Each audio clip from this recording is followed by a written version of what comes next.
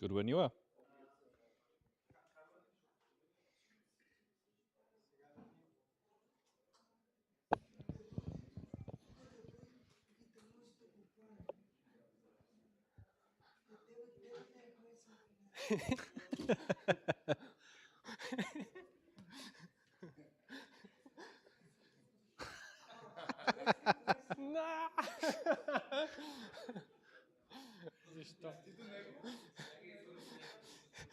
Should... Права? А този микрофон може ли да го включиш, че нещо? Зелено е, ма не работи.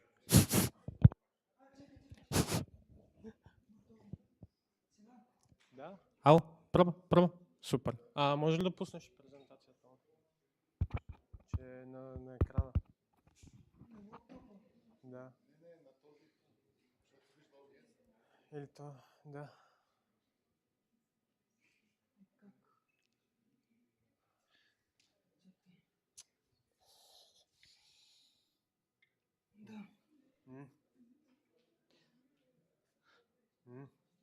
I can also stand up here and make it easier. Можеш да спреш следенето и просто да е там. Yes. И тук, нали, където е той да може да презентира. Да. So we are experiencing some technical issues. The mic just cut out.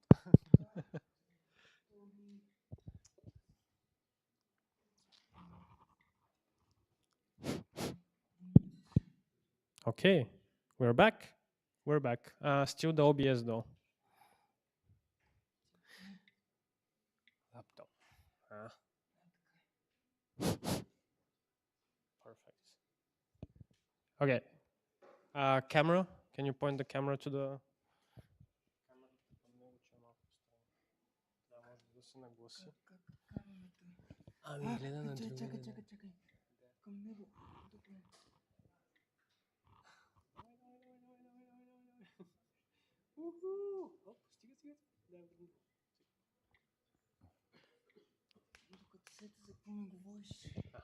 Okay. So it's not following you, but Yep. So I'll stay here. okay. So after the technical issues in the technical university, that's Murphy's law for you, right? We are live actually. The opening will be uploaded later.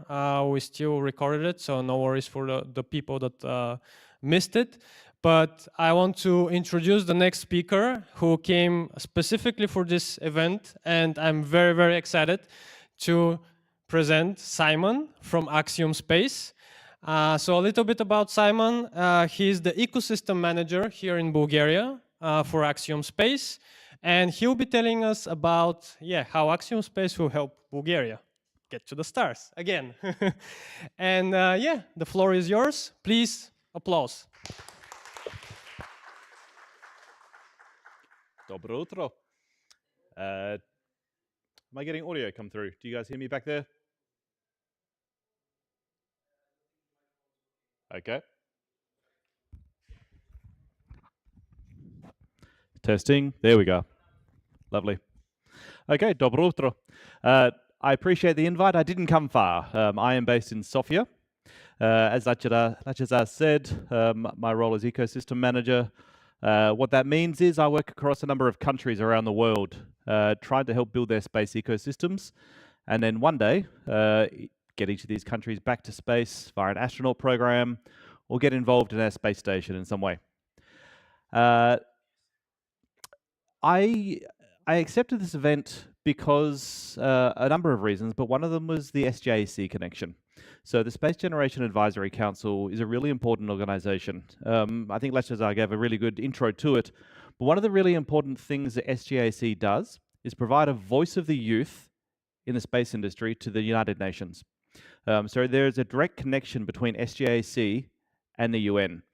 I think that's very powerful. So whenever I get the opportunity to speak at SJAC events, I'll always take them. So very glad to be here, very glad to be in Plovdiv. I can't stay all day, unfortunately. So if you want to pick my brain after this presentation, I'll stay until lunchtime. So try and snatch me up then. So I'm going to tell you a little bit today about who Axiom Space is, what we do, And then I'm going to tell how that relates to my efforts here in Bulgaria. So first, perhaps let's start with a show of hands. Who here knows who Axiom Space is already? Not many. Good. You will after this. Let me give you some history. So the International Space Station is orbiting Earth about 400 kilometers above the Earth's surface.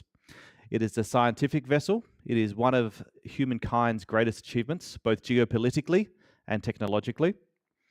But it is a machine, and that machine is getting towards the end of its useful life.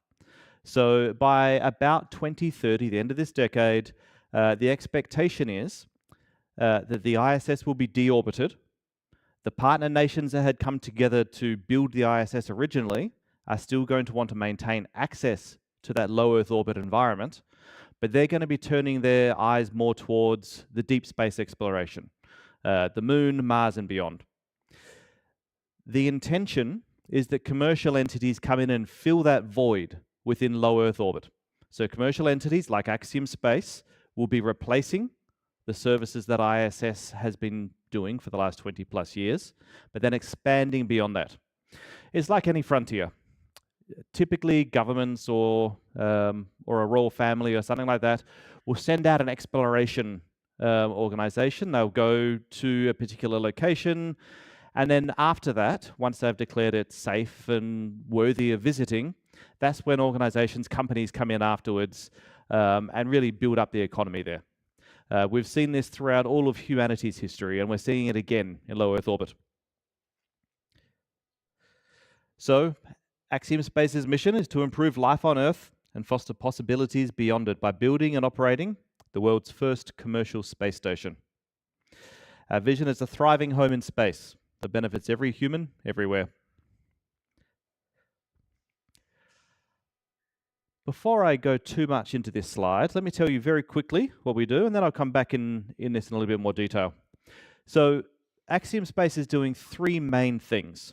Firstly, we're building the world's first commercial space station. We're building the successor to the International Space Station. I'll show you some slightly out-of-date pictures of where our construction is up to, but it's important to know that everything that I'm telling you about today might sound a little bit like science fiction, but this is all actually happening. We're living in a really exciting time in humanity where all of this isn't actually science fiction. The second thing we do is private astronaut missions. So Axiom Space is the only company in the world that is currently sending private astronaut missions to the ISS. We've sent 3 missions so far, and I'll talk a bit about those. Our 4th mission, our 4th crew, is in training, and we'll be flying future missions thereafter. And the third thing we do is connected to our lunar efforts. So we're the only company in the world right now that is building space suits for humanity's return to the moon. So when NASA returns to the moon as part of the Artemis 3 mission, Axiom is building those spacesuits to keep the astronauts alive and safe and functional. We're also involved in efforts to build a lunar rover as well, and we'll be turning our sights more towards lunar activities as well as the low Earth orbit stuff. So I will jump firstly into our private astronaut missions. So each of our missions we call AX, short for Axiom. AX1, 2, and 3 have flown so far. AX1 flew in 2022. Each of our missions has a crew of 4. It's 1 Axiom astronaut as the commander. So we have hired some very experienced, some of the world's most experienced astronauts to come and work for us. So for the first mission, it was commanded by Michael Lopez Alegria, a Spanish-American who worked for NASA for many, many years and is a former Navy test pilot. He took a crew of 3 privately funded individuals. So these gentlemen were from Israel, the United States, and Canada. So each of these astronauts paid their own money to go, but then they donated their time in orbit to scientific endeavors. It's important to know that each of these missions are science missions, regardless of whether it's a private individual that is self-funding their mission, or whether it's a government that is paying an astronaut to go there on their behalf. All of the missions that we fly are to develop humanity's understanding of science. So that flew in 2022. Our second mission flew in 2023, had a crew of 4 again. This time it was commanded by Dr. Peggy Whitson. By most accounts, she is NASA's, in the US, most experienced astronaut. She has the most days in space for an American, and luckily she keeps adding to that because we keep flying her on more missions, which she's very happy about. In the second mission, she flew with 1 privately funded individual from the United States and 2 Saudi astronauts, and I'll go into that in a bit more detail later. Our third mission, which flew at the beginning of this year, was the first all-European mission, commanded again by Michael Lopez Alegria, as I mentioned. He's Spanish-American, and he was joined by 3 crewmates, 1 from Sweden, who flew on behalf of the European Space Agency, as well as astronauts from Italy and the first Turkish astronaut. So let's talk a little bit about AX-1. This is the first time that a fully private crew had ever visited the ISS.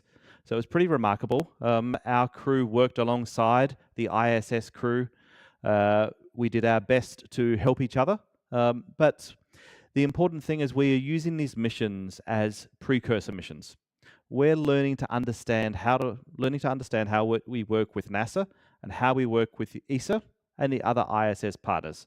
Because at some point in time, our roles are going to switch. We're not going to be customers of theirs visiting their station. They will be customers of ours visiting ours. So it's important that we understand the rules, understand what it's like to work together. AX-1 is the first time this ever happened. As I mentioned, this was a scientific mission. We flew about 25 science experiments, and we had over 100 hours of outreach activities. For all of these scientific experiments, we work with global partners. And you can see some of them listed up there on the bottom of the slide. There are a few key moments from this mission. Firstly, they got some extra time, which was lucky. They had overloaded themselves with the amount of research they wanted to conduct. And where it was supposed to be a 10-day mission, they were very lucky to have terrible weather at Florida when they were supposed to return.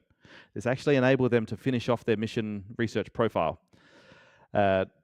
This is not an unusual circumstance. If you're familiar with human spaceflight, delays are inevitable. Each of our mission launch dates have been delayed multiple times due to weather. Each of our mission returns have been delayed due to weather. So it's just something that you need to take into account when you're dealing with sending humans to space.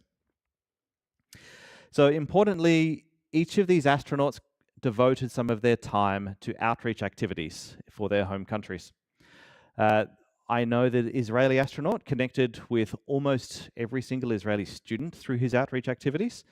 And importantly, when he's come back from space, he's created a research organization, almost like a private space agency as a non-governmental organization, in order to use his mission and the knowledge gained from it to connect and educate Israelis in space.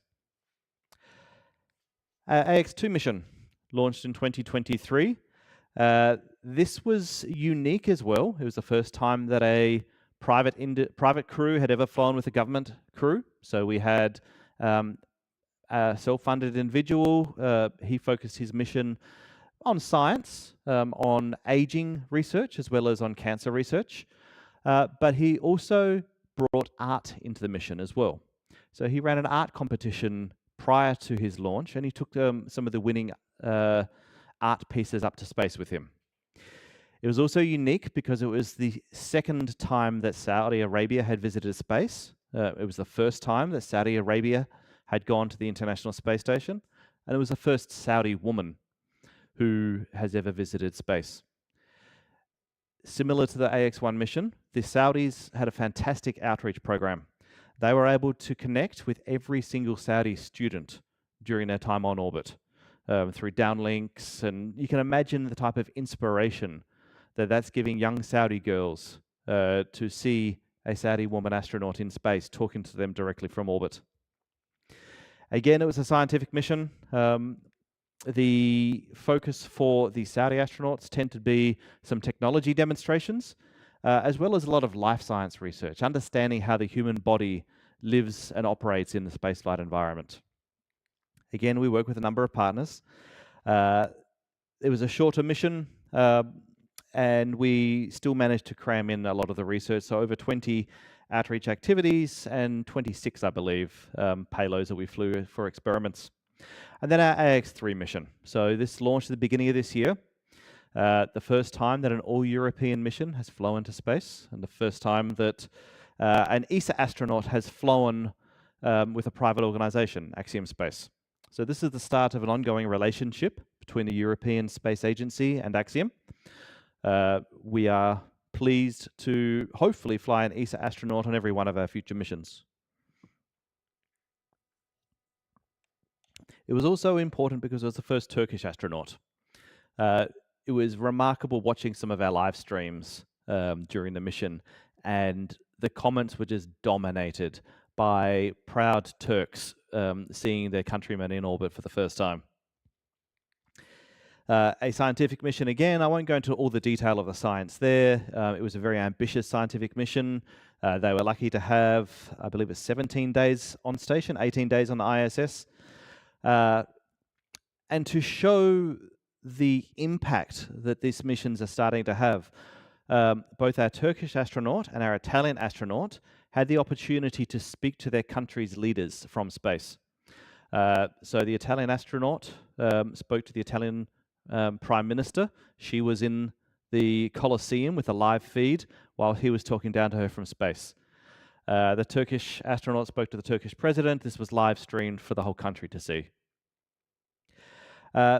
I don't have a slide on our AX4 mission, but I can tell you a little bit about that now. So our fourth crew is in training right now. They're in Houston. It consists of an ESA astronaut from Poland. So this is the first time that Polish astronaut has gone back to space since part of the Intercosmos program. So like Bulgaria, Poland were part of the Intercosmos program, so are Hungary. We are flying a Hungarian on this mission as well. Again, the first time that a Hungarian has gone back to space since the Intercosmos program. And then the final astronaut is from India. This is the first time that an Indian-born, an astronaut wearing the Indian flag has ever visited the ISS. India's become a space power. They're probably the world's fourth space power, and they have very ambitious plans. Having an Indian astronaut join an Axiom mission to go to the ISS is a precursor for all of the rest of the activities that they're undertaking.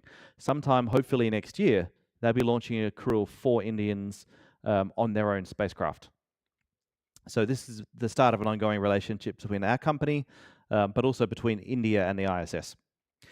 Part of my job is to fill our future seats. So I'm talking to countries now about our AX5 and our AX6 missions, which we don't have a definite date on when they will fly, but we've been flying a cadence of about 1 mission per year so far.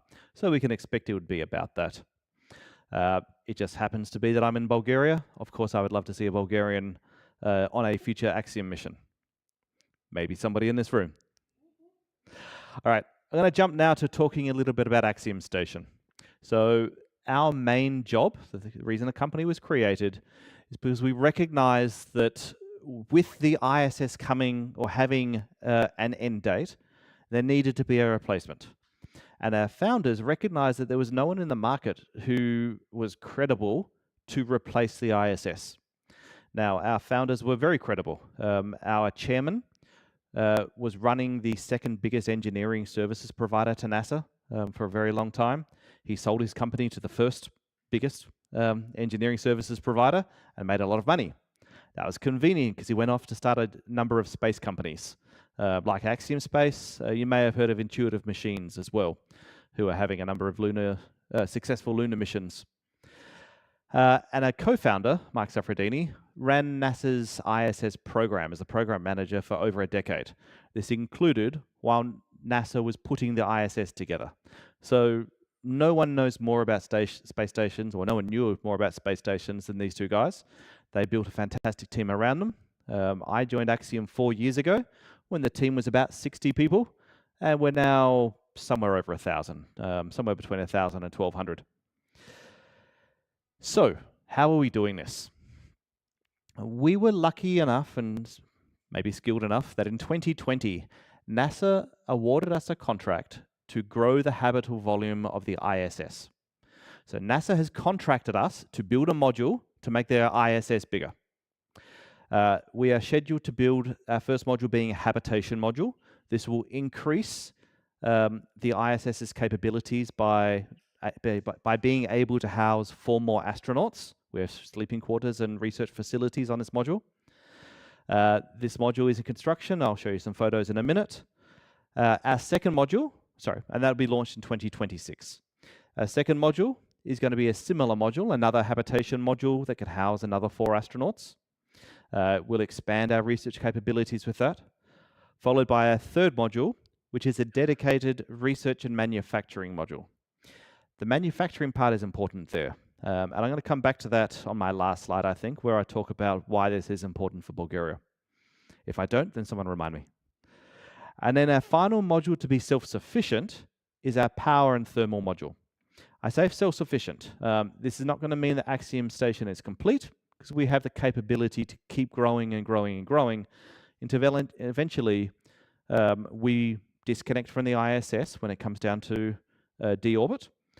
And maybe at some point we house tens or hundreds or maybe even thousands of astronauts on Axiom Station. Each of the modules that we're constructing is in effect its own miniature space station. So whilst our modules can be integrated, they can also be separated. This is important because when it comes to growing the station indefinitely, some of these older pieces can be pulled off like a piece of Lego and then replaced with some more modern technology. So probably about 2030, we're going to be ready to be self-sufficient. And you can see that construction is happening. We've engaged one of the world's only organizations capable of constructing the pressure vessel of this size, Axiom Space in Italy. So they are building the pressure vessel. For those that don't know what a pressure vessel is as it relates to space, it's very simple. Think of it like a tin can that is keeping space on the outside and habitable volume on the inside, oxygen, life support, etc. So they're building the shell, and then it gets shipped to Houston. When it gets to Houston, our team have been hard at work building the solar panels, the windows, the life support systems, the propulsion systems, all the interior fit out that makes it a comfortable environment. So this will be something which will be finished and then launched towards the end of this year. Towards the end of 2026. And then there's a slide there. I've already discussed this about Axiom being a free-flying space station at some point in the future. And then I've already discussed briefly our lunar ambitions. So NASA has contracted Axiom Space to build the lunar spacesuits for humanity's return to the moon. We're working off some very hard work that NASA has done as part of their own program. You may have seen some of the videos of Apollo astronauts trying to navigate the lunar surface in their quite cumbersome spacesuits back in the day, back in the 50s and 60s. These are really awkward. When they were constructed, we were using a very old technology, but also we didn't really know what it was going to be like, what the challenges were that we need to design for the lunar surface. Now we do. Now we've got a good amount of knowledge from all these Apollo missions that flew up there, and we've been able to take that knowledge into account to build a much more advanced version of a spacesuit. What is interesting is that we can use that same spacesuit architecture almost identically for our own space stations. So as we're building Axiom Station, we will need the ability to have EVAs, spacewalks, out of our space station to conduct maintenance, but also because customers want to do that. So we'll be able to offer to our customers in the future the opportunity to go out and experience the view of Earth or the view of deep space with just the visor between them and the spaceflight environment.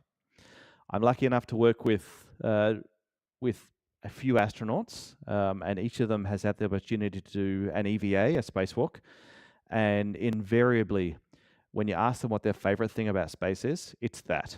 It's spending time out looking down on Earth outside of the space station environment and just experiencing that for themselves. So what are we doing for our spacesuit? So we are having much improved comms. So we've recently signed a partnership deal with Nokia. Nokia is going to be providing high bandwidth capabilities to the lunar surface. They're launching a base station on our sister company, Intuitive Machines, next mission. And then that base station will be able to provide 4G LTE connectivity to our spacesuits. Now, what does this mean? This means that we can live transmit ultra high quality video directly back to Earth. We can equip our spacesuits with some intelligence. So we can have a head-up display which feeds a lot of real-time data to our astronaut as they're conducting science on the mission, on the lunar surface for their mission. Our life support system is state-of-the-art. Basically, these spacesuits are mini space stations. They need to have all the same facilities, but miniaturized into a backpack. Our team has done an amazing job compartmentalizing that and miniaturizing all these facilities. Our gloves are a significant advancement over what was used in the Apollo missions, including some tactile sensors. The helmet and visor will feature a head-up display, so the astronauts will be able to get a lot more information, and at some point in time this might be increased to some sort of goal-seeking type display as well. So you can imagine if you're trying to really make the time on the lunar surface efficient, you don't want to have the astronaut to have to guess about what they need to do next. They should have all the information there, and this can include, quite literally, on their head-up display, arrows showing them where they need to be walking, overlays over the type of things they need to be experimenting with, all the information they need for their mission right up there in front of them. I won't go into the layers and the moon boots. Suffice to say that we're working with partnerships for each of those, including working with Prada and their advanced materials organization in order to provide advanced materials for our spacesuits, as well as making it very comfortable for our astronauts.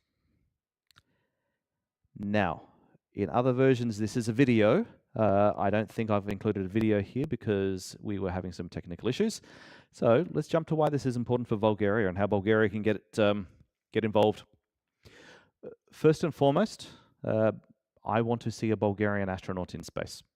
It's been a very long time since Bulgaria has had cosmonauts in space. I'm seeing an audience of a variety of ages. Perhaps some of the older people in this audience remember this, and it's probably quite realistic for some of the older people in this audience to have grown up knowing that becoming an astronaut or becoming a cosmonaut was a realistic career path. For some of the younger people in the audience, that may not have been the case. My job, and the job of the people in this room, everyone who is interested in this, is to make sure that that dream becomes a reality again. Now, it's quite easy compared to what it used to be. Rather than having a country have to create all of their own indigenous infrastructure for a human spaceflight program, we at Axiom can do most of the work. We can assist with the astronaut selection, we can do all the astronaut training, we train at the same facilities as NASA astronauts train in, and basically we can get the country fully equipped to conduct a valuable, value-add scientific research mission. It's important that this has a return on investment for the country. So we would make sure that as we're working with the Bulgarian government, that the research, the technology demonstrations that we do in orbit can move Bulgaria forward to become a leader in certain aspects of the space industry. We are early enough in the commercialization of space that countries like Bulgaria can still become a leader within that. And this is where it's important. I wanted to come back to space station, and I want to come back to the commercial aspect of this. Now, the reason I want to talk about this is if we look at the ISS, as I mentioned before, the ISS is a research spacecraft. It's taxpayer funded. The money to build and operate and maintain the space station has come from a variety of governments, but it's come from the pockets of everyday individuals. What that means is there is very limited ability to commercialize that space. If you were, for instance, an American citizen, you may not think too kindly about your tax dollars going to a large company making huge amounts of money in space off of the thing that you have funded. This is where private space stations really show the value. With the 20+ years of research that's been conducted in the ISS, we've gained a huge amount of knowledge for humanity. Much of that knowledge is around how the human body responds to the weightlessness environment, the microgravity environment, and the spaceflight environment in low Earth orbit. But we've also begun to understand how materials can act differently in low Earth orbit. This means what we've discovered is there are certain things that can be created in space that can't be created here on Earth. Materials that are superior to those that can be created on Earth can be created in space. Fiber optic cables, as an example, can be created which have 100 times improved performance over those here on the ground. Anything with a crystalline structure, that forms a crystalline structure, will form more perfectly in a weightlessness environment, and that can be exploited for commercial gain. This includes pharmaceuticals. So pharmaceuticals can undertake drug discovery. So trying to find out, I'm not an expert in this, but most drug discovery is about a lock and key mechanism, right? You have a problem, someone has an issue, this is your lock, and you're trying to find the right drug that can fix or improve or something that's your key. By doing this in a spaceflight environment, you can do this more rapidly. Where this is important for a pharmaceutical company is that you reduce your time to market. So for cancer drugs, for instance, we can cure cancer more quickly by doing this sort of research in space. So I might leave it there and open it for questions. I'm going to leave you with the thought that it's the people in this room and it's the people watching on the live stream that can come up with these smart ideas to use microgravity to their advantage. We're looking for partners to come up with these great ideas. This is like the dawn of the internet, where there were a few organizations that put together the backbone, the hardware, the infrastructure that created the initial internet. And then a lot of smart people came afterwards and developed applications. Much of the things that we use the internet for today were probably never considered by these pioneers that were building the technology, building the infrastructure. Similarly, we're not trying to come up with all the smartest ideas for how to exploit microgravity, but we are providing the real estate. We are providing the access. And we're providing this access to more countries, more organizations than have ever had access to space before. So this is why we're seeing kind of the dawn of, we are seeing and will be seeing, the dawn of access to space for many countries. All right, Q&A.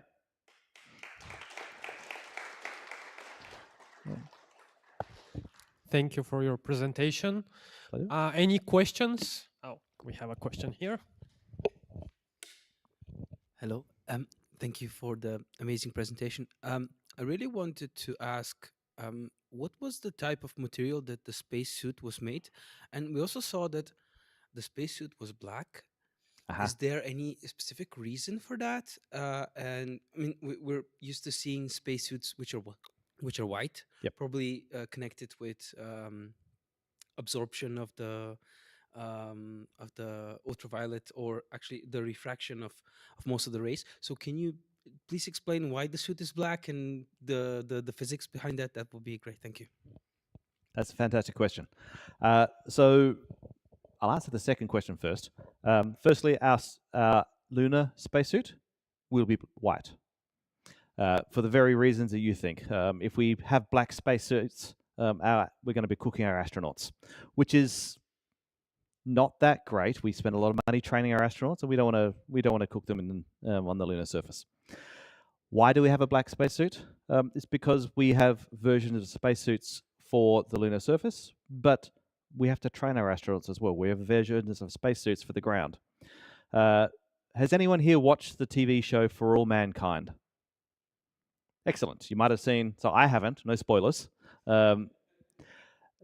We actually engaged the costume designer for the show for all mankind to help us with the outer design, the look of our spacesuit.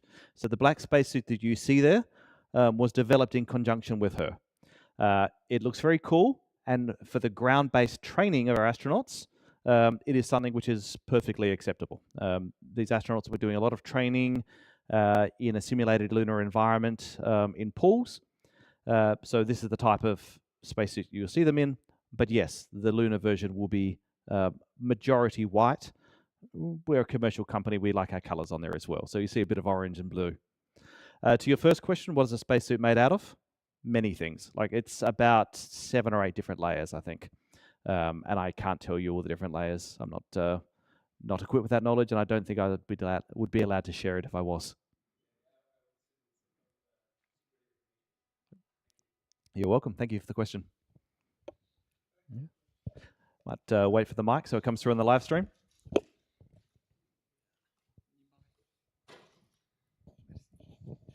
So, if I remember correctly, during the shady part, the moon becomes extremely cold. So how do you keep batteries and other equipment working and prevent them from getting damaged by the extremely cold temperatures? And what are the temperatures during the sunny part and the shady part?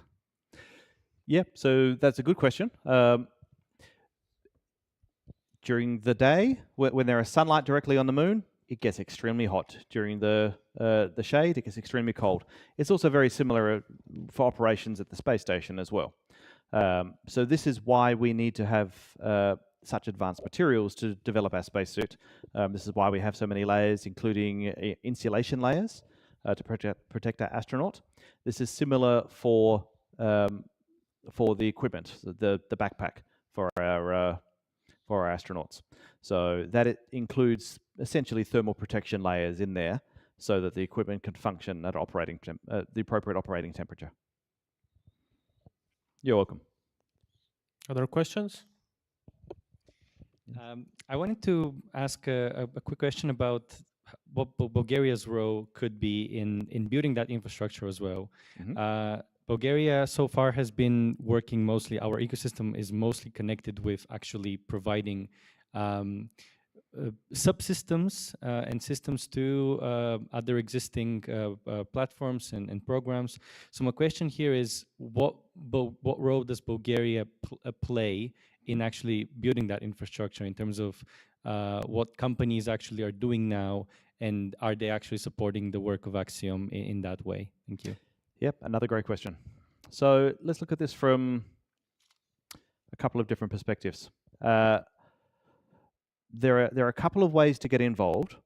The first is from a customer perspective. So by Bulgarian startups or research organizations or big companies, if they want, to identify a niche market to create things in space. So this becomes a revenue generating opportunity by creating a widget or creating a service or something like that in space, which is better than what could be created on Earth. And then Bulgaria could become a leader in that. This is where you can tap into that huge body of research that's already been conducted aboard the ISS to pick apart those options. The second way is supply chain. Supply chain is something that we are trying to be frank, every country that we work with wants to be part of our supply chain because they want to be able to say that they are involved in this efforts. Our team works very quickly. So this is one of our challenges.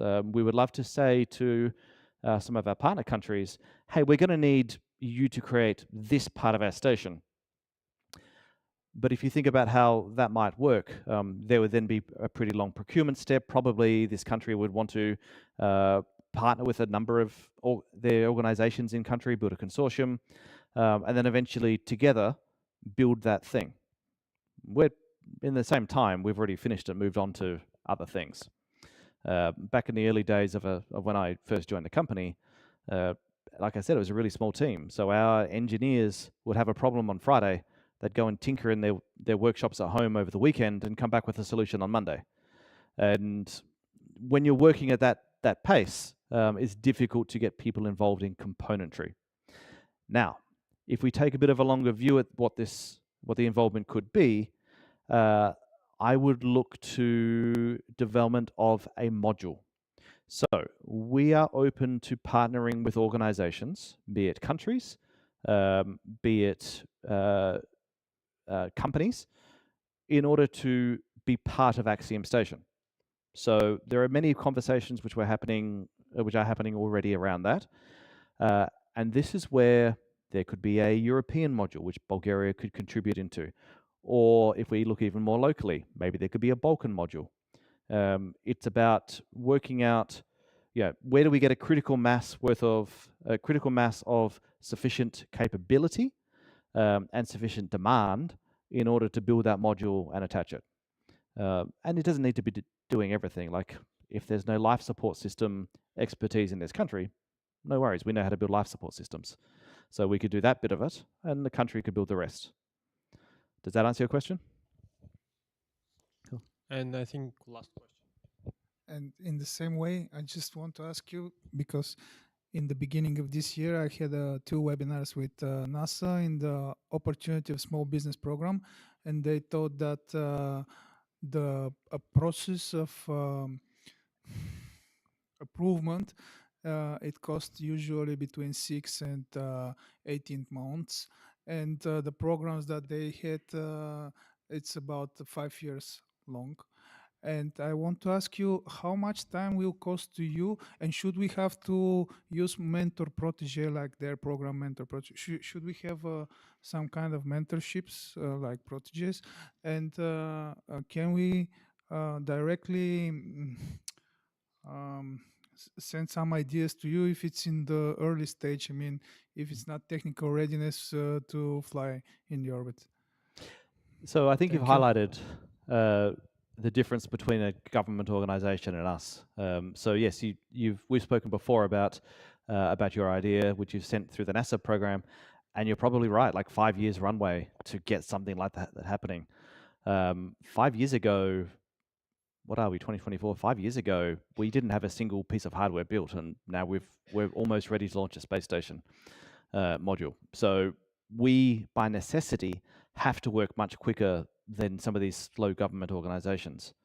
The reason why we are building the spacesuit for NASA's return to the moon is because NASA got so far, but they realized that their pace of progress was not going to meet the timelines. They had to put it out to the private entities in order to work more quickly. As for how organizations can get involved and send ideas to us, we don't have an easy way. I'm sorry. There's not like there's a submit your great idea on our website, which goes to our engineering team. So at this point, I can't really answer that one. From the mentorship perspective, that sounds awesome. I'd love to do that in Bulgaria. I'd love to do that in all the other countries I work. We don't have anything set up yet, but this is something which definitely I'm open to conversations, because one of the important things for me personally is knowledge transfer. Like if I can do something while I live in Bulgaria to help Bulgarians get more involved in the global space ecosystem, that's amazing. So yes, I'd love to talk about that. How are we going for time there, Lachaza? Yes, thank you very much. Okay. Please applaud Simon. Thank you, everyone. If I didn't get to your question, then you can catch me during the break or during lunch. Yep. After a quick break, they will set up 3 experiments that will happen in a bit in the room. So stay tuned for that. In the meantime, you can grab coffee or something to eat outside.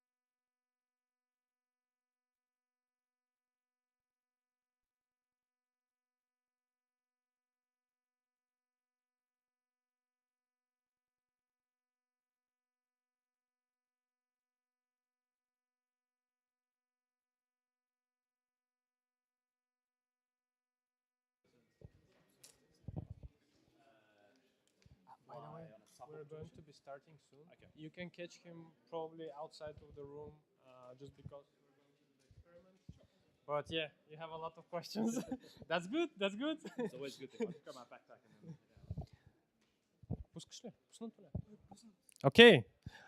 We are ready to get started. So please, if you want to enjoy the experiments here, join the room. Ще започваме с експериментите, с физичните експерименти, така че моля заповядайте в аулата. Заповядай, да. Здравейте! Само набързо ще представя на български, за тези, които искат да видят повече от нас. Ние сме Клуб Квант, намираме се тук в Техническия университет на последния етаж. Ако ви станат интересни нещата, заповядайте, ще ви ги покажем още повече. И сега ще минем на английски за по-широката аудитория, да обясним какво правим експериментите. Така. Hello to everyone in English. We are Club Quant. We are a club with high school students. I'm one of their teachers. And we do physics with a lot of experiments. And today we want to show you a few of those and how they can prepare our students for the knowledge they need in space later on. These simple things are stuff that can prepare future astronauts. And so we start with this incredibly simple one. So it seems like a basic spool. And so the question is, we pull the rope, where will this thing roll to? Incredibly simple, yeah. Let's see. Okay, the other way. Again. So it can roll both ways depending on how we pull the rope. Incredibly simple, but it starts teaching us about torque and rotational motion, which is incredibly important in space because all these satellites need to move in these ways. This is how we start. We use this to build up our knowledge with our students. It's stuff we don't usually teach at school, so in our club we prepare the students for that. Next up, electromagnetism. We have a copper tube and a magnet. If we drop the magnet, it will fall like a rock. But if we drop it in the tube, we can start counting. 1, 2, 3, 4, 5, 6, 7, 8, 9, 10. I don't know when it will come. Come on. It's not stuck, right? It's here, yes. It can take quite a long time depending on exactly the tube. This one should be quicker. So 1, 2, 3, 4, 5, 6, 7. So instead of about half a second, which would normally take, it takes up to 10 seconds depending on the tube. Electromagnetism, again, very important in space and quite useful because we can apply forces without mechanical connection between the things. In space, friction is really, really bad because it's really difficult to lubricate moving joints because the lubrication evaporates in the vacuum. But if we can have electromagnetic suspension of moving parts, they can move around each other without touching. No friction, no need for lubrication. This is stuff that they do on advanced spacecraft. We start teaching this way. We build up for future aerospace engineers. Now the glove. This is about the pressure in space and how it can act. Basically, we have a bit of cotton with some alcohol. We set it on fire carefully. Yeah. Safety rules. And we put one of those gloves.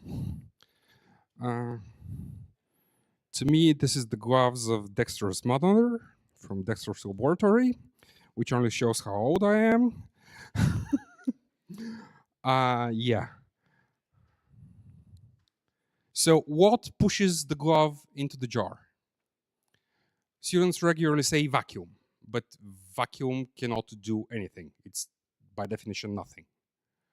It's the air pressure from the outside that pushes in. So it's the difference in pressure, not just the lack of pressure. Because if you have a lack of pressure on both sides, nothing will happen. But if you create difference in pressure, stuff will start happening. And again, this is something that's very important in space. What pressure do they keep in the spacecraft? If they keep very high pressure, this can create problems because of all the forces, but it's what we are used to. You can go low pressure if it's pure oxygen, but then other stuff happens. And again, this is how we start teaching. Also, how do they drink in space? Can you give them a bottle and drink with a glass bottle? Everything has to be soft and squeezed. How can we get the water out of here if it's closed and we can't squeeze? How can we do it?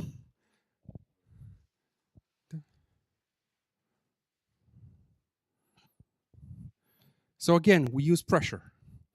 Normally, they just squeeze the bottle, but if you have a hard vessel, sometimes you can't keep liquids in a soft-walled container. Depends on the liquid. And if you want to keep it out, you have to create pressure from air. In this case, we use our precious young lungs. And other times, they just use air pressure with compressed air, which uses up the air. Not nice. And the last one, this is something that we can only do on Earth. Our previous presenter said about things that we can only do in 0G. This one depends on the G. It's called a Cartesian diver. Unfortunately, it's hard to see. So we have a soda bottle, and inside you have some object, whatever it is, which has an opening, and it is calibrated to just float on top normally. In the 19th century, they would create out of glass very elaborate figurines of humans with a hollow part inside and a little opening. So once you create additional pressure in the bottle, water comes in, it becomes heavier and sinks. We usually use that to teach about submarines. This is how submarines work. You take in extra water, it gets heavier, it sinks.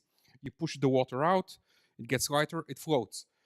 This can only work in gravity because we rely on the difference in gravity for the flotation.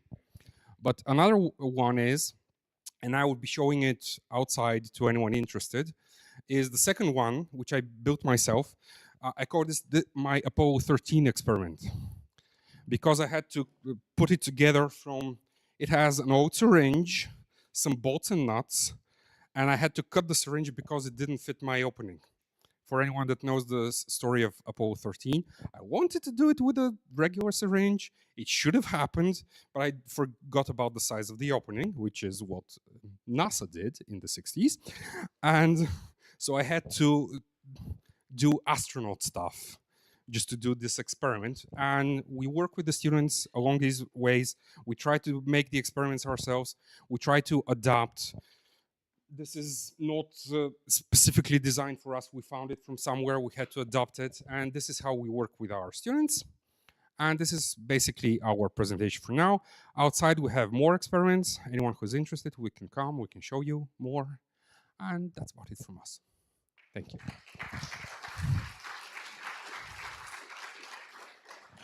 И приемаме желаящи за записване в клуба от толкова до нямаме горна граница.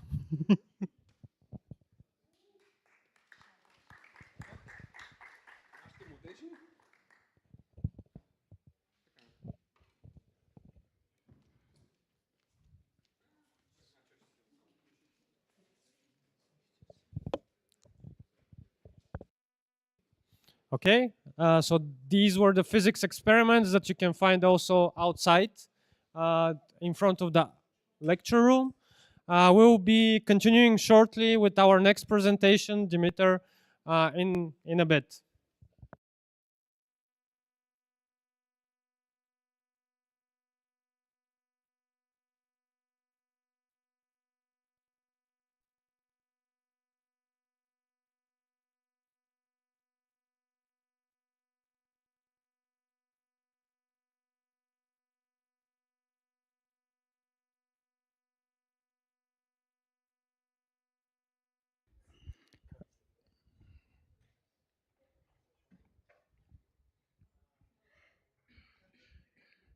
Okay.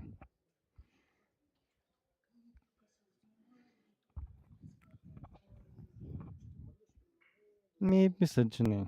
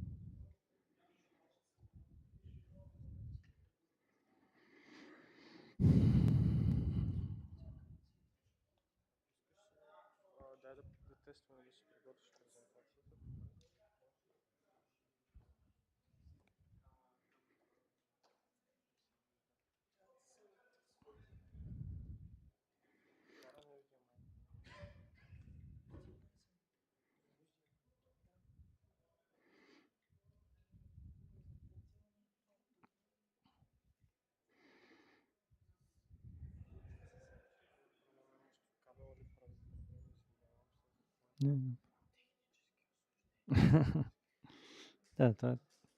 Чакай. Намелико.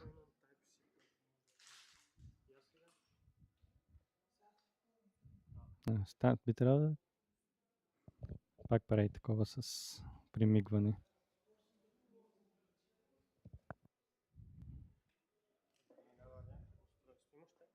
Имам Type-C, да.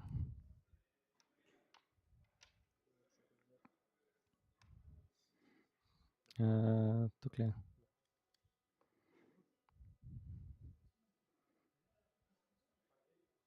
Да, сега вече по-стабилно ми се струва.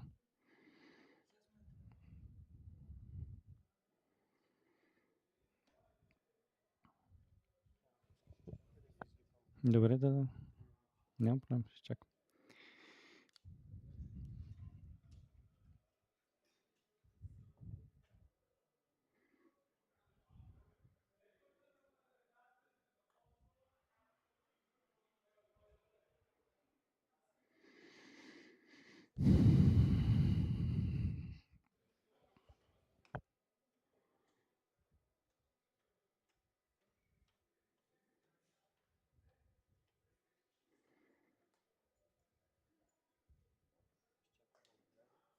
Да.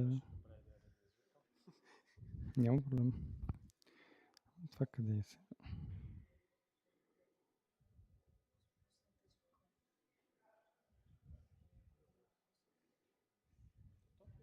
Да. Okay, so our next presentation will be presented by Dimitar. We only met online until today, thanks to our second NPOC of Bulgaria for SGAC. So I'm very honored to introduce you Dimitar and his talk about communities and also student groups and student communities. And me as a person who really enjoys communities, know and want to learn more. Yeah. So please welcome Dimitar. Thank you. Thank you very much. First, I would like to apologize because this presentation is in Bulgarian. We had a lot of conversations about whether we should make it in Bulgarian or in English, but we decided since it might be more important for Bulgarian students to actually engage with the content. Therefore, we decided that the presentation might be better on presented in Bulgarian. Whoops. Let me see if I can connect to the internet, because for some reason, I think the internet might be down. Okay. Имаш ли всъщност hotspot?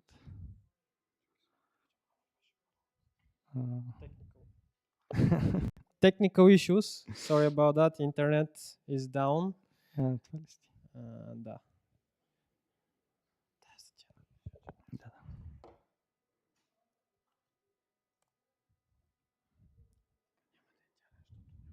Okay. Should be good. Yeah. So, да. Всъщност, това, което бих ви препоръчал, всъщност е също, ако желаете да задавате въпроси, имате въпроси, но може би ви е срам да ги задавате. Знаем, че това като цяло е проблем с много от учениците, не обичат да задават въпроси. Затова всъщност сега ще се появи, надявам се, на екрана QR код за слайдо, където може да задавате своите въпроси по време на презентацията, накрая ще ги разгледаме. Но също така ви окуражавам да задавате своите въпроси и накрая, защото това е свързано с, може би, пътя, който ви изберете в вашето бъдеще и бъдещо образование. Като цяло, ако някой иска все още да снима, ще остава още за една секунда. Като цяло, това, което ще се фокусираме днес, е върху висшето образование. И защо казваме тук ключовата роля на студентските групи и общности? Това е защото те ни помагат да поемем образованието си в собствените си ръце. Искам да ви убедя, че това е така в рамките на тази презентация, но първо здравейте! Аз съм Димитър Фердинандов, както вече разбрахте, магистър инженер отскоро и съм български младежки делегат към Съвета на Европейския съюз. Завърших своето средно образование в английската гимназия Пловдив преди 4 години, по време на COVID, най-прекрасното време на света, след което реших да продължа своето образование в Англия. Завърших аерокосмическо инженерство, Бирмингамския университет, магистърска степен за 4 години. Това е нещо, което в България е рядко срещано, но в Англия и на Запад магистърските и бакалавърските степени са малко по-къси. Това, което правих по време на своето следване също е, че бях част от космическата общност на Бирмингамския университет. Първо бях член на една година, след това станах ръководител на проект, работихме с малки ракети и след това бях и 2 години президент на общността. По време на своето следване имах честта да работя с Endurosat като техен стажант, инженер-конструктор, като работих в изследователска и развойна дейност департамента. По време на своето следване успях да се основа и 2 компании. Една компания, която разработва технологии в образованието с фокус върху инженерство и космическите науки, и една компания за дигитални услуги на пазара на космически данни. Реално това, което се опитваме да направим, е да осигурим по-лесен достъп на хора, които биха могли да се възползват от космически данни и които биха им били полезни до компании, които ги предоставят. Затова може да научите повече от постера, който всъщност е отвън, точно отпред в фоайето, и там всъщност има QR код, който може да тествате и така макета на нашето приложение.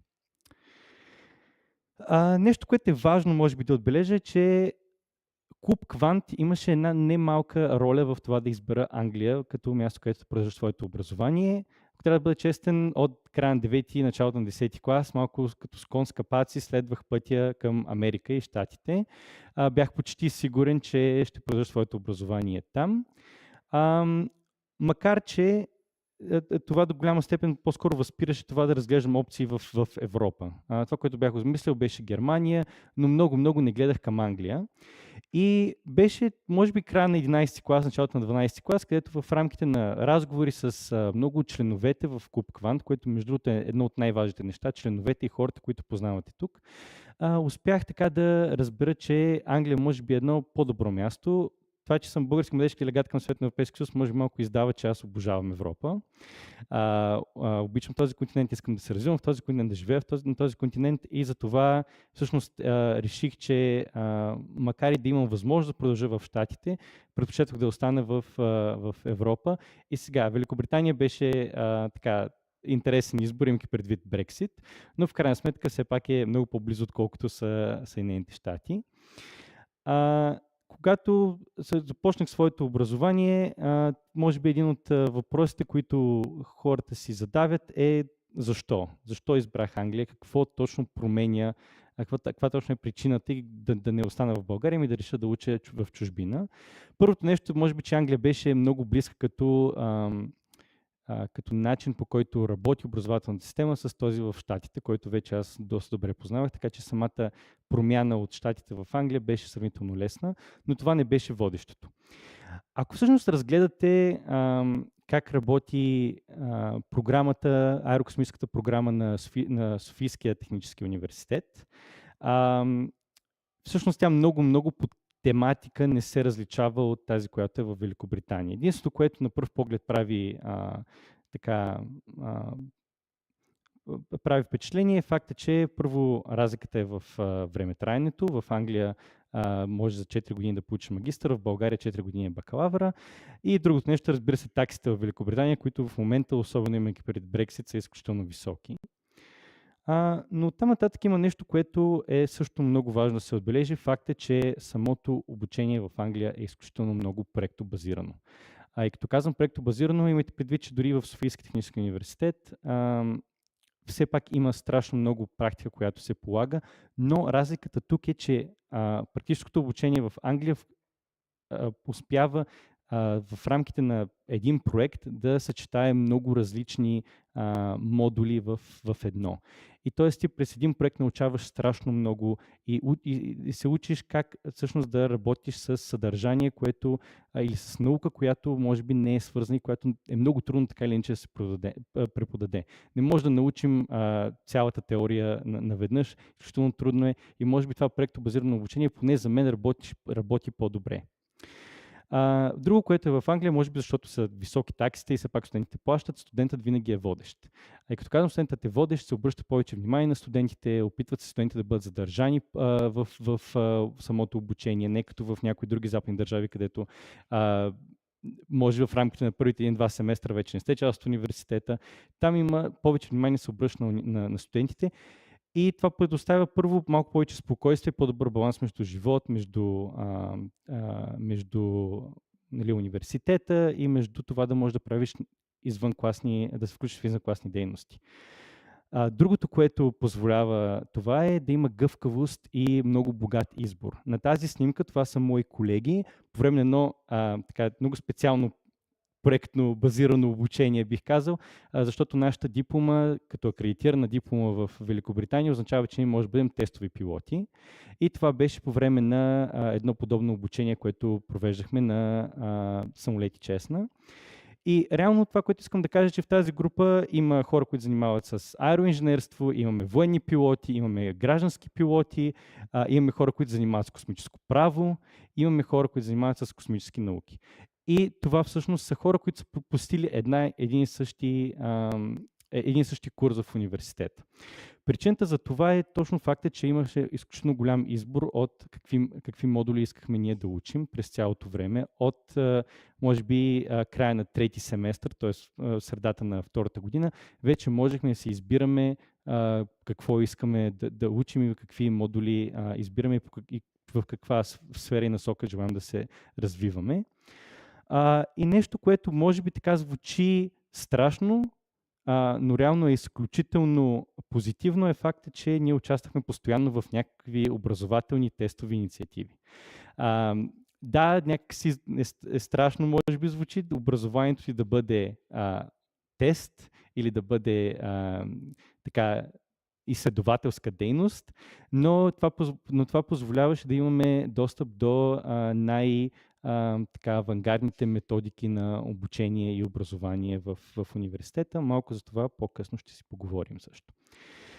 И за мен най-важното нещо в това да избера Англия беше средата.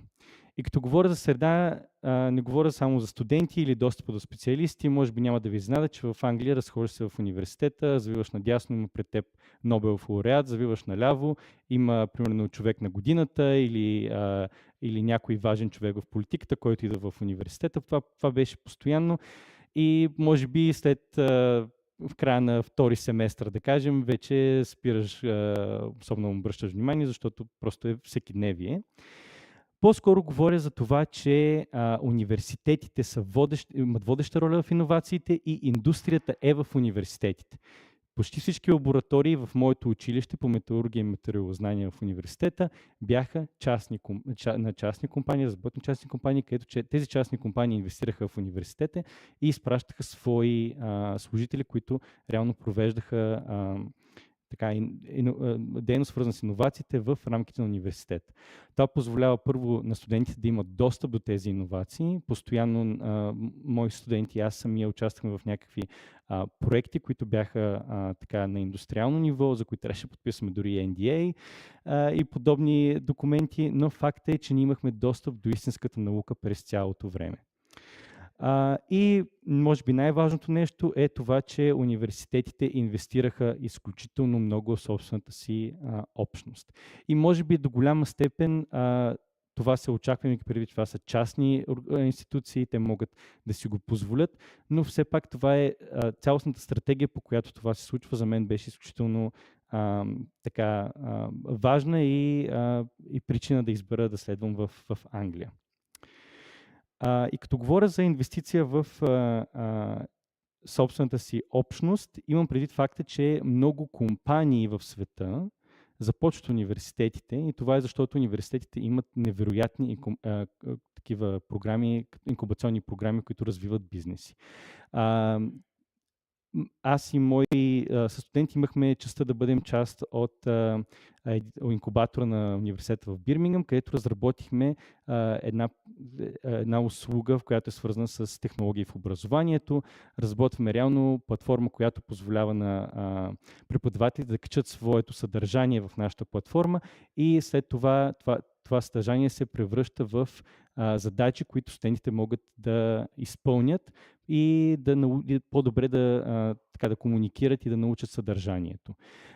Това е едно от нещата, които ние правим като програма, но всъщност в самия кохорт 3, в който ние бяхме част, имаше мисля, че около 10 стартъпа, които се занимаваха с иновации в образованието и всеки един от тях получи допълнително финансиране или дори бе приет да извършва своята дейност в рамките на университета. Това е изключително важно за всеки един малък бизнес, за всеки един стартъп, да има достъп до хора, с които може да работи и това е нещо, което университета предоставяше и то в едни мащабни размери, имайки предвид, че университета е близо 40 000 души.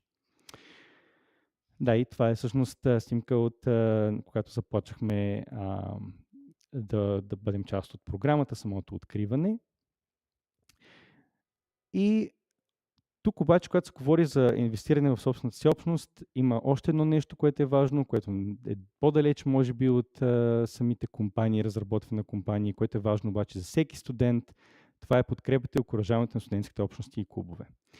Студентските общности и клубове, начините, по които това се случва, е когато имаш ясна култура. Това е нещо, което трябва да се работи, бих казал, в Европа като цяло, не само в България, а за изграждане на подобен тип култура, в която младежите реално участват активно в това да изграждат общности, които да учат от тях.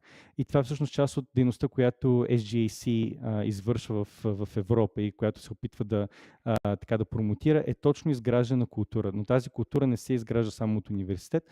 Тази култура трябва да се изгражда на ниво държава, което е нещо, което трябва да се работи и когато става въпрос за младежки политики, е нещо, което обръщаме постоянно внимание дори на Българското министерство на младежта и спорта, че този тип култура на създаване на общности между младежи е изключително ценна.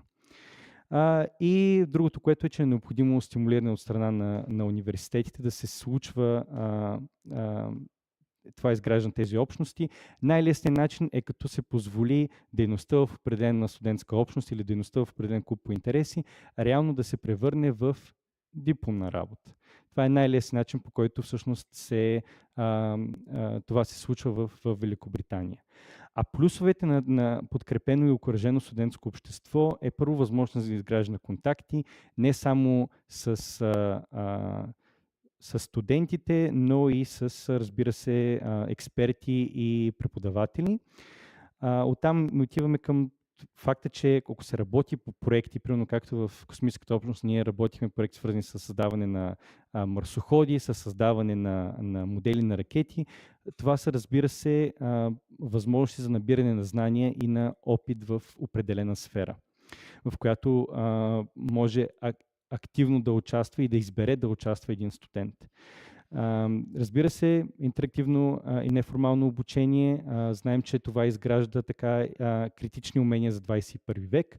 Така че това е нещо, което позволява да се случва в рамките на университета студентската общност. И студентската общност може да бъде много добър приятел на ръководството на един университет, от гледна точка на това, че там младите хора обсъждат какво се случва в университета и могат да дават до някаква степен и решение на проблеми и предизвикателства, с които университета се среща. Тоест, самата връзка между университет и между студенти е изключително ценна и е много ценна и за развитието на самата институция. Тук всъщност да, няколко неща. Чухте вече за Талес. Талес всъщност ни бяха ментори в рамките на моя магистърски дипломен проект. Дипломният ни проект всъщност беше една от тези тестови образователни инициативи, за които ви говорих, защото за първи път в Великобритания се случваше този магистърски проект да бъде разделен между няколко университета. Проектът трябваше да създадем тренировачен хардуер за малки сателити и това се случваше в колаборация между нашия университет и Глазгоуския университет, което между другото, ако до някаква степен сте работили или познавате самия така, космически сектор, може би знаете, че нищо в него не се случва само локално, всичко се случва на много големи разстояния и е много важно тази комуникация, която е между различните места, където се случват определени активности по определен проект, да има добра комуникация. На това се опитваше да научи тази програма. Горе виждате снимки всъщност от представяния, които сме правили на Space Society. Това са трите ни основни ракети, които разработихме, когато аз бях ръководител на проекта. Едната от тях е ПП-маше и реално представлява един от емблемите и символите на нашия университет. Това е кулата Old Joe, която всъщност е най-високата часовникова кула, която не е свързана с друга сграда в Европа. Реално университетът искаше да летим с тази ракета като пиар дейност. Тя е ПМШ, нямаше двигател, който можеше да е достатъчно галантен с тази ракета, така че да може да лети. Затова какво решихме да направим? Пуснахме с парашут от Ojo. Пък тук виждате отдолу, малко трудно в момента заради видеото, но това е нашия болид във формула Student, който всъщност е важен основно защото повечето инженери, повечето машинни инженери в университета в Бирмингъм, тяхната дипломна работа е обвързана с нещо по този болид. Било то аеродинамични части, било то с двигатели. Всичко, което те правят по време на своята трета или четвърта година като машини инженери, като дипломни работи, това е обвързано с тази кола. Това е един от начините, по които може да се стимулира точно работа в тази посока.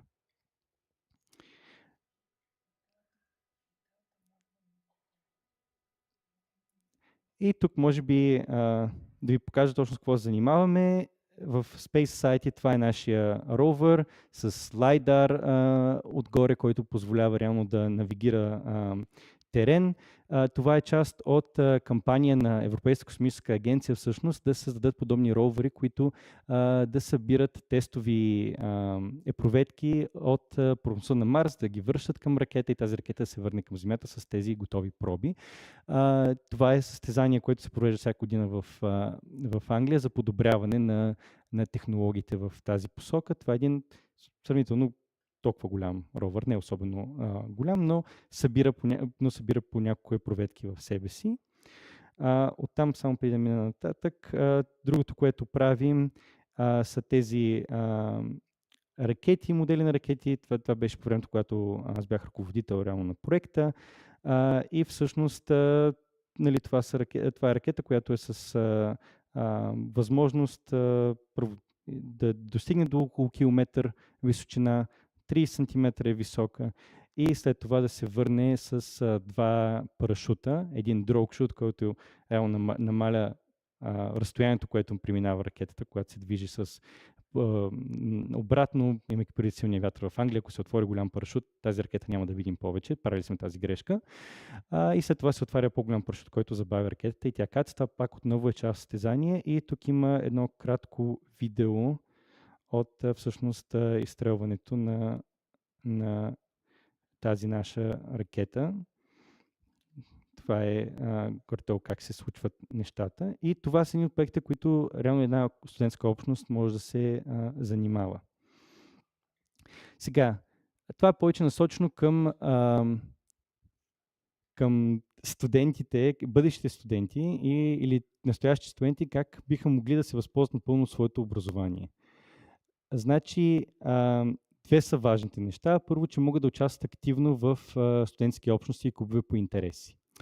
Това, както вече надявам се, че стана ясно от презентацията, е възможност за контакти, възможност да научите нещо в определена сфера, но на много по-високо ниво, отколкото само теоретично, ако се готвите в университета. Все пак университета има определен брой, мисля, че в Техническия университет София са 6000 часа за 4 години, които това е съдържанието, което мога да ви науча. 6000 часа не са толкова много време, когато се направи сметка колко много може да повече и колко много ще се наложи да научите. Така че студентските клубове и общности и клубове по интереси са възможност да добиете допълнително представа за как работи космическия сектор, как работи определена технология.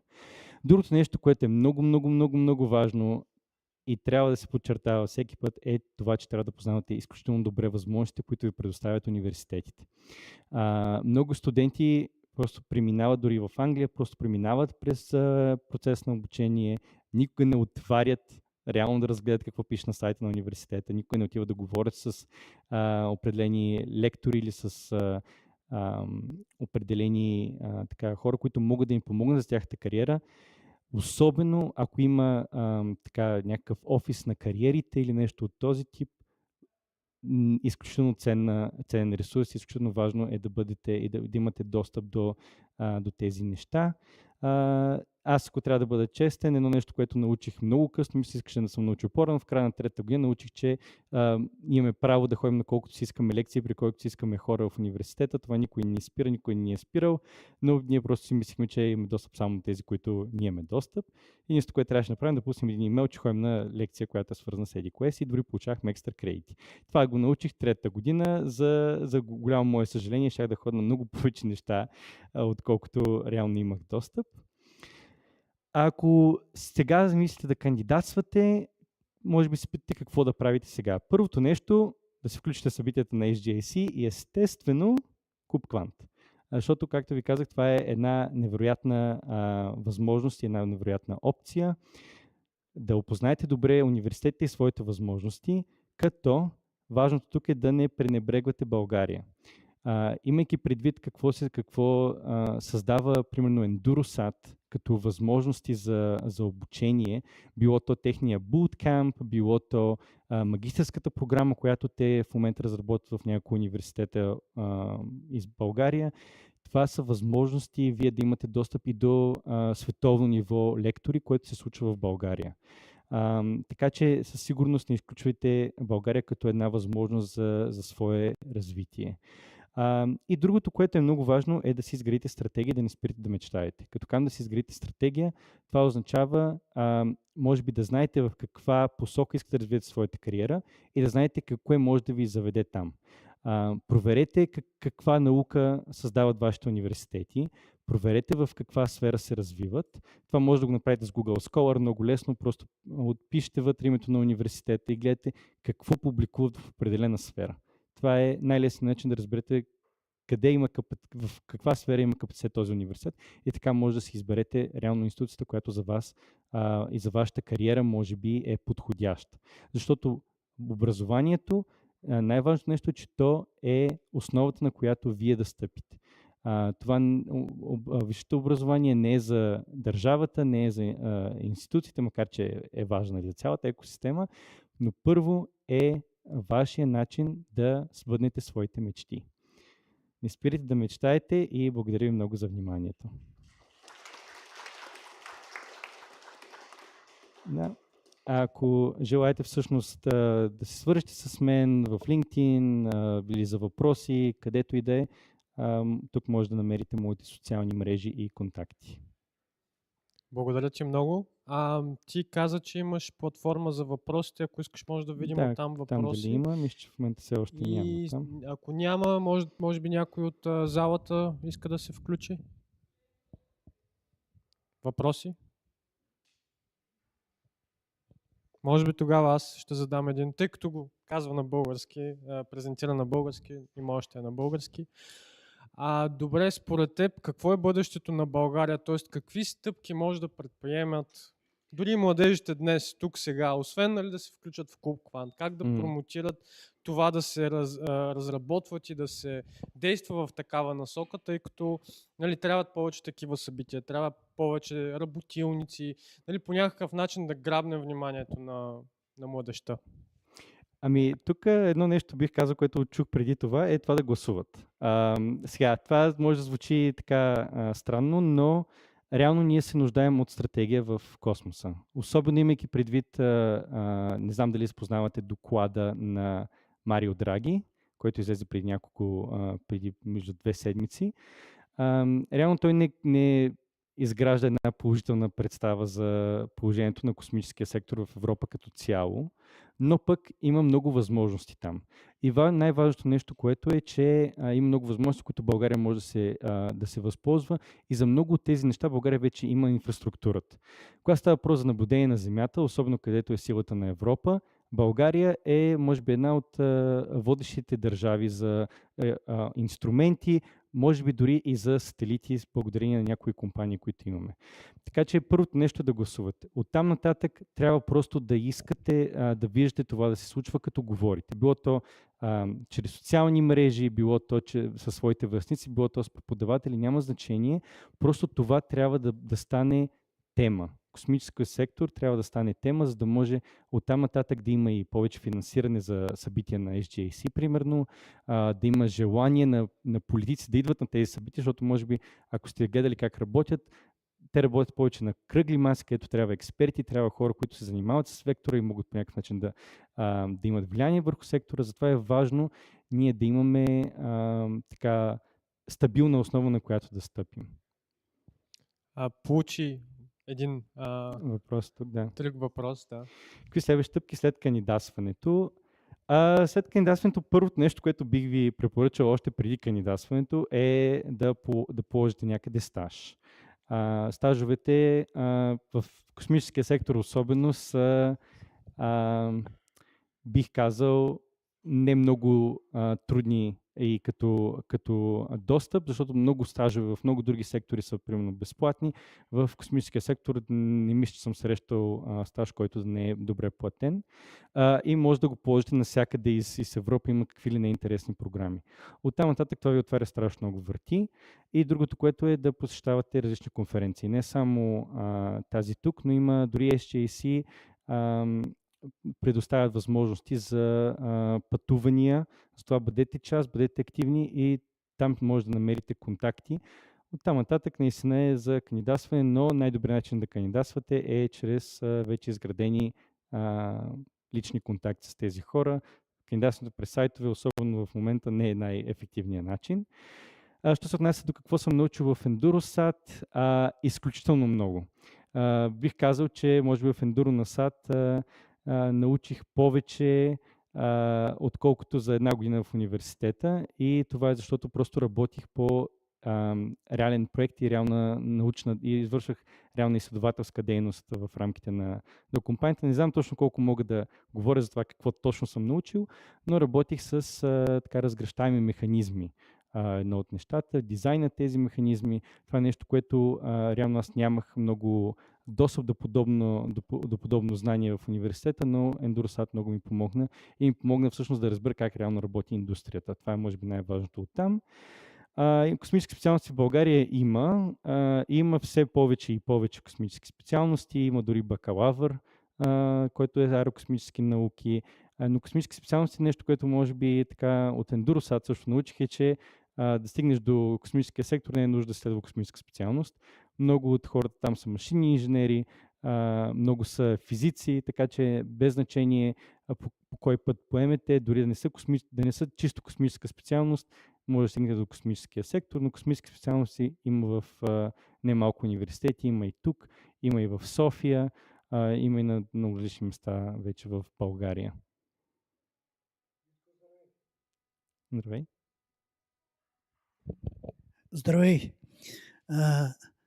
Благодаря ти за всичките тези неща, които ни каза. Моят конкретен въпрос е: има ли по-преки пътища за контакти на такива формации, като нашата, в която и ти си бил, Клуб План, говоря? Колко и как можеш ти да помогнеш? Базираме се на личните контакти, защото минавайки по административен път, пътища са много дълги.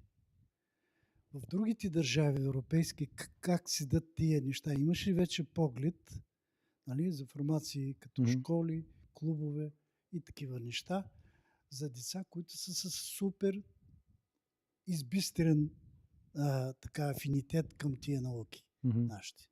Тоест как те могат да достигнат до клубовете? Да, как и контактите между тях. Ние с тях, те с нас. Добре. Да, значи нещо, което така ми направи впечатление, работейки с училища в Великобритания, е факта, че там всъщност подобна за тази мрежа като цяло се знаеше. Просто самите учители в самите учебни заведения бяха наясно какво съществува и те бяха тези, които окуражаваха учениците си да бъдат част от тези програми. Естествено, за мен лично това пак идва до изграждане на култура на участие на младежите. Все повече и повече, за съжаление, виждам млади хора да бъдат апатични от гледна точка на участие в дори, не говорим за доброволчески дейности, но клубове по интереси. И просто това трябва да се промени според мен лично в сферата на нашето образование, да започне по-активно да се говори от по-малка възраст за нуждата и за реално какво могат да спечелят учениците от участието си в клубове по интерес, клубове като Квант и подобни общности. Най-ефективните, може би, начини, които познавам в Англия лично, това е социалните мрежи. Това е наистина един много ефективен начин за достигане до млади хора. Всеки е в социалните мрежи. И просто една активна, най-често един активен TikTok акаунт може да бъде изключително първо приветлив, да покаже, че не е страшно да си част от тази организация, че не е нещо по-високо и по-голямо от теб, а че е нещо, което може да ти е приятел, нали, в крайна сметка. Едното са социалните мрежи, другото е за мен лично работа с учители, работа с учителски организации. Това е, че просто нашия университет и нашите общности работиха много активно с синдикатите на учителите реално в Великобритания, за да може ние да предоставим на тях достъп до нашите програми и нашите възможности. С България ли? Или с... Да. България, с Англия естествено мога, но и с България мога. В смисъл работя в тази сфера и като цяло, да, това е нещо, върху което и с няколко организации в България младежки силно работим, за да се развива, защото тази култура е изключително ценна за българските младежи. Ще приема. Добре, нека да благодарим на Димитър.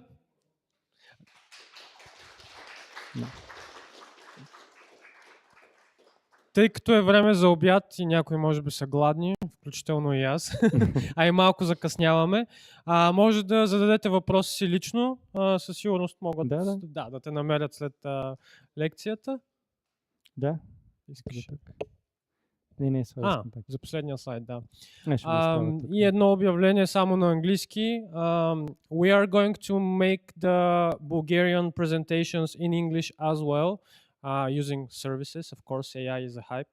So definitely we're going to translate and upload the video in English as well, or we hope to do so. So for our audience online, make sure to watch our YouTube channel. Thank you. Now we have a lunch.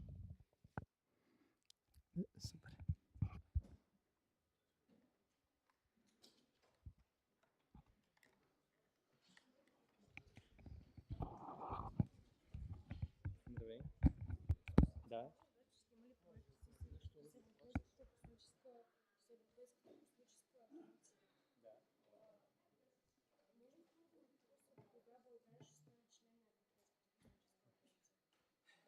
Добър въпрос. Когато има локална космическа агенция. В момента сме асоциирана държава, което има някакъв достъп до възможности в космоса.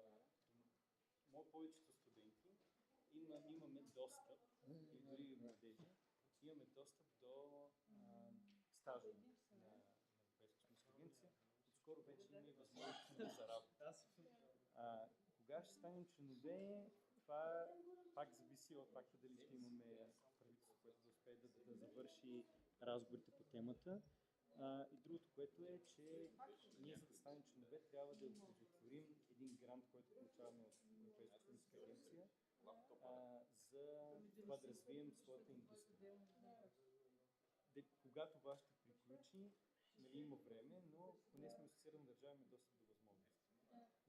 За членство бих казал, че в следващите 3-4 години имаме шансове, защото вече имаме немалка индустрия. Значи процесът вече е започнал. Но процесът още 2016 година подаваме за асоцииран член, мисля, че 2021 подписахме договор за гранта. Така че в момента 2022 да е всъщност, но вече започва този процес. Тук нататък имаме едни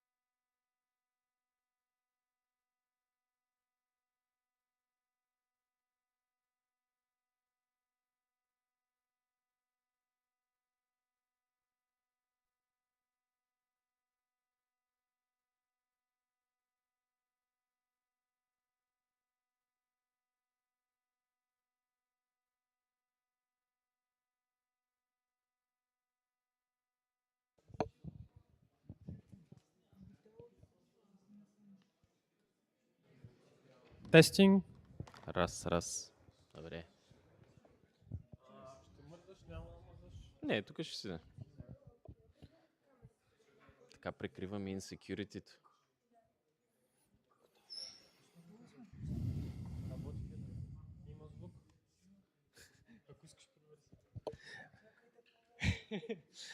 Добре дошли отново. Ще продължа пак на английски заради хората онлайн. Hello and welcome back. We're back from lunch. And today we have another special guest, Nikolai, who also helped with the organization of the conference. And today he's going to talk about artificial intelligence in for space applications. And it will be in Bulgarian. Okay. Please, warm welcome, Nikolai. Мерси. Не знам дали се чувам или по-наблизо, така май сме по-добре.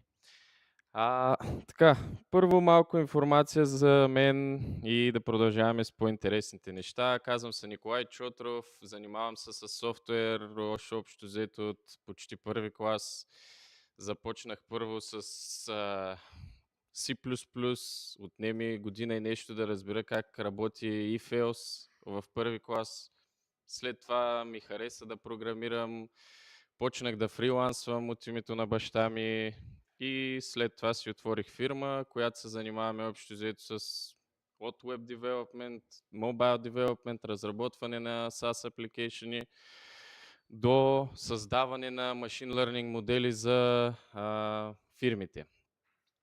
Защо казвам Machine Learning модели, а не изкуствен интелект? Защото принципно всички използваме тази интересна и красива дума, която е изкуствен интелект, но все още сме стигнали до развитието, където абсолютно всичко е Machine Learning модел, т.е. не е AI-ът така както ни го представят. Допълнително имам няколко патента на мое име и това е в общи линии за мен. За фирмата набързо имаме над 450 довършени проекта, над 200 клиента, намираме се на 4 локации, едната е в България, другите са в чужбина и се занимаваме с над 11 вертикала, като започнем от строителство и така нататък. Така, първото нещо, което искам да започна е да обясня, че много хора от началото, като започнаха да обясняват AI колко е напреднал, всички започнаха много да се страхуват за това нещо, какво е AI и как ще наизмести. За съжаление, това няма да се случи скоро време, поради факта, че ни трябва твърде много информация, за да може да обучим хубави модели. Все още не сме много добри в това нещо, да можем да събираме чак толкова много информация, поради факта, че да вземем, например, сървърите на Google, една от най-големите фирми, една от тях, тяхните сървъри са почти колкото един град, така казват. От тази гледна точка, ако трябва да събираме цялата информация, за да може нещо да ни замени, ще ни трябва доста пространство и няма да имаме къде да живеем. Същия страх се е случило и през 1961 година. Защо 1961 година? Принципно банкомата е бил измислен 60-та, но е започнал да се експлоатира в 61-та. И в момента, в който се е инсталирал първия банкомат, доста хора са си изгубили работата, защото по това време хората, които са работили в банка, работата им е била просто да вършат това, което банкомата прави. Тоест, трябват ви пари, отивате при тях, те оправят документацията, дават ви парите и всичко е окей. В момента, в който това се свърши от една машина, всички тези хора, които са учили сумати години, остават без работа. Имало е голям страх и са чули какво ще правят тези хора. Но тук идва и прогресът. Поради факта, че тези хора не са учили толкова много години само да дават пари, а имат и познания в финансите, което помага след 1962 година нататъка, започват много повече кредити да се отпускат, което е и лошо нещо, но и много хубаво, поради факта, че за стартиране на бизнес или каквото и да е, трябват финанси. А до тогава е нямало толкова много хора, за да могат да свършат нужната работа, документалната част, за да могат да се огледат тези хора дали могат да си плащат кредита, дали е окей тази част или не е окей и да се финансират общо взето. Което това помага адски много и това е тласнало доста еволюцията на почти всички сектори, защото много хора, които са имали идеи, но са нямали финанси, са нямали как да стартират. А вече с възможността на този инструмент, който е да можеш да вземеш даден кредит за дадена твоя идея, позволява много хора да могат да влезнат в бизнесите и да създадат нещо, което би отнело доста време. Поради факта, че хората с пари не инвестират така бързо и не тестват толкова нови неща, поради факта, че трябва да си защитават и имиджите, принципно. Така, машинно обучените модели, накратко да обясним за тях. Най-краткото обяснение е принципно, че те състоят от много информация, която е лейбълната, т.е. е подредена по даден начин, за да може самия машинно обучен модел да разбере тази информация за какво трябва да служи и какво трябва да извърши след това. Като пример тук съм дал, че ако захраним един машинно обучен модел с информация, която да е, да речем, от финансовата среда, например, че this quarter finance is up by 52% across all areas и така нататък, и допълнителни други неща. Евентуално след време, когато дадем даден абзац от където и да е книга, вестник, няма значение, това, което може машината да ни отговори, е в буквалния смисъл, че да речем тази част от текста е от, както тук съм писал, от fashion, което за всеки един човек изглежда като една магия. Нали, как така компютъра разбира един текст, какво означава. Единственият проблем отдолу, където съм писал с много малки буквички, е дисклеймъра, че това нещо да работи, му трябва много дейта, за да може да е точно. Поради факта, че ако не е толкова много дейтата, който работи, може да има грешки. Тоест, с една история, която обичам да разказвам на много хора, е в буквалния смисъл. Един мъж кара сина си на детска градина всеки един ден и в момента, в който минават покрай червени спортни коли, той винаги го спира и казва: тате, виж, това е спортна кола, виж, това е спортна кола, и сина му започва да разбира: червена кола, спортна кола. И един ден те минават и сина му вика: тате, виж, там има една много готина спортна червена кола. Човека се оглежда единственото нещо, което вижда, е един червен трабант. И той седи и вика: къде е тази спортна кола? Той вика: ето там. А как вика, защо мислиш, че е спортна кола? Как вика, всички коли, които ми показваш, бяха червени. И оттам идва проблема и с машинно обучения модел, че ако не е точна информацията, получаваме грешки. От тази гледна точка не сме там, където се опитват всички хора да ни представят.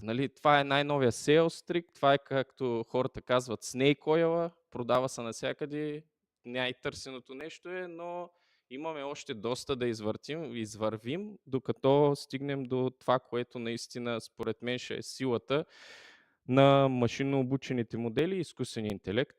Буквалния смисъл, всичките repetitive таскове, т.е. това всичко, което ни отнема адски много време, а може да се прави без да се замисля човек, да се прави от машина, и времето, което имаме, поради факта, че ние сме хора и трябва да учим всеки един ден от живота ни, да го влагаме в това време и да ставаме по-добри в сферата, в която сме започнали. Дали ще сме доктори, дали ще сме механици, няма значение. Въпросът е всичко това, което е репетитив, да се върши от някаква машина и ние да можем да консумираме повече информация, за да може да тласкаме напред и напред нещата.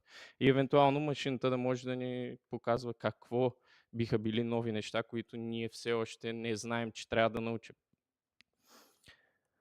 Така, Първото нещо, което ще покажа, поради факта, че имахме около 40 минути, съм направил повечето части от кода, съм го направил, това всичко се записва, т.е. ще може, който иска да си го проиграе сам, ще може да гледа записа. Повечето пъти, като правим такива неща, не се знае в интернета, не е, затова всичко съм го прикоднал, направил съм скриншотове, за всеки случай да ни станат проблеми.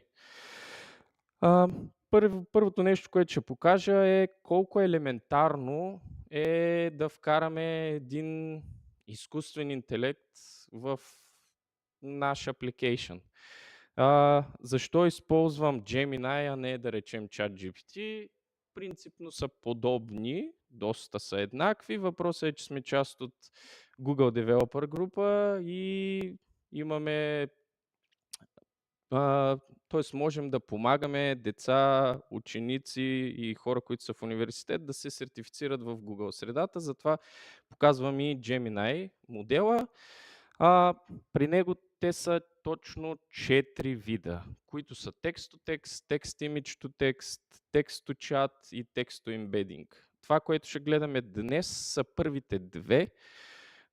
Това, което принципно е разликата, е когато дефинираме модела, той се вика по един и същ начин, разликата е тези думички, които са болднати. Gemini-Pro и Gemini-Pro-Vision. В буквалния смисъл само това допълнително теренце позволява на модела да знае какво викаме точно. Дали искаме само текст-to-текст или текст или image-to-text. Сега ще покажа и нататък нещата. За да можем да направим това, което ще ви покажа, принципно ви трябва Node.js версия 18+, и също да си инсталираме един SDK. Това за хората, които, например, не са в сферата, най-просто елементарно SDK-ове и всякакви такива неща, най-просто не е точно както трябва да се обясни, но може да го приемем като една библиотека с изградени всички неща, които можем да ползваме на готово. Да не трябва ние да го правим от нулата. Да речем, че ако искаме да копаем, това е лопатата. Не трябва ние да се направим от нулата лопатата, че да почнем да копаем, а направо някой ни я дава. Следващото нещо, което трябва да направим в буквалния смисъл, скипваме този парт, започваме с npm init да инициализираме целият проект. С буквално тези две думи npm init създаваме целият проект, т.е. с всички важни и нужни файлове, които ни трябва, за да може да ни тръгне проекта. След това, което правим в буквалният смисъл, е да си инсталираме SDK, което става с npm install, маймунско Google, /generative AI. След това, принципно, това не е задължително, но е хубаво и аз го ползвам навсякъде поради факта, че съм малко мързелив. Това е една библиотека, NodeMon се казва, която принципно всяка една промяна, която правим като програмисти, трябва всеки път да рефрешнем сървъра, който ни чете цялата програма. Това, за да не трябва да го спираме, стартираме и всичките тези неща, NodeMon го прави автоматично. Тоест спестяваме си време в цялото нещо. След това допълнително трябва в един файл, който се казва package.json, да добавим ето това, където е start nodman index.js, т.е. за да знае кой файл да ни стартира автоматично. След това принципно е допълнително хубаво, защото тук ще слагаме едни API key-ове, т.е. това са едни ключове, които не е хубаво да са видими навсякъде в кода ни. Те се слагат в един env файл, принципно, и затова слагаме една библиотека, която е MPI и .env. Същото хубаво нещо е за всички хора, които са програмисти. Тук знаят как има нови хора, които качват към GitHub и env файла и става много красиво нещо, което не е много хубаво. От тук нататък, това, което в буквалния смисъл е интересното нещо, са тези буквално 3 реда. Първото нещо е const, следващото е require. С буквално тези 2 реда, това, което правиме, казваме на самата програма какво точно ползваме. Най-елементарно обяснено. На долната част, където е const get AI, тук в момента си слагаме API key. API key е да може да разберат буквално ключ, който да верифицира, по-просто обяснено, ключ, който показва кой реално ползва тази функция. Елементарно, по-точно. Да. Така, това нещо, което след това правим, е на долния ред добавяме модела, който е само Pro, и след това с console log, т.е. искаме да проверим дали модела работи. В момента, в който го console логнем, получаваме информацията, която в буквалния смисъл ни казва, че всичко, което сме направили до момента е окей, нямаме никакви грешки и всичко работи. Следващото нещо, което ще направим в буквалния смисъл е, ще видим как се можем да ползваме текст-то-текст опцията. Това нещо, което в буквалния смисъл премахваме, е единствено така.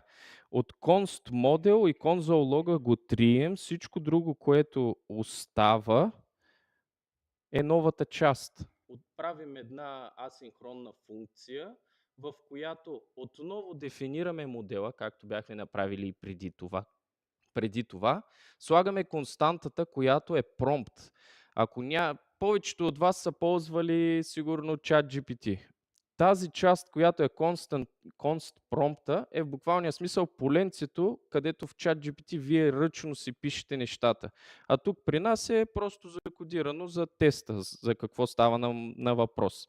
След това в буквалния смисъл конзолваме информацията и това, което в буквалния смисъл получаваме, е кратка история, която обяснява за едно момиченце, което е живеело в Willow Creek, казвало се Аня и не знаела, че има магическа раничка. И надолу продължава да си измисля историята.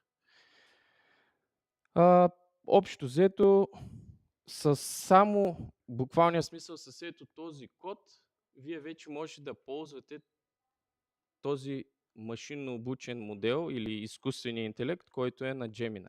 Буквалният смисъл е ето това. От тук нататък има допълнителни неща, които могат да се добавят, за да може по-точно да прави това, което искате, но не е нещо сложно. Така, следващото нещо е снимка към текст, да речем.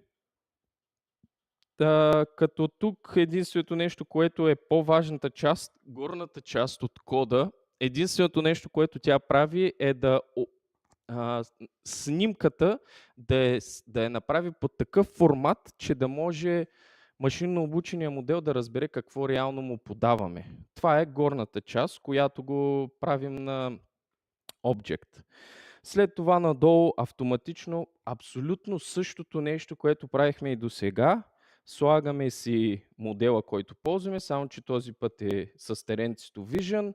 Слагаме си промпта и надолу слагаме две снимки, които искаме да добави. Хубавото нещо тук е, че като ползваме Gemini, ползваме доста информация, която означава, че повечето снимки, които са в интернет, може да намерим, да речем, котки, кучета, велосипеди, каквото и да е, ги получаваме на готово какво са. Тоест ние не трябва да обучаваме мрежа да разбере, невронна мрежа да разбере какво точно е колело.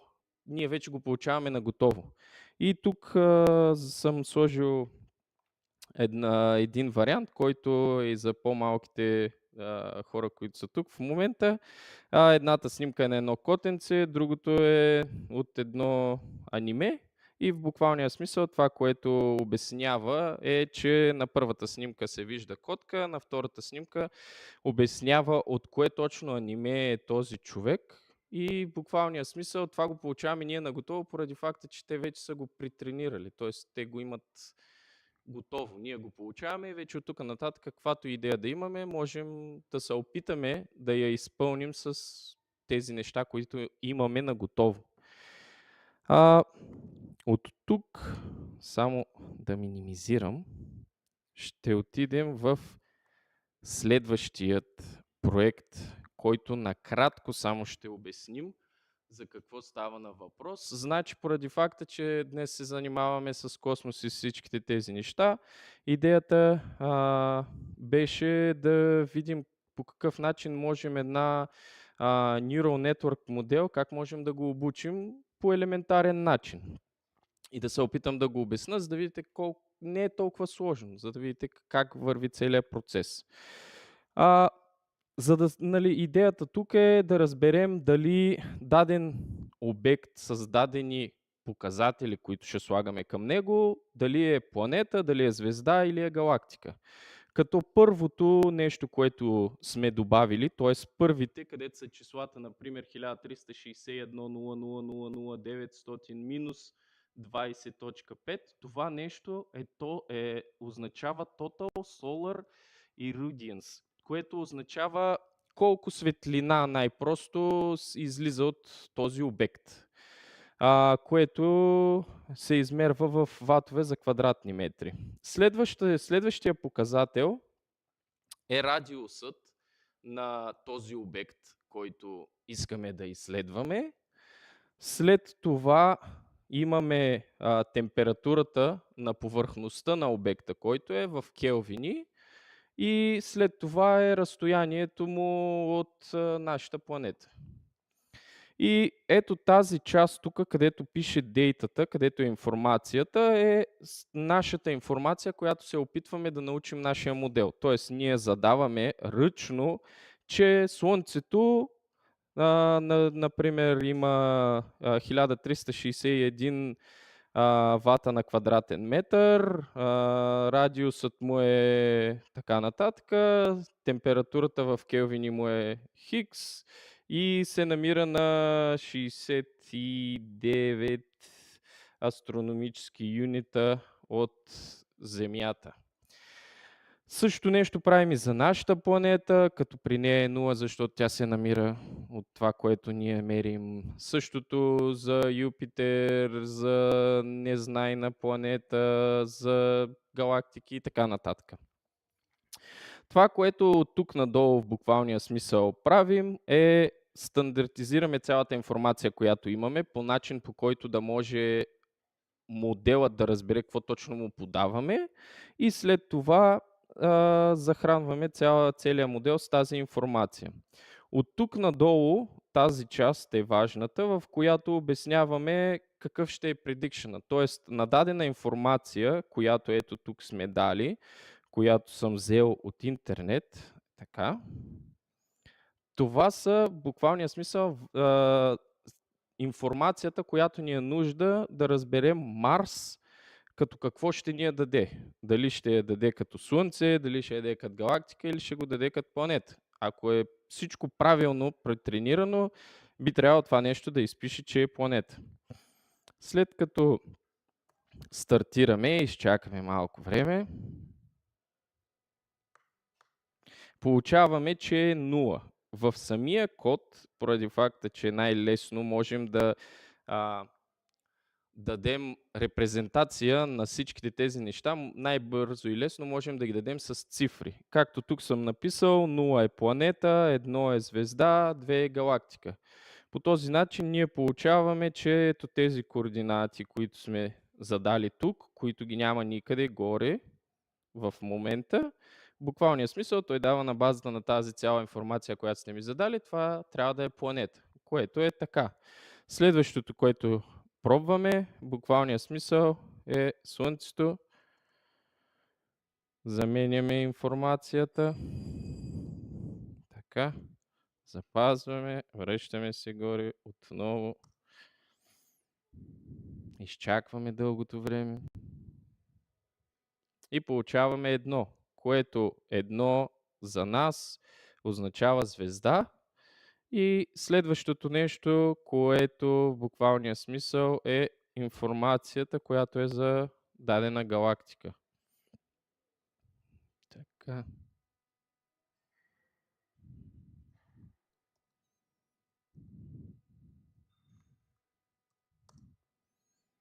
Отново изчакваме.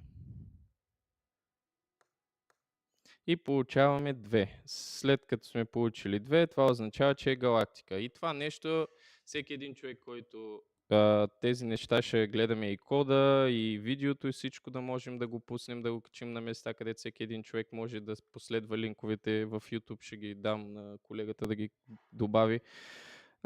И след това вече може да ги проиграете, като в единственото нещо само трябва да проверите или реалните информации, които ви трябват за който и да е космически обект, за да може да ги въведете, или просто си измисляте и виждате какво ще даде. Принципно, ако е реално, вие ще знаете дали това, което въвеждате, дали е така, доколкото да си измислите. От общо взето, това е нещата, които съм подготвил. Малко суха информация. Нека продължим нататък. Съжалявам много. Оп. Не, то свърши. Както и да е. Добре. Това беше. Ако имате някакви въпроси, сега е момента. При всичките тези тренировъчни варианти, малко по-суха информация, поради факта, че за да се случи цялото нещо, всеки един от вас трябва да е с компютър, да може на момента да пробваме нещата, да обикалям, да видим кой докъде е стигнал, как се случва, но за времето, което имаме, това е, което можем да направим, тъй че всеки един с каквито въпроси, за каквото може и има интерес, може да попита. Да?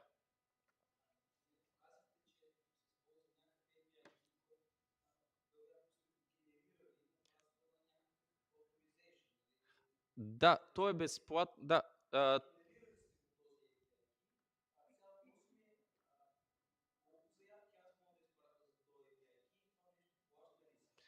така. Добре.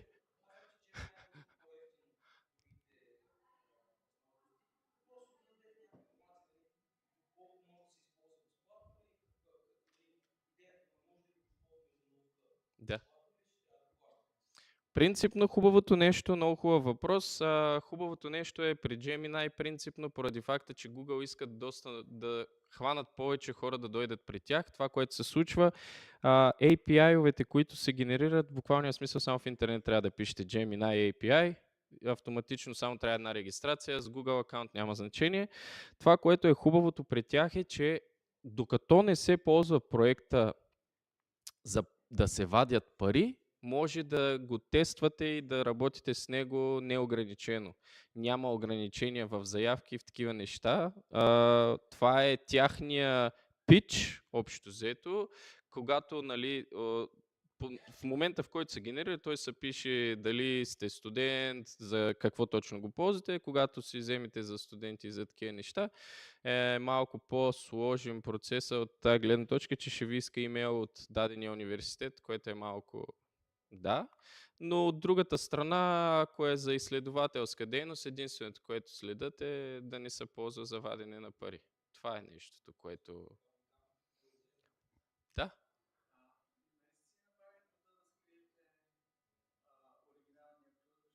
Не, този ключ вече не работи. Има го. Може който иска да го пробва. Принципно той е за теста. Ако за някой тръгне, ползвайте го с удоволствие. Да, разбира се, принципно, затова и обяснявах, че най-важното нещо, което за хората, тези работи се пишат в ENV файловете, поради факта, че все повече и все повече на пазара се виждат доста нехубави грешки. Други въпроси, да?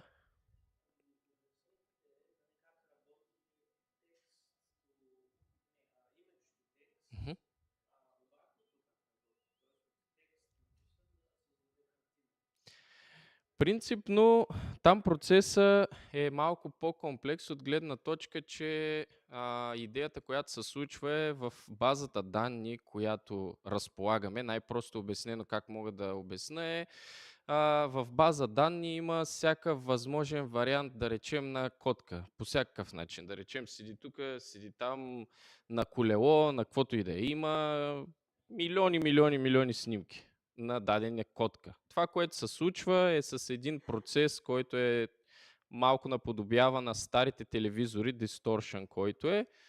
се получават едни много звездички на самата снимка и единственото нещо, което може да се види, са все едно очертанията. И по този начин, когато се донаслагват нещата, да речем, че искаш котка, която е 10 сладолет, ти ползваш, да речем, дистортнатия имидж на котката, за да може да й фаниш очертанията. След това ползваш сладоледът, след това допълнителни работи, които казва как би трябвало да съдържи сладоледът, такива работи, т.е. дали трябва да е в лапичката на земята, така нататък, което е по-сложният процес за обясняване, но най-просто е все едно се наслагват много дистортнати снимки една за друга и след това множество процеси минават, които започват да чистат снимката до такъв момент, в който вече ти получаваш една обща снимка с това цялото нещо. Просто обяснено. Има доста неща технически, които се влизат в details, но ще е доста скучно за обясняване, защото са доста technical terms, които не мисля, нали, че за доста хора в момента трябва да влезнем от на самото начало и е доста дълго като тема за обяснение. Но най-просто е така. Някой друг? Да?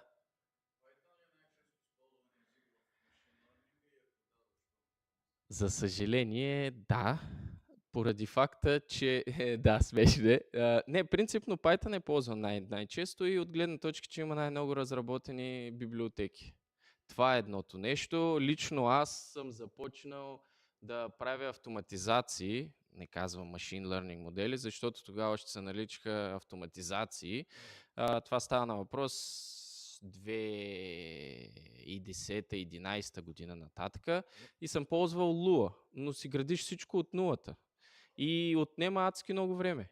За нещо, което сега в момента в буквалния смисъл свалям един PyTorch, добавям информация и вече съм с месеци напред от човек, който започва това да го гради. И допълнително, че зависи нивото. Хубавото нещо, когато ползваш библиотеки е, че има хора, които са доста години в този бранш и има похвати, които не всеки може да знае. Но това, което много пъти казвам и на хората е, ако наистина искаме да се занимаваме с програмиране, не трябва само да запомняме, да, тук има една библиотечка, ползваме всичко е окей.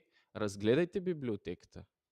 Разберете защо така работи. И фреймворковете, нали, да се върнем при най-хейтвания език, да речем, PHP-то, който се ползва все още. Там има фреймворкове, като Laravel, Symfony и така нататък. Да не ги изброяваме, че са много. Всички хора казват, да, изграждам, да речем, някаква веб апликация, която е на Laravel, супер, окей, хубаво. И стига до някакъв проблем, който аз не знам как да го разреша. Защо не знаеш? Не си ли проверил как работи фреймворка? Как става раутинг системата? Защо така се случва? Да, загуба на време, може би, хората така казват, но е хубаво, ползвайки нещо, да знаеш цялата информация, защо се случва, как се случва. Може да не ти трябва никога в живота, да речем, що така работи раутинг системата, да речем в Laravel. Ама е хубаво да го знаеш. Някой ден може да ти трябва нещо специално, само за този проект, който никога повече никой няма да трябва да го направи. Хубаво е да знаеш. Нали? А и допълнително по този начин, в момента в който четеш чужд код, можеш да видиш дадени похвати, които никога не може да се сетиш за тях. Не, че, както нали, много обичам колегите да казват, не, че ние сме с извинение, нали, не толкова интелектуално напреднали от тези хора, които са го писали, а просто не го виждаш по този начин. Всеки един човек, затова програмирането е нещо, което аз лично много обичам, поради факта, че позволява всеки един човек да покаже неговата индивидуалност. В момента, в който научиш базовите стъпки в програмирането, всеки вижда кода по различен начин.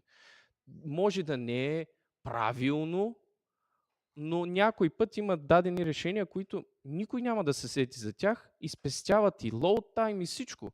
И просто човека го е видял така, както се вика. И затова в програмирането се вижда индивидуализма на всеки един програмист. Да, има много с извинение простоти, които се правят, когато хора програмират, но това са чисти с времето. Нали, ако наистина четеш, а не само гледаш днес да мине, утре дойде, днес да мине, утре дойде, копираш там, копираш тук, това всички сме го правили. Въпросът е да разбереш защо трябва да ги учиш тези неща. Други въпроси?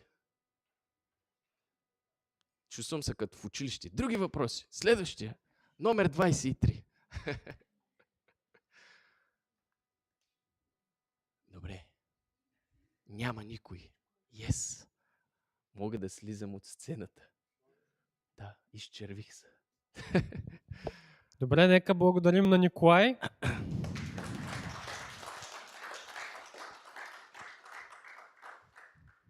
Чай да си мръднат. След кратка пауза продължаваме с следващата презентация. Хубаво е да споделя, ние май нямаме подготвено за стрима, но в програмата има 2 слота за бързи презентации. Това ще е в формат от 3 до 5 минути презентация, в която хората имат възможност да споделят малко за било то някаква идея, проект, организация и прочее. Днес сме подготвили няколко интересни така бързи презентации, така че със сигурност не ги пропускайте. Just for clarity, I'll repeat in English for the stream. We will have lightning talks, 2 slots today. You can check out the schedule. These are in the format of 3 to 5 minutes to share some idea or project that you're developing. We have a few presentations already, including a few new because there was a lot of interest already in the lightning talks. And yeah, just stay tuned for those as well. Thank you.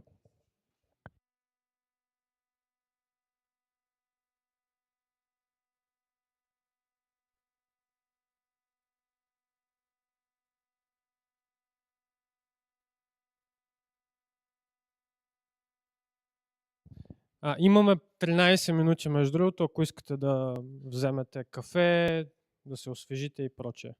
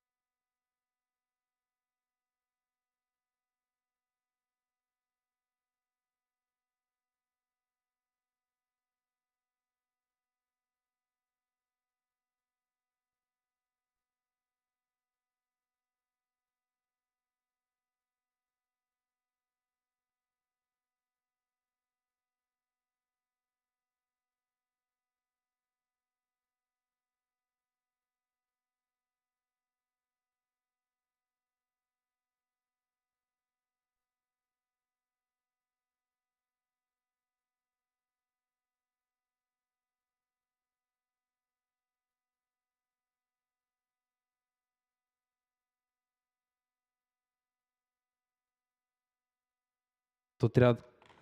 сега се чува добре. Извинявам се. Ами аз имам колан.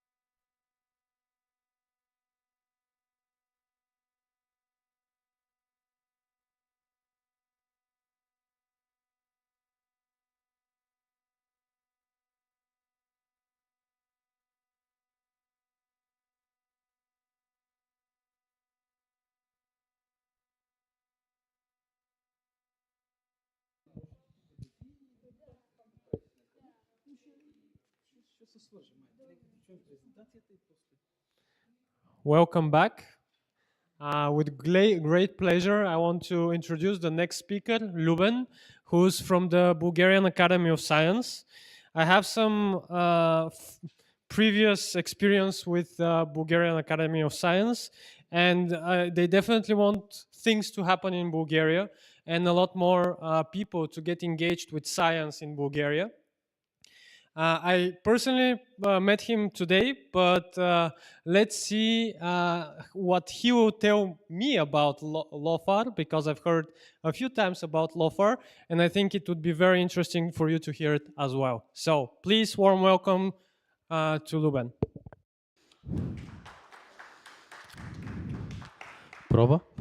Чувам се, да. Ще направя една кратка интродукция на български и после лекцията ще продължи на английски. Казвам се Любен, по професия съм софтуерен инженер, занимавам се главно с данни, които наблюдават агрономически полета, но и също с изграждане на приложения.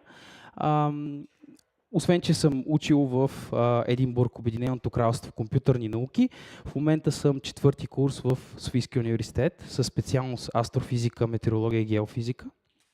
И имам огромен интерес към изследването на Вселената и използване на различни технологии, за да се изследва Вселената. Това е накратко за мен. Също така тази година започнах стаж в Българската академия на науките. В този стаж ние наблюдаваме, така да се каже, Слънцето и използвайки огромно количество данни, обработваме тези данни и ги класифицираме, дали те са добри да се прави наука върху тях. Накратко това е на български, сега ще променя на английски. Hello to everyone. My name is Luben and I'm a software engineer. That's my profession, but I'm really interested into science, and right now I'm studying physics in Sofia University. And I'm an intern in the Bulgarian Academy of Sciences, working mainly on observations of the sun and using machine learning methods to analyze data and to classify specific data of the sun. So my presentation is called LOFAR Bulgaria and Machine Learning in Radio Astronomy. So in a couple of words, there's insane amount of data that's coming from space to Earth, and it's basically electromagnetic waves that are coming from very distant sources. And not up until the last century, radio astronomy was something that it was predicted by James Clerk Maxwell in his theory of electromagnetism, but it wasn't actually found scientifically up until the last century. So radio astronomy gives us a way to look into the distant universe, or to look into space with different eyes. So the radio waves, they are very big wavelengths, but very, if you would say, big waves, the radio waves, and they give us the ability to look, for example, into the middle of our galaxy, or into very distant pulsars, or the ionosphere, for example, of Earth. Look at the sun, different objects, and just give us the ability to look at the universe with different eyes. So what is radio astronomy? Radio astronomy is the study of natural radio emission from different sources all over the place. The range of frequency is between 10 megahertz and 1 terahertz, and nearly everything in the universe emits radio waves. Even we emit radio waves. And in a sense, because the radio waves are very specific, we are able to look at, as it said here in the presentation, a parallel universe containing unexpected new objects. And here in the presentation, there's a textbook in radio astronomy, so you can learn all about it. If you want, I'll send the presentation to Lucho. Okay, so in a sense, what's happening? in order to get that electromagnetic radiation, we need to have a certain type of hardware to get that signal, and then to use certain type of transformations in order to create an image. And why are we using radio astronomy? You can definitely see it here from the picture, when you can see the big satellite dish, which is between maybe 5 centimeters up until 10 meters. So on the x-axis you have wavelength. So this is the size of the wavelength that we're observing. And on the y-axis you have the atmospheric opacity, or how much our atmosphere lets us see things. So for example, as you can see on the left side, the gamma rays and x-rays, ultraviolet, they're all blocked by our atmosphere. Thank God, because we would be dead if gamma rays or x-rays are coming into Earth. So basically the atmosphere is like a shield. It's protecting us from cosmic radiation that would otherwise kill us. And then we have the visible light. You can see here the rainbow.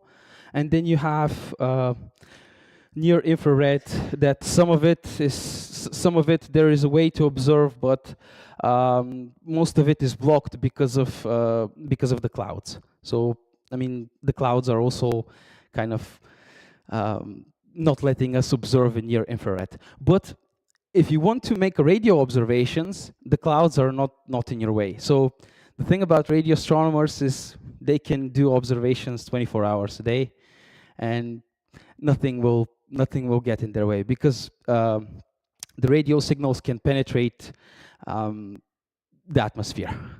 I mean, that's not always the case, because we have the ionosphere, which kind of stops some of that radiation, but we'll get that in a little bit.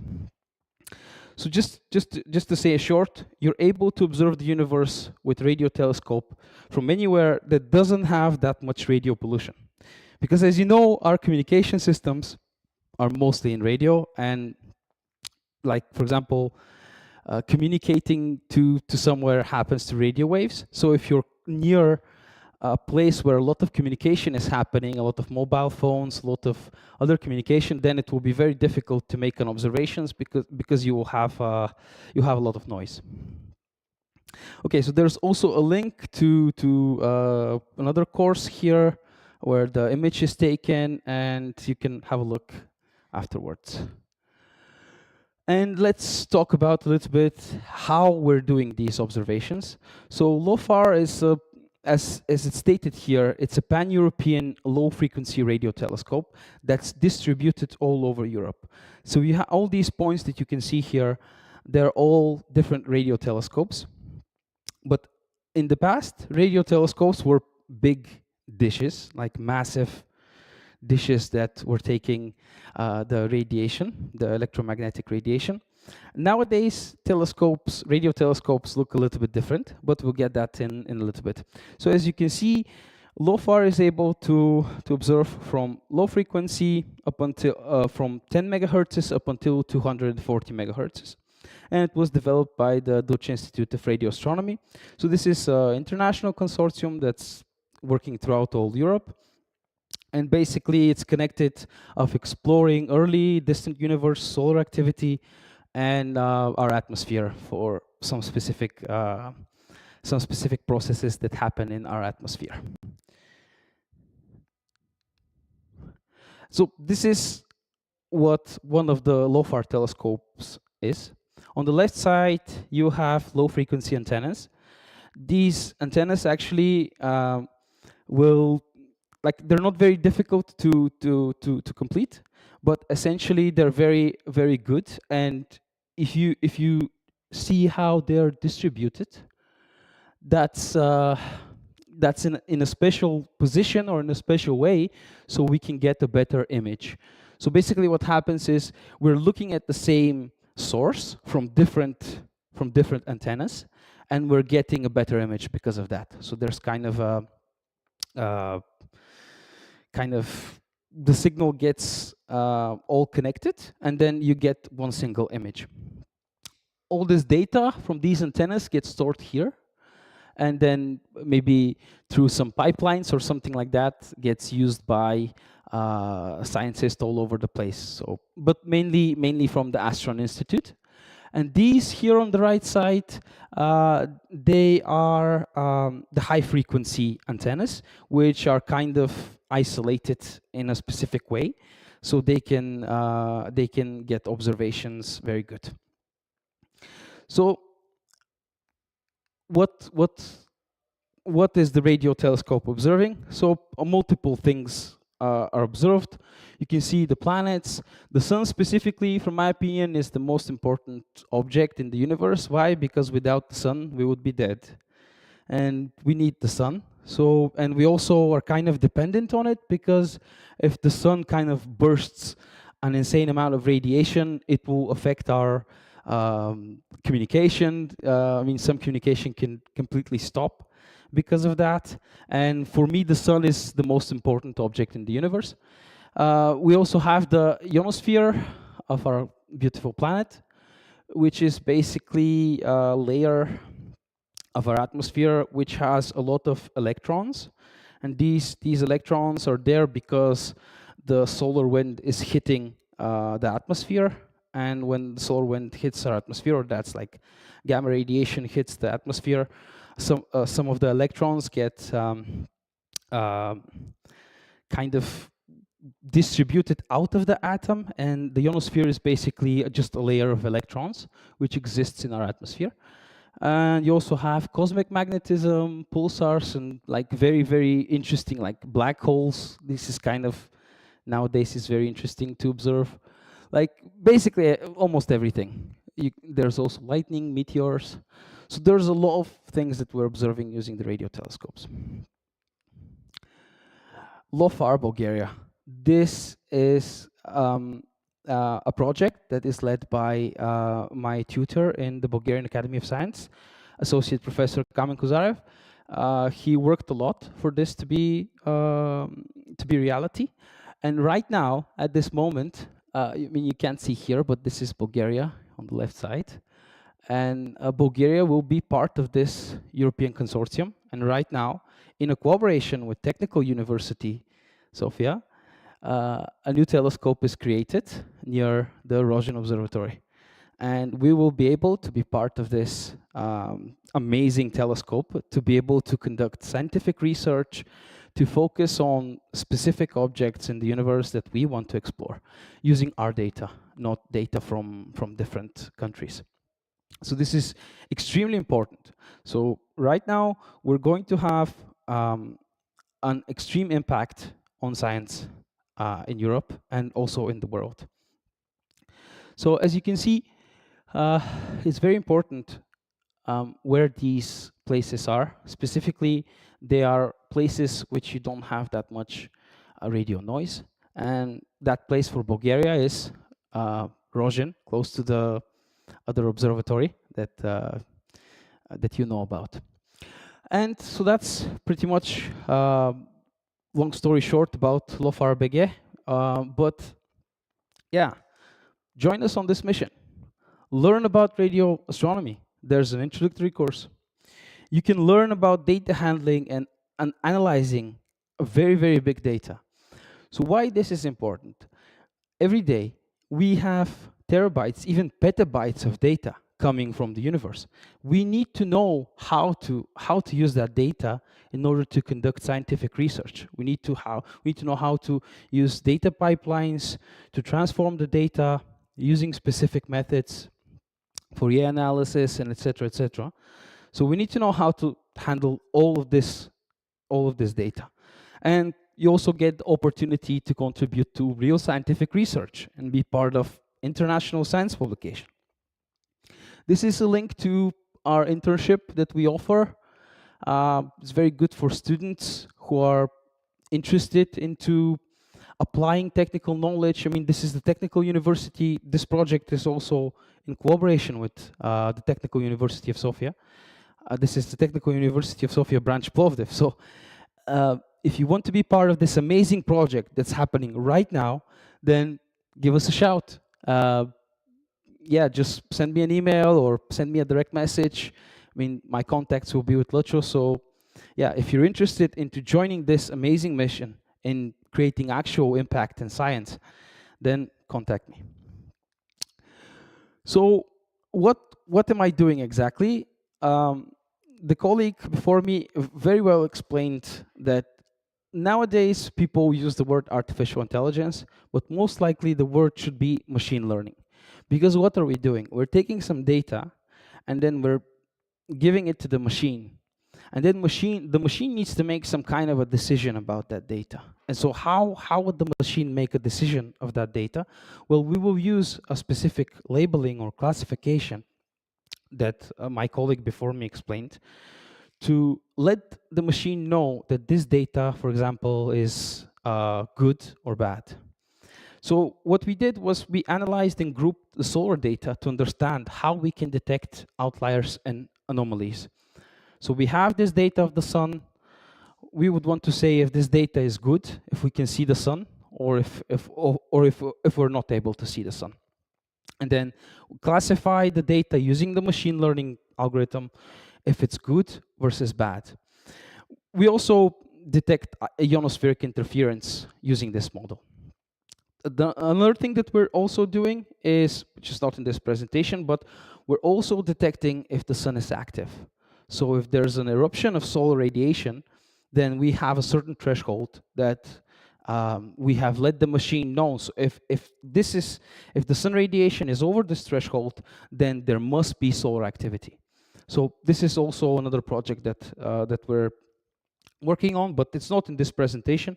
If you want to learn more about it, then you can contact me and we can discuss more about it. What has been done? We created, basically the data that we're using right now is the Astron data. So this is data taken from the Netherlands or from different countries, maybe Ireland or something like that. And then data taken from multiple instances. We take this data, we download it onto our machine, and basically we put it in a specific form, or you would say data type, in order to be able to analyze it. What we did was we researched some algorithms, how that data could be analyzed, and what is the most important about this data. So this data, what it is, it's looking at the sun in time. So it's a time series data. What we did, we created functions to group the data based on the identification. So let's say based on a specific observation. We know that 1 week ago there was a solar eruption of insane amount of radiation, which is also connected to the sunspots. We get the data for that, and then we start to analyze it. And then we group it into specific time series and frequencies. Why is that happening? Because in different frequencies, you have different observations. Why? Because as you saw on the slide before, the atmosphere only lets certain frequencies to go in space. It blocks other frequencies. And then we displayed some temporal trends of the data in order to analyze it and to plot, to find some outliers or to find bad data. And then compared it with the original observation. After our data analysis, we conducted the machine learning. And based on some specific statistical features of these time series, we classify a time series if they're empty, good, or bad. So in a sense, this will help us as scientists working on solar data. In this way, it will be a lot easier for us when we're getting the data to clean it. So what we have been doing is a way to clean the data from bad observations, or from like let's say something happened with the hardware, it's not working as expected, then it's just an empty observation. So this in a way helps us clean the data. This is just a part of our data analysis. So this is an observation that is taken on the 3rd of March this year. So that's about 6 months ago. We know that this observation is, we know that this observation is connected with the solar activity. And here you can see different different information about the solar activity. This is in very low frequency, and this is in higher frequency. So let's go again. I want to show this video. It's actually quite important. So this is actually the high frequency observation. You can see the sun in the center, and you can also see how it's erupting radiation. You can see how it gradually increases, and it becomes very large at the end. So this, we know that the sun is active. Then the next observation, if I can go to the next slide.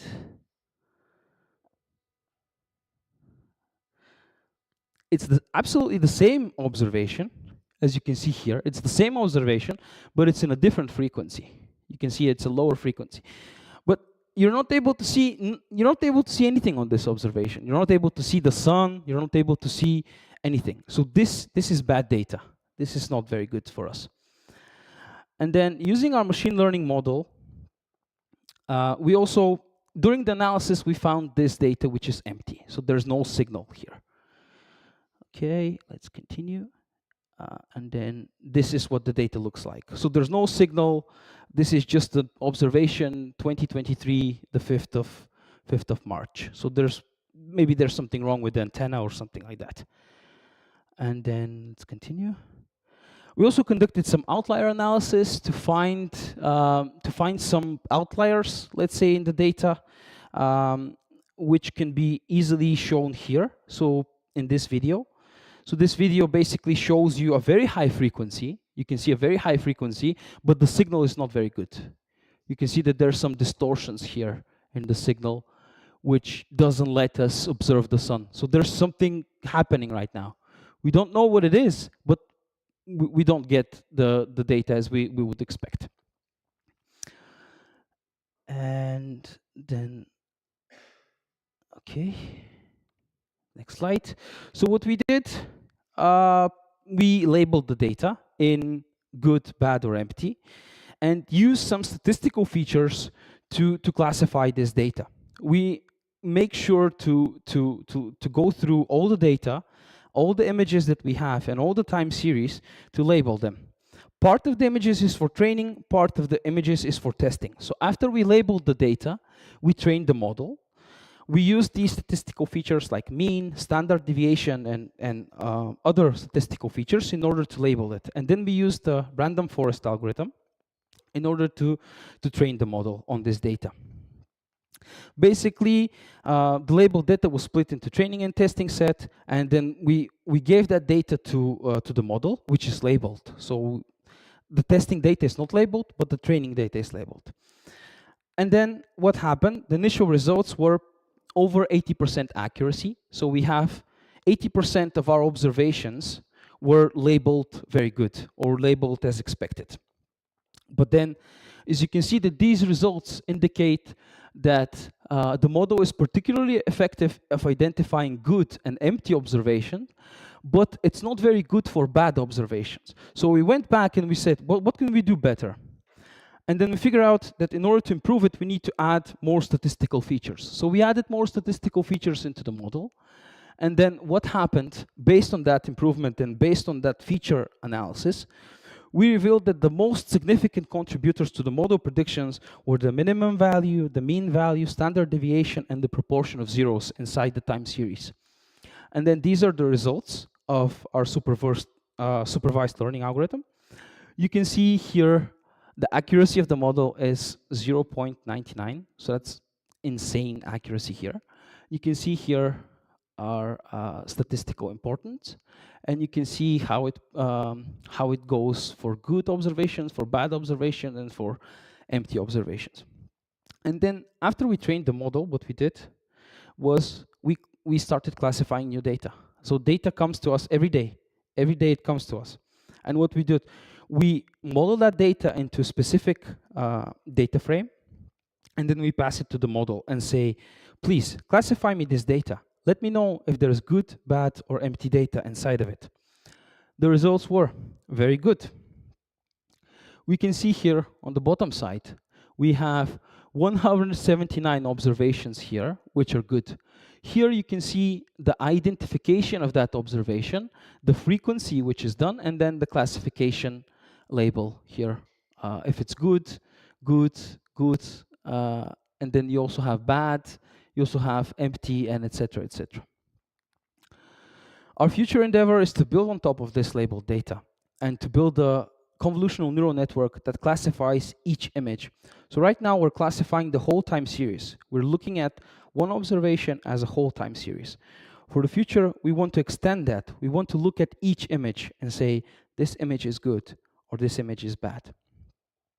The idea that we have is to use this technique to fuse the convolutional neural network with the statistical indicators to improve the image classification. This is actually the most important slide. Right now, there's a couple of research that are happening. The first one is observing the ionospheric interactions with the solar wind during solar activity from the island Livingston. So this is in Antarctica, and it's actually with a colleague from the Technical University of Sofia. He will go in Antarctica at island Livingston. He will put an antenna there, and they will be looking at the ionospheric interactions, and then we'll be able to use the data and to do some science with the data that we're able to get there. I mentioned about building the new telescope. You can check it out on the website, LOFAR Bulgaria. And then, as I mentioned, we're doing some machine learning for detecting solar activity and ionospheric interactions with the Earth atmosphere. Thank you for your attention.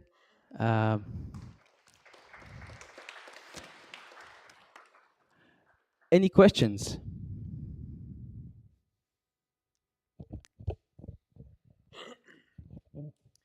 Okay, so in the first slides where we saw the radio, the antennas, the high frequency ones were well structured, while the low frequency ones, yeah, exactly, yeah, that's one. The low frequency ones are not really ordered well.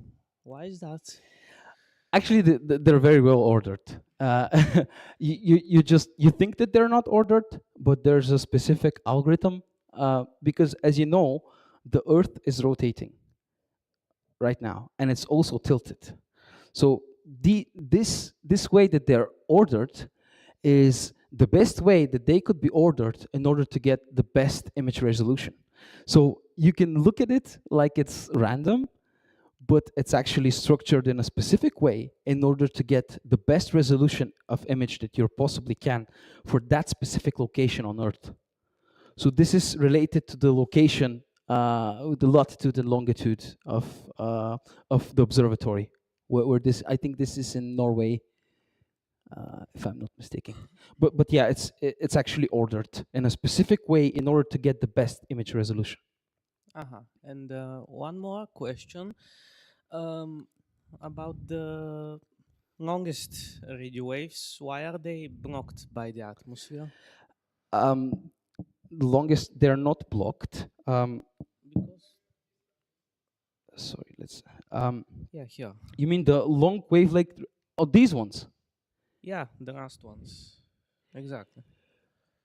It's probably connected with the atmosphere and basically the elements inside the atmosphere. Maybe it could be clouds. It could be, which basically what's happening is the radio wave is going and it's not able to penetrate the atmosphere. It just gets reflected, or it just stays inside the Earth. So it's in connection with the elements inside the atmosphere and the radio wave. So if it has a specific type of energy, basically what will happen is when it approaches a specific atom, let's say hydrogen or maybe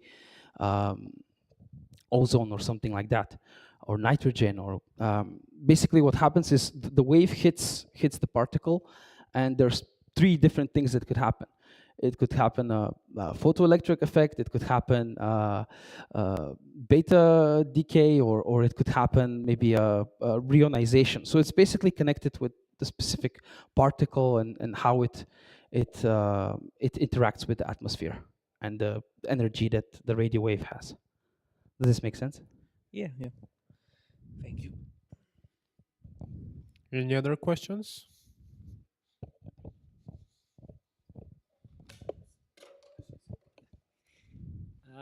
Yeah, so my question is more related to the impact of humans' activities in space on radio frequency and radio astronomy. Do satellites, especially like CubeSats and the growing number of CubeSats, actually impact in some way low frequency antennas, the same that they do with some of the higher frequency astronomy and also the visible light astronomy? Yeah, that's a very good question. Yeah, so the more satellites we have in low Earth orbit, the worse it gets for radio astronomy. And actually, Starlink is, you know about Starlink. It's so bright that it's blocking our observations. So every time the Starlink satellite passes, we have some distortions, or we're not able to observe anything in a specific frequency, as you mentioned. So it's really important that we advocate for that we say that we need some specific wavelengths that are going to be used for science, because otherwise everything is just going to be blocked by terrestrial usage, you know. So but yeah, that's actually a very, very big problem. And I read about a very good publication from the Netherlands, from the Astron Institute, specifically about that. And he mentioned that these satellites are blocking our observations, and it's we need to find a way how to get a specific wavelength that they should not or they should not go through that specific area in order to block our observations. So that's actually quite important, and we need to advocate for this. We need to somehow find a way to work with Starlink in order for them not to block our observations. But yeah, that's a great question. Thank you. Okay, last question. Okay, I just want to ask once again about the ionosphere on the next slide. Can you explain a little bit more precise here how the ionospheres actually react to observation and for the process?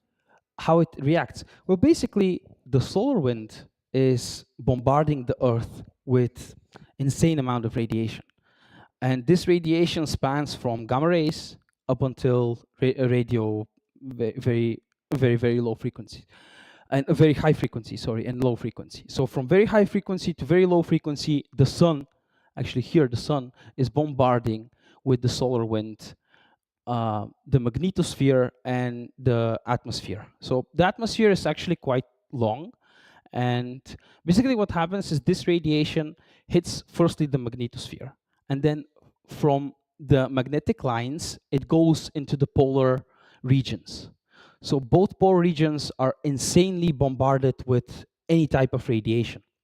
So the more you go to the polar region, the more radiation that you will have on Earth. So that's one of firstly the magnetosphere, and then you have our atmosphere, which has specific elements depending on the height of the atmosphere.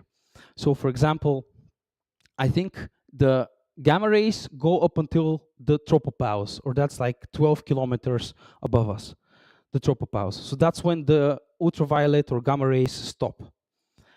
Then the ionosphere itself is created from these gamma rays when they hit specific particles. Basically what happens is the gamma photon hits the particle in the atmosphere. And I said it before, there's three things that could happen. It could happen a photoelectric effect, or the whole photon can be absorbed by that specific atom, and then it could get into an ionized state, or into, actually not ionized, but excited state. And this is what you get on the auroras. So it's basically just the aurora happening. So the electron gives out energy, and this is the photon energy that's been given to it by the sun.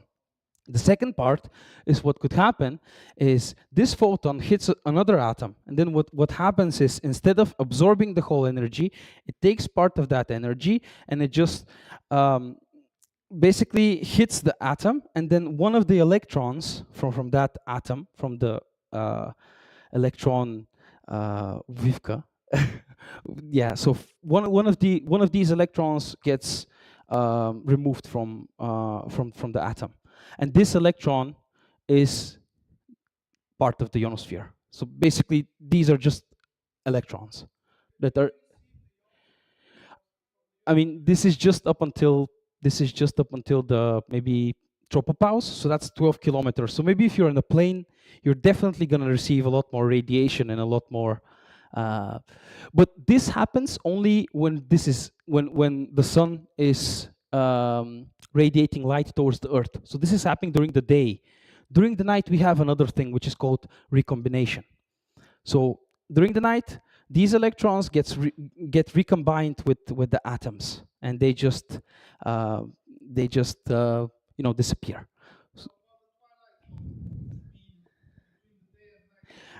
That's actually really important. You know that the coldest time of the day, when is that? Do you know when it's the coldest? Just before sunrise. Yeah, and when is the hottest? Just before sunset. Yes. So the more the sun radiates heat, the more ionosphere we have in that specific area. And on the other side, when there's no heat, so the electrons just get recombined with the matter that's in the atmosphere. Does this make sense? Thank you. Okay, let's thank our speaker, Luban. Thank you. The break is cut short a bit, so we'll be back in a few minutes, 3 minutes. We start the next presentation, Microcosmos and the Universe. So stay tuned. In Bulgarian, by the way.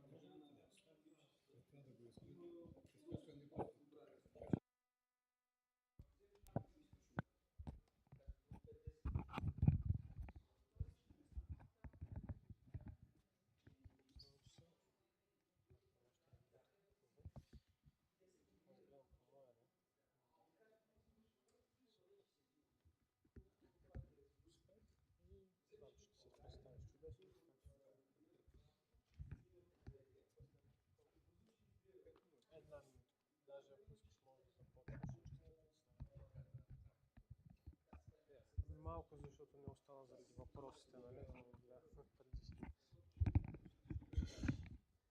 Okay, so we are back. The next presentation is from a renowned scientist, Stoyan, and I definitely recommend you checking even his books that he shows here on the first slide. But without further ado, I want to present to you the next speaker, the microcosmos and the universe, или Вселената. Please, warm welcome.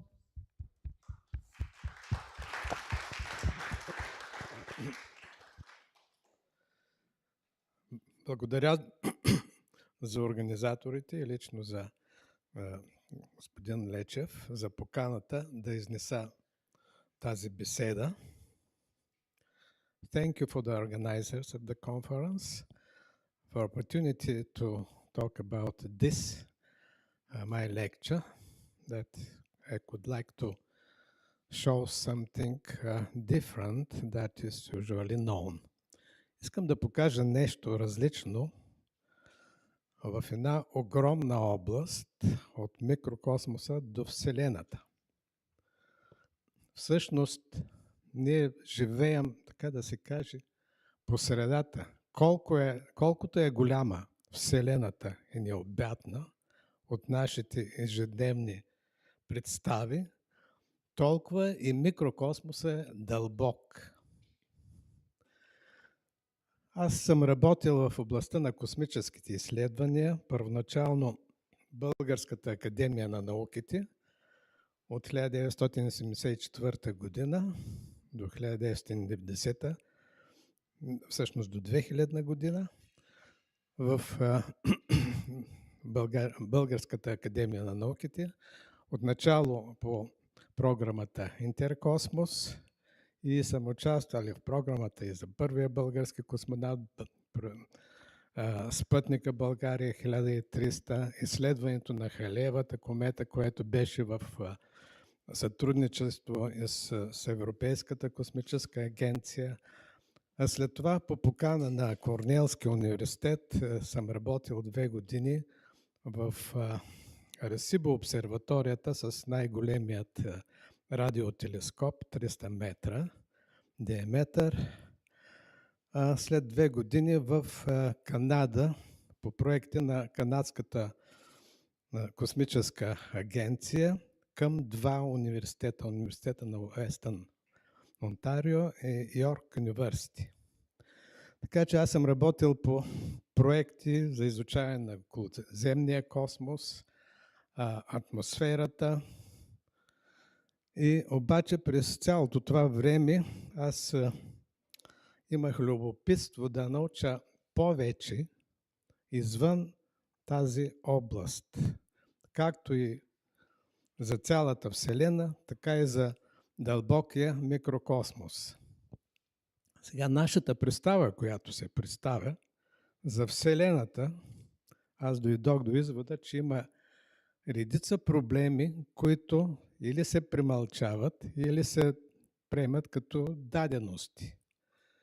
Най-елементарният въпрос, който се знае, например, скоростта на светлината, която е с точност 100 000 от процента. Вие знаете, с тези лазерни устройства се измерва разстояние, сантиметри, милиметри, както в нашата,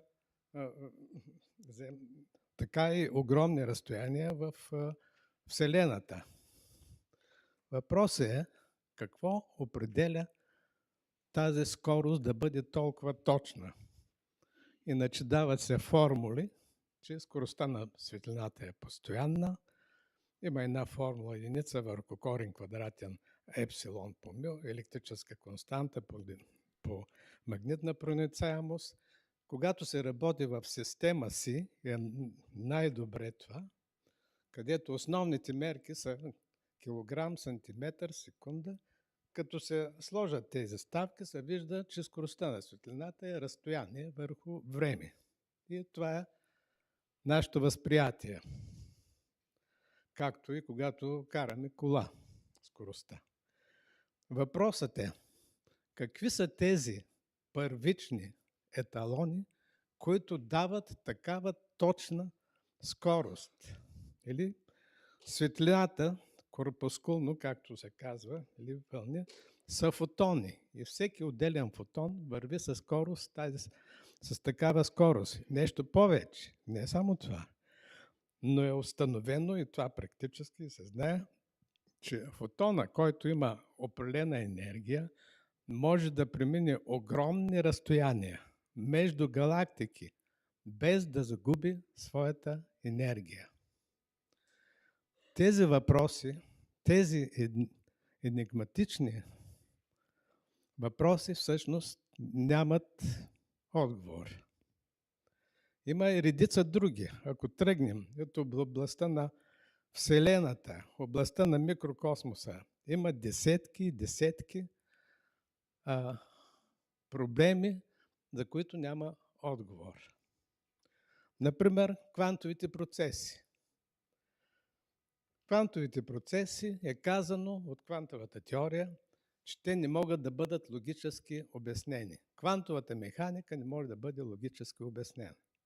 Обаче това аз не можех да го възприема, защото най-главният критерий за напредъка на човечеството е логическото разбиране на всичко. Можем да строим сграда, можем да правим роботи, изчислителна техника, всичко се разбира логически. Да вземем, например, компютрите. Компютрите се базират, основата на компютрите е ясна. Това са състояния 0, единица, или така наречените първични състояния на булевата алгебра. След това на различни нива се създават все по-сложни и по-сложни програми, докато стигаме до положение вече на изкуствена интелигентност. Какво, например, би казал един, който не знае това ниво, да кажем някаква друга цивилизация, и той да почне да изучава тези компютри възможности, той ще мисли, ще има съвсем друга представа, ако не знае основното ядро. Комбинация от нула и единици. Така по същия начин, за да разберем енигматичните проблеми в микрокосмоса и в Вселената, ние трябва да търсим едно основно базово ниво. И това е възможно. Аз съм работил в най-различни области, в проекти космически и технологически. И този въпрос винаги ме е вълнувал, но имах възможността да ползвам много богати източници и библиотеки, когато работих в Съединените щати и в Канада, и да проверявам как се е движила физическата наука през вековете, поне от 3 столетия. И как до началото на миналия век се е възприемало, че пространството не е празно, а има някаква субстанция етер. Търсенето на тая субстанция, на формата, не е намерено, въпреки че се детектират някои неща, които казват, че това не може да се обясни без, обаче не е намерена формата на този етер. Считало се, че това е флуид. Оказва се, че това не е така. Пространството, в което ние живеем, не е празно. В него има субстанция, толкова финна и толкова подредена, тя е един вид решетка, триразмерна, обаче в моята работа аз наричам космическа решетка. Или това е един конкретен модел на етерното пространство. Самите елементи на тази космическа решетка се държат от един супер фундаментален закон. Чува ли се? Да. Държат се от един закон, който съм нарекал супергравитационен закон. Той се различава от закона на Нютон за привличане, че силите, вместо да са обратно пропорционални на квадрата на разстоянието, те са обратно пропорционални на куба на разстоянието. Това означава, че в микрокосмоса, на супер близки разстояния, тези сили са извънредно силни и държат някакви субелементарни тухлички, частици и какво да е. Обаче ние не можем да ги детектираме, защото тези сили падат страшно бързо. И този закон всъщност е основен закон на всички други закони. Този закон всъщност поддържа етерната субстанция, която аз съм нарекал космическа решетка. Тя е с строго определени елементи. Тя може да се начертае на компютър или да се направи макет. И знаейки този супер фундаментален закон, просто да се направи едно изследване на всички експерименти и да се разберат логически всички енигматични проблеми. Какво определя скоростта на светлината? Какво е квантовото взаимодействие? Например, между електроните. Оказва се, че електрона това не е някаква сфера. Той е една осцилираща система, която точно определена, аз съм дошъл до извода, тази осцилираща система взаимодейства с космическата решетка нодови, които са също осцилиращи. И когато той върви, има при съвпадане на фазите на осцилация, има предпочитани скорости. И това са квантови скорости, които са известни при водородния атом и които определят съответните квантови нива. Тези квантови нива се знаят, обаче логиката защо са такива, до сега не се знае. И всъщност разбирането на структурата на пространството и след това разбирането пък на структурата на елементарните частици води до съвсем нови представи за Вселената и микрокосмоса. А отделно от това дава една логическа разбираемост между микрокосмоса и Вселената. И се оказва, че Вселената изобщо не се разширява, а е стационарна. Идеята, че Вселената се разширява, е базирана на доплеровото червено изместване, което е открито от Абел. Самият той не казва, че се разширява, той го открива. Обаче при сегашното положение, поне се счита, че пространството е празно, те казват, това значи е доплерово. Всеки знае, ако е бил близо до влак, когато приближава, се чува по-висок тон, когато се удължава, по-нисък. И на тази база е доплеровият ефект. Обаче, при вмъкване на етерното пространство се оказва, че то не е еднакво за отделните галактики. И фотонът, излъчен от една галактика, преминава в етерното пространство на другата, обаче загубва една малка част от енергията си. И ето получава се едно червено изместване, което се интерпретира като разширяване на галактиката, което всъщност не е така. Не само това, като се тръгне логически да се разбира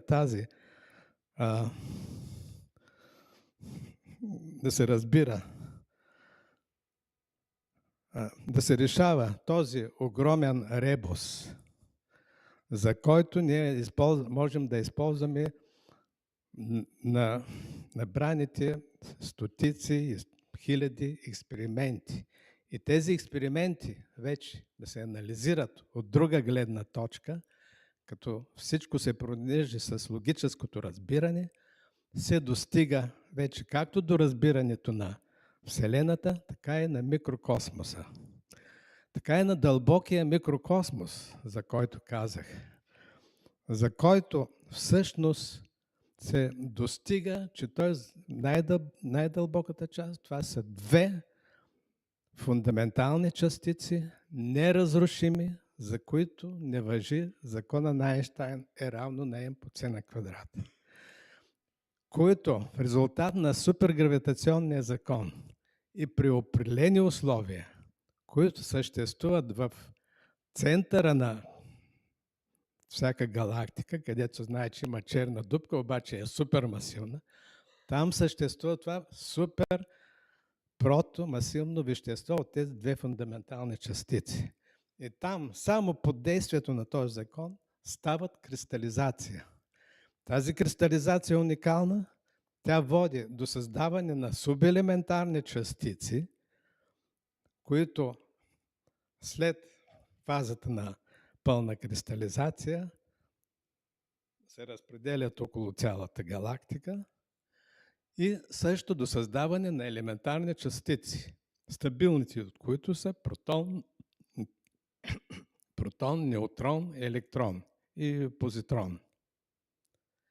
Всъщност от фундаменталните частици градят както космическото пространство, космическата решетка, така и елементарните частици. И тази кристализация става само в тази уникална лаборатория на Вселената, отделните галактики. Съответните фази, има си съответни фази на тази кристализация, където тя става в нещо като яйце, космическо яйце. Когато кристализацията завърши, това яйце се разпуква и частиците, които не са влезли, субчастиците, които са не влезли в елементарните частици, се разпръскват и образуват космическото пространство на цялата галактика. Обаче това е за една галактика. Значи галактиката си има свой цикъл. Това, което наблюдаваме с телескопите, това е видимия цикъл на съществуването, видимата фаза на съществуването на галактиката. Когато нейната енергия се изразходва, нейната структура се откъсва, започва да се свива и се прибира там, където сега се нарича черна дупка, и там става нова, пълна рециклация и нова кристализация на елементарните частици. Средното време на този цикъл се определя някъде между 12 и 18 милиарда години. Обаче една галактика може да бъде в активна фаза на съществуване, при която ние я наблюдаваме, може да бъде в фаза, където се рециклира и там не може да мине светлина, защото няма тази етерна среда, космическа решетка. Обаче другите галактики, те съществуват. Като завърши този цикъл, тя се включва в останалите галактики. Има сигнали, които се чудят от какво са. Например, гама-рей бърст. Най-мощните гама излъчвания. Това всъщност се оказва със сигнали, когато се скъсва космическата решетка от едната галактика, от другите. Тя разклаща другите космически решетки и това пристига като гама-рей. А когато пък се кристализира и се включи, тогава пак става едно разклащане, като двата сигнала се различават. И тя вече става видима галактика. Понеже това обхваща твърде голям проблем с решаването на тази сложна кръстословица, аз съм използвал поне 20 и повече области на физиката, химията, те се свързват в химията. И тук ще ви представя някои от,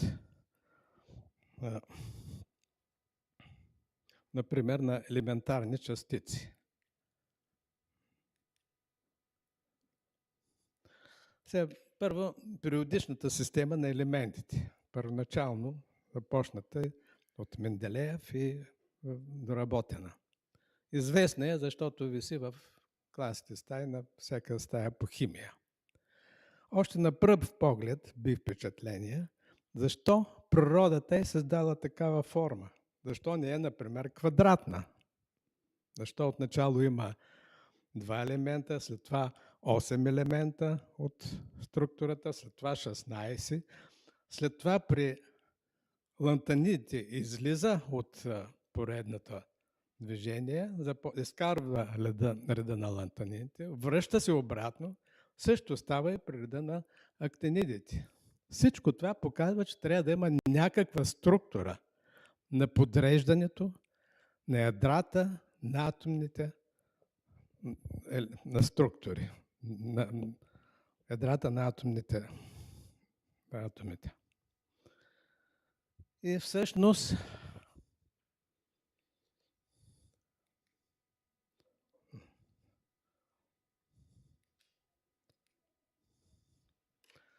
ето това са формите, до които съм дошъл, извода, където са... другия. Това са първите атоми. Протона, водородния атом, тънката линия са електрона, орбитата на електрона. Вижда се, че тук и протона, и неутрона, те не са сфери. Те имат определена форма. И всъщност формата е като тороид, която всъщност е хеликална. Тук не показвам вътрешната структура, но и тя става известна. И известно е, че неутрона като сам не е стабилен. Ето, това е. Да покажа неутрона отляво. Той е двойно сгънат тороид. Обаче, когато е около водорода, той става стабилен. Защо? Защото полето тук вече не е сферично. Защото тази форма прави специфична модулация в етерното пространство и тази близка област, полето е разпределено. И следователно, електрона, който има отрицателно поле, следва полето на протона. И по този начин орбите вече имат точно определено положение. И така, вървейки по този ход, тук достигаме до хелий, диутерон, един протон и един неутрон, трети, един протон, два неутрона, хелий 3, два протона, които забележете са един в друг така вмъкнати, като осмица. И след това хелий 4. И от тук нататък, по същия начин, като се върви, се прави подреждане на всички елементи по периодичната система, които точно пасват това, което се знае за периодичната система. Ето тук, например, са два реда от периодичната система. Като тук се вижда и също валентностите. Например, тук от лития до въглерода валентностите се увеличават с единица. След това от азота до неона те се сиват и накрая става нула валентност. Там, понеже тези протони се свързват с електронни орбити, самите електронни орбити вече в даден момент имат възможност да изолират от първичната валентност и затова се получават благородните газови. И всички тези процеси се вървят по този начин направена цялата периодична система до елемент 103. Освен това,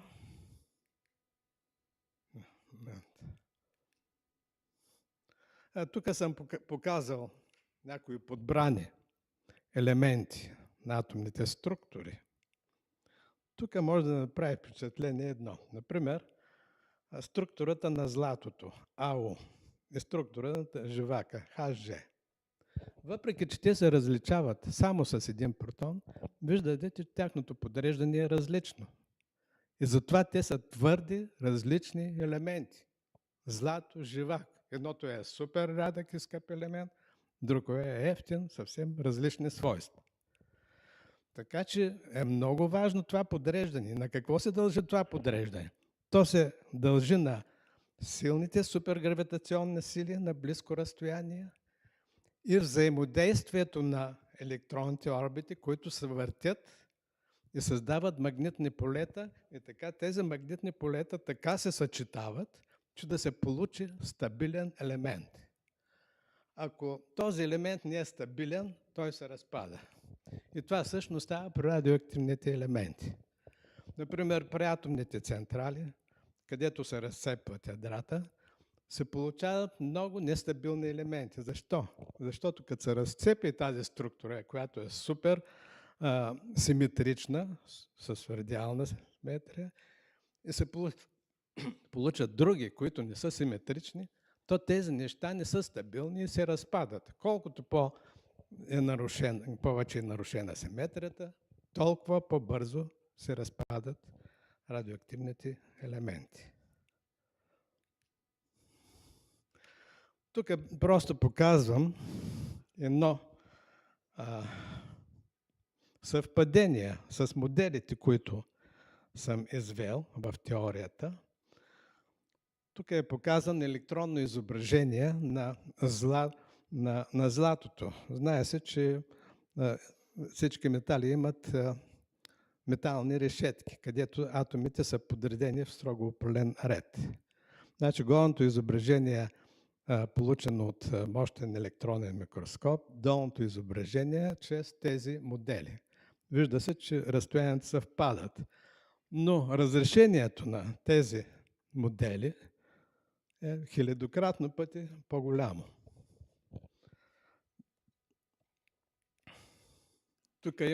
Тук има друго. Показвам, това са изображения на графитен, single sheet графен. Показан също е карбоновият атом. Значи въглеродният атом, той има 4 валентности. Тук са показани двата протона, P3 и P4, P1, P2. Обаче те са в две заемно перпендикулярни равнини. Тук няма как да ги покажа в тази проекция. Не съм ги показал по-малки. И съответно това изображение долу вляво е от този телескоп. Същото изображение, като настройвам малко дисплея, нали, гама, и се вижда, че всеки втори атом е по-малко, се вижда по-бляд. Това показва, че има определена дебелина. И именно за това, защото въглеродният атом има две взаимно перпендикулярни валентности, тази структура има определена дебелина, а не както се счита, че тя е плоска. Много други неща излизат. Те са толкова много, нямам време да ги показвам. Тук е една структура, пак, която е от сребърни атоми. От лявата страна има 3 изображения с електронен микроскоп на едни такива призмички, триъгълни призмички. А отдясно аз съм показал как се подреждат тези атоми, сребърни атоми, в резултат на взаимодействието на супергравитационните сили, които на близко разстояние са важни. Те са важни също за кристализацията, която наблюдаваме. Даже кристализацията на водните пари, нали, снежинки. И те са в точно определен ред, защото там влияят супергравитационните сили и взаимодействието с орбитите на електроните.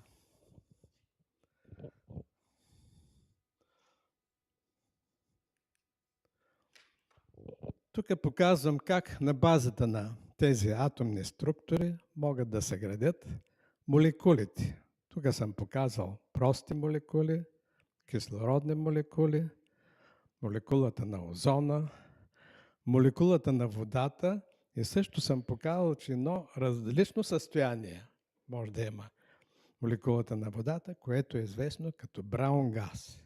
Този браун газ е открит от българинът Юл Браун. Той българско му име Илия Вълков, но той е емигрирал още през ранното време на социализма и успява да създаде специфична електролиза, при която да получава такъв газ. Сега той съответно не е определил какво представлява тази молекула. Той нарича този газ като стохично съотношение на водород към кислород 2 към 1. Обаче това се знае, че е гърмящ газ. Докато този браун газ има съвсем различни свойства. При запалено положение в бутилка, той вместо да гърми, той имплодира, свива се. И аз чрез тези модели и чрез спектри и всички други работи успях да открия, че това е специфично, неизвестно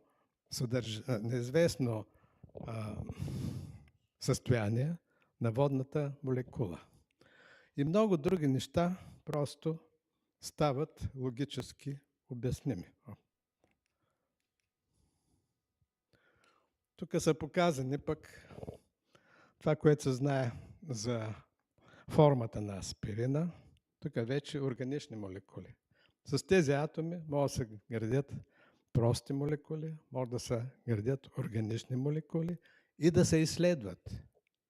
И да се създават нови материали чрез компютърно програмиране. Тук отдолу съм показал част от молекулата на ДНК. И един интересен факт, че тези молекули на ДНК, както и протеините, които са главно част в мозъчните структури, съдържат едни кръгови образования от атоми и изследванията ми показаха, че всъщност тези кръгови образования имат свойството да задържат енергия. Те са всъщност като акумулаторчета. И това е изключително важно за живите организми, защото те съдържат енергия. Тази енергия я вземат не само от Слънце, от всичко. Тази енергия комуникира с енергията в самото космическо пространство, където има едни специфични вълни.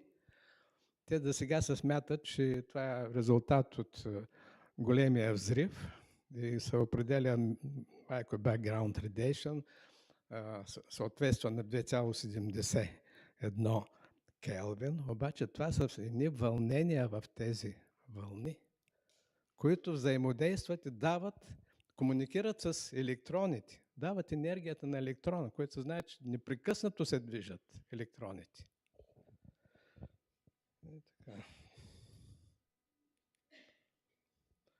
И тук е показана цялата периодична таблица. Отляво тази, която е известна, периодичната система, отдясно периодичната система, вече с ядрата на елементите. Сега това ново разбиране, както за пространството, така и за Вселената, и за микрокосмоса, може да отвори съвсем нови пробиви в технологиите. Съвсем нови пробиви, като, например, може да се разбере, че може да има друг начин на движение в космическото пространство с друг тип движещ механизъм, чрез локален контрол на гравитацията. И как става това? Оказва се, че тази космическа решетка прави едно налягане върху тези частици, които имат една вътрешна структура, която не преминава. Ето и налягане, ако успеем да го намалим, и това е един обект, то този обект ще се движи в една желана посока. Това все едно да си представим една подводница в океана, която по някакъв начин успява да намалява налягането от едната страна на водата върху подводница, тя ще се движи към тая страна. От друга страна ще се движи. По този начин може във всяка посока да се движи. И когато се разбере както структурата на пространството, както и елементарните частици, аз тук не говорих за електрона, който е много интересна частица, е много важна, защото тя осцилира и комуникира с осцилациите на това космическо пространство, на космическата решетка.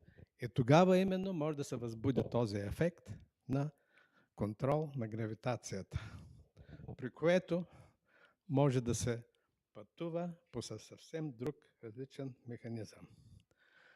И тук искам да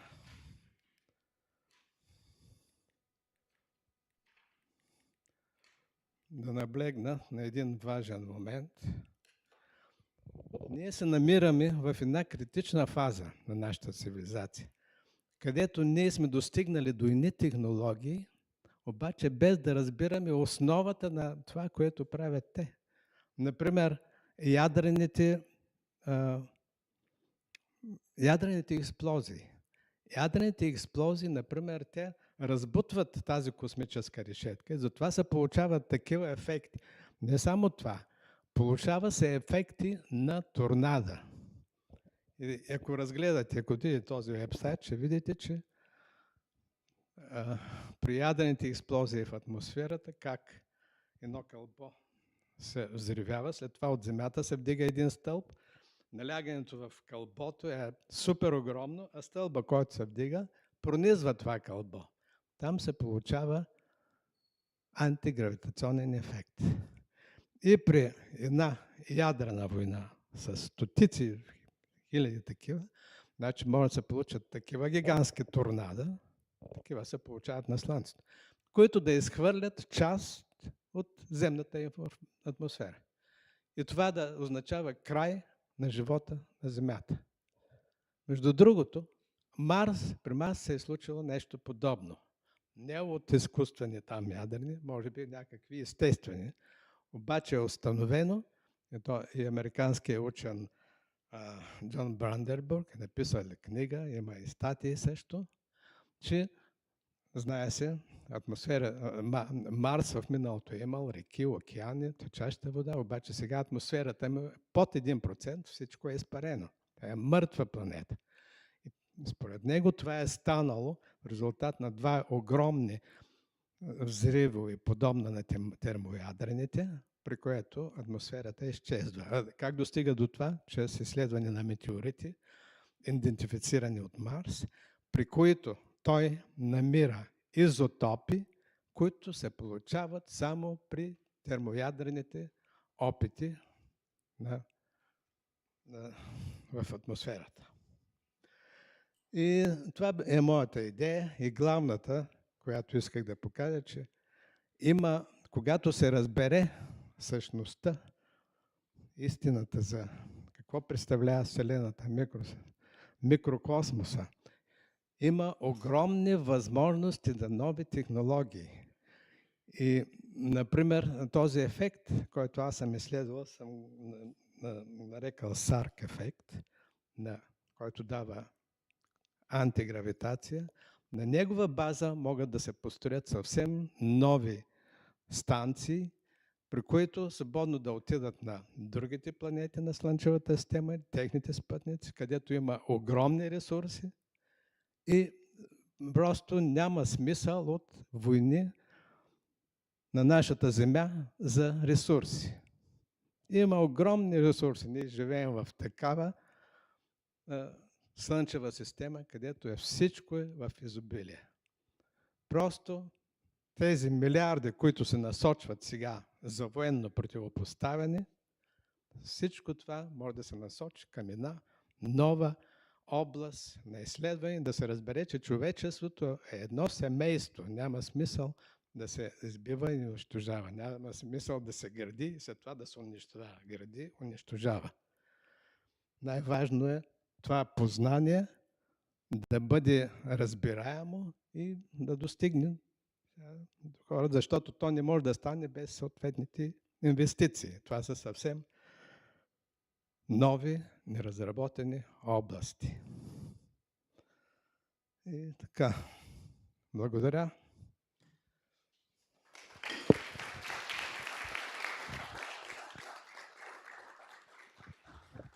Много благодаря за... Много благодаря за презентацията. Някакви въпроси, може би едно-две бързи въпросчета, тъй като трябва да се подготвим и за бързите презентации. Виждам един.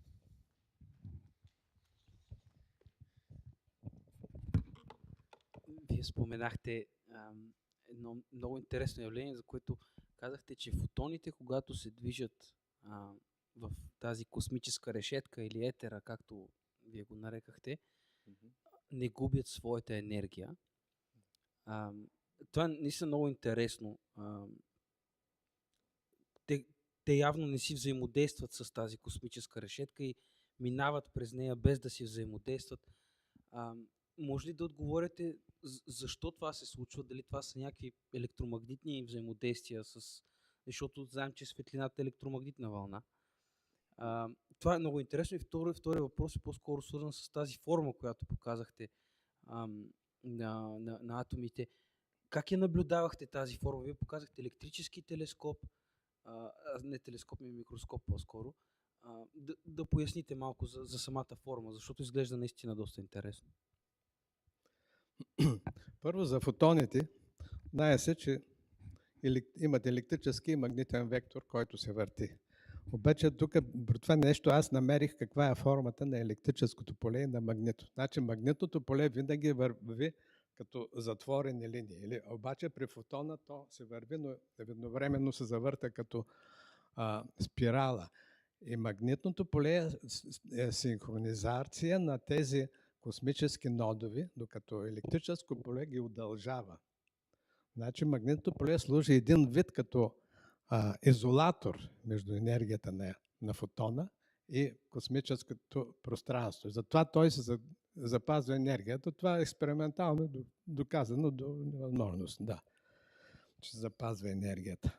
Сега другия въпрос е формата на това. Тази форма аз не съм я наблюдавал директно. Обаче това става чрез анализ на експериментални от най-различни области. И знаеки, например, че неутрона, например, го смятат такава частица, неутрална частица, обаче същевременно, като се движи, той създава магнитно поле. Освен това, неутрона и протона имат съвсем слаба разлика в теглото. Освен това, съм анализирали експерименти, където се сблъскват протони и където се разрушават. И съм изследвал тези пиони, които се развръщат за това в миони, но като стигам до извода, това са хеликални структури. И те се разрушават, защото когато тези структури са свързани, хеликални, обаче свързани общо, има едно супергравитационно поле, което се върти и ги свързва. То влиза и в магнитното поле също. А когато се разруши външна структура, те почват да се разпадат. Така че това е въпрос на много анализи от различни области, докато достигна до това, тези структури и съвпадението на редица, както ви казах, на протона и неутрона, че при движение създават магнитно поле. Това е доста дълъг. Може ли да кажем от това, че гравитацията някакси е свързана с електромагнетизма? Това ли е идеята на тази теория, която вие представите днес? Електромагнетизмът, той се съществува, както се знае в класически електромагнетизма. Всъщност тези структури, които са... аз отвън имам макет на този атом, на аргонния атом. Тези структури, които са като хеликални, те модулират космическата решетка и създават електрическо поле. А когато тези структури, които имат електрическо поле, се движат космическата решетка, те създават един вид вълни, които са магнитни вълни. Така че там става вече връзката електрическо и магнитно. При движение стават. Гравитацията също се разбира от тук. Значи космическата решетка, която пронизва всичко, тя пронизва от нас до ниво на самите атоми. Космическата решетка упражнява същевременно едно налягане върху тези структури, протони, неутрони, които имат един вътрешен обем, обаче космическата решетка не минава през него, а ги облива. И съответно тя пък създава едно налягане, както водата създава налягане на подводницата. И когато той налягане, успееш на той налягане, се върви по цялата космическата решетка и се свързва с най-голямото масивно тяло, Земята. Нали? Ако успееш той налягане да го нарушиш от едната страна, ти ще получиш едно движение. В резултат на това налягане. Да. Това е гравитацията. През космическата решетка. Някакви. Да. Нютоновата Добре. гравитация. Едно последно въпросче тогава, за да се подготвим за другите кратки презентации.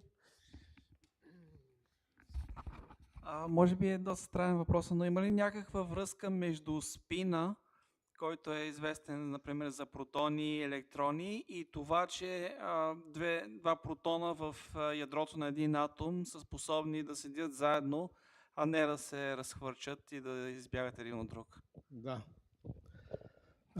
Всъщност, двата протона стоят заедно. Те са най-близко при хелиевия атом, защото са мъкнати не в друг. Затова хелиевия атом, който е най-плътен, стои в централната ос на атомите.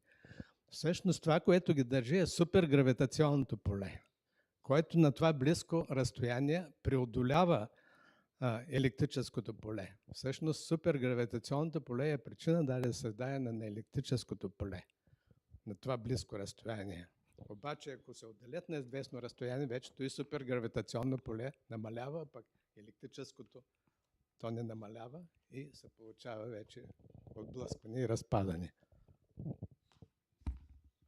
Добре, нека да благодарим на професор Саргойчев.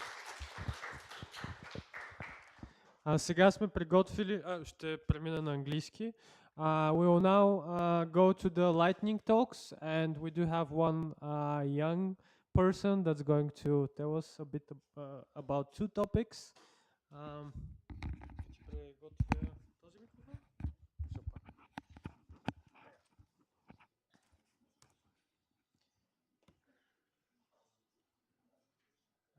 Това ли беше за храните?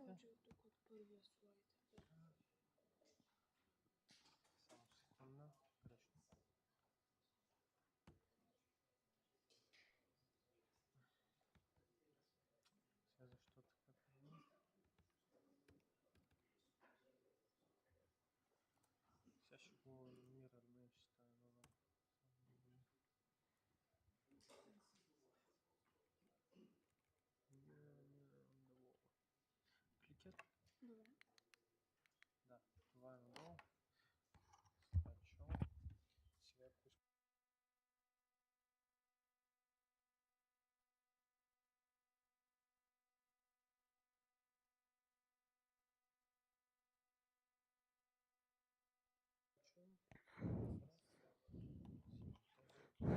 Да. Please give a round of applause to Vasil.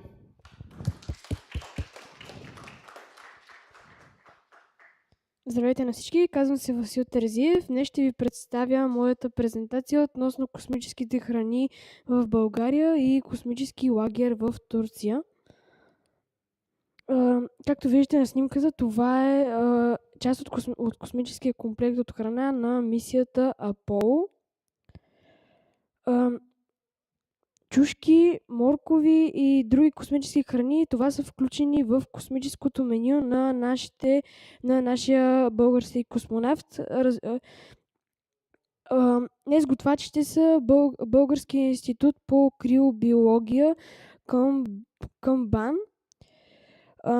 Разбира се, защо ни е нужна космическата храна? Космическата храна ни е нужна, защото ние няма как да занесем истинска храна с съществено тегло в космоса, понеже, както знаете, тя ще придаде допълнителна тежест на космическия кораб и затова ни трябва възможно най-лекия вариант, който да може да доведе до минимално тегло на ракетата. Затова как се прави една космическа храна? Тя първо се или лиофилизира и се изсушава, за да може да достигне до 10-20 грама максимум.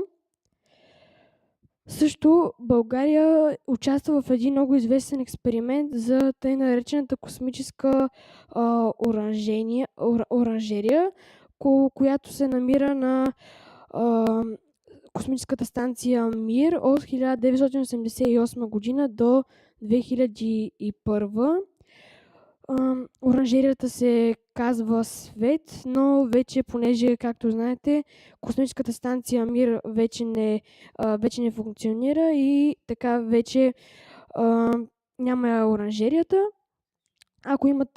Благодаря за вниманието. Ако имате въпроси, може да ми ги зададете или да се присъедините към QR кода или към линка в слайдо. Въпроси?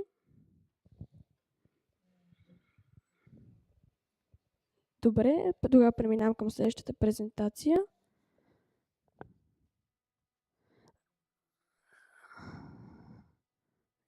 Един момент. Следващата ми презентация е свързана с Space Camp Турки.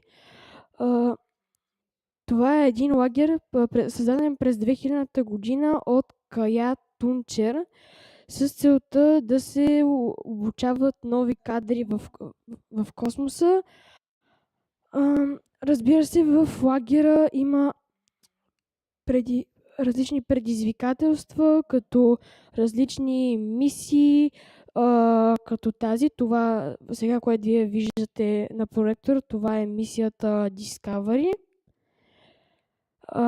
Това съм аз в космическия лагер. Разбира се, работата в екипа е едно ключово нещо, една от ключовите ценности на лагера, който заляга. Както виждате, има отборни игри в екип, също има и отборни мисии. Отделно лагера не е само космос, ами има приключения и игри в лагера. В момента на първата снимка виждате как мои съотборници наблюдават Слънцето със специален телескоп. Също тук виждате как децата през свободното си време в лагера играят на различни игри. И да, благодаря за вниманието. Повтарям, ако имате въпроси, може да се присъедините към линка в слайдо. Само да видя дали има въпроси. Няма. Добре. Да благодарим на Васил. Хайде. Между другото, получихме разрешение от родителите му. Те бяха много развълнувани, че той иска да говори на конференцията, така че браво и от мен, наистина много се радвам. Сега ще продължим с едно много интересно кемпче, но няма да развалям изненадата. Нека да оставим следващия гост да презентира.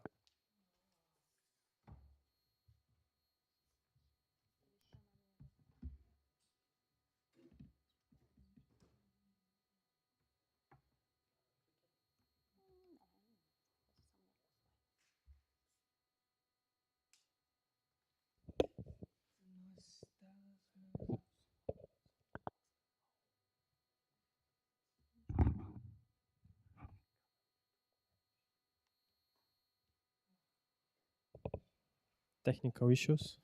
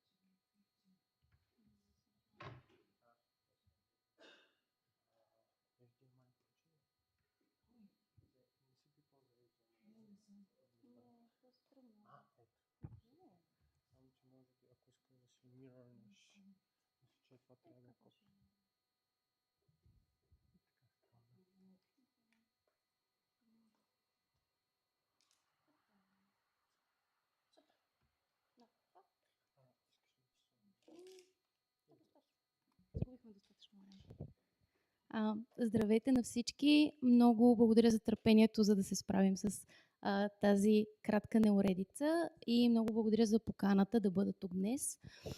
Аз се казвам Диляна Георгиева. Това е моята любима снимка от Space Camp и всъщност съм много щастлива да бъда тук и да говоря именно след Васил, който ви показва много любопитни кадри от космическия лагер в Турция и от това как изглежда през погледа на децата.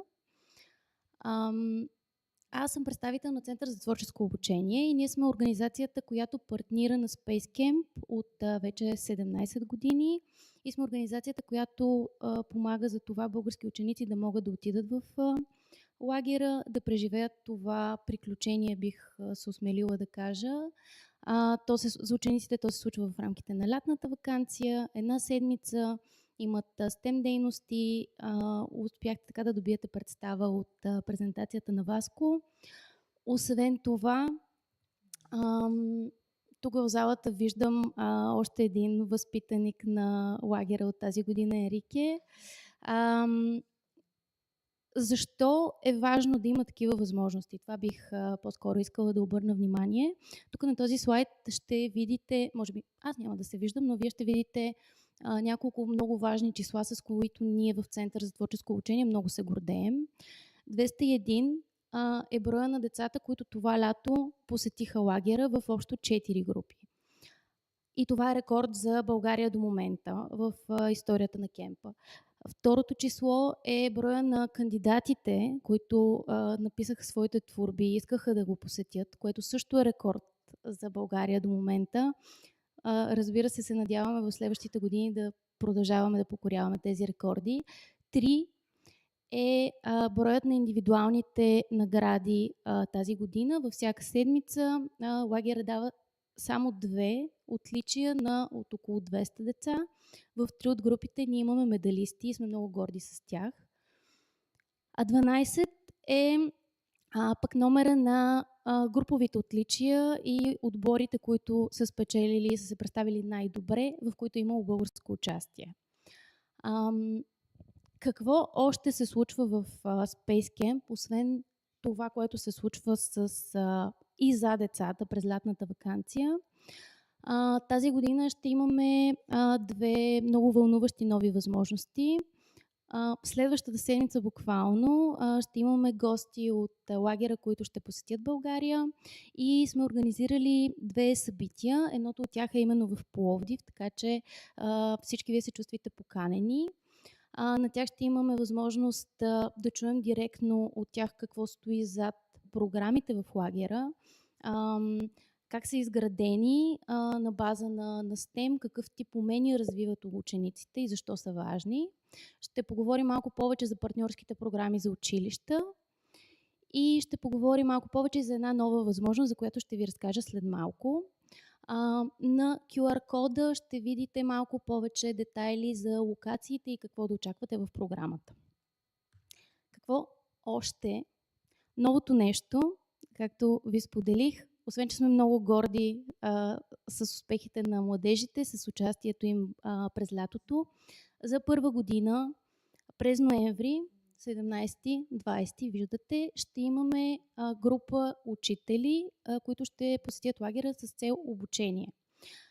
Тази програма е разработена специално от лагера и нас в партньорство и е разработена специално за нас и за нашите учители, за нашата образователна система в контекста на STEM.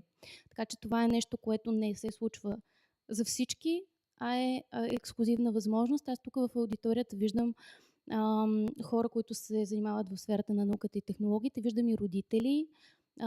Чувствате се свободни да споделите тази информация с свои познати, свои приятели, с учителите на вашите деца, защото ще имат възможност да научат малко повече. Тук съм открила няколко от акцентите на програмата. Както ви казах, тя е специално разработена за нас. Фокуса и ще бъдат STEM дейностите. Те ще преминат едно методическо обучение.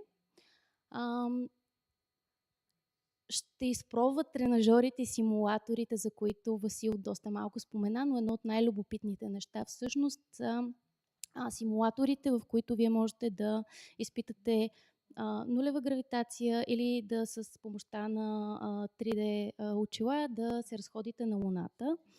Доста е яко, казват децата, така че позволявам си аз, доста е яко и го препоръчвам на всеки.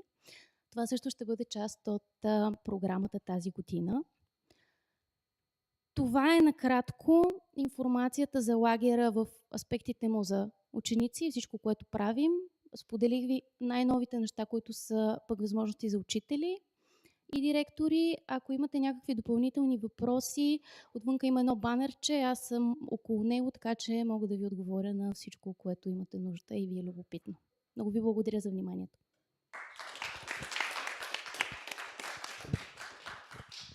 Благодаря. Сега ще имаме включване от онлайн, от следващия ни гост-лектор.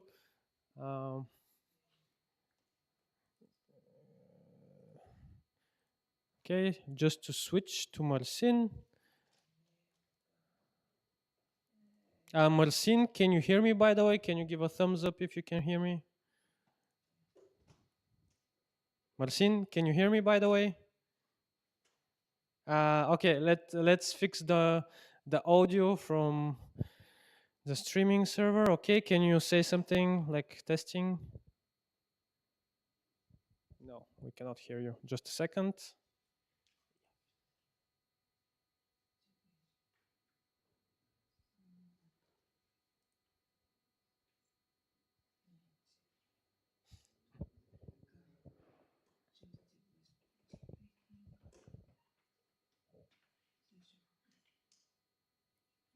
Ти да не си мютнал таба, мисля, че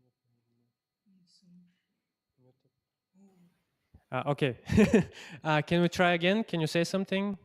Okay, I'm saying hello. Perfect. Okay, just a second. We're preparing the final things. We had a bit of a delay, but that's fine. Hope you don't mind.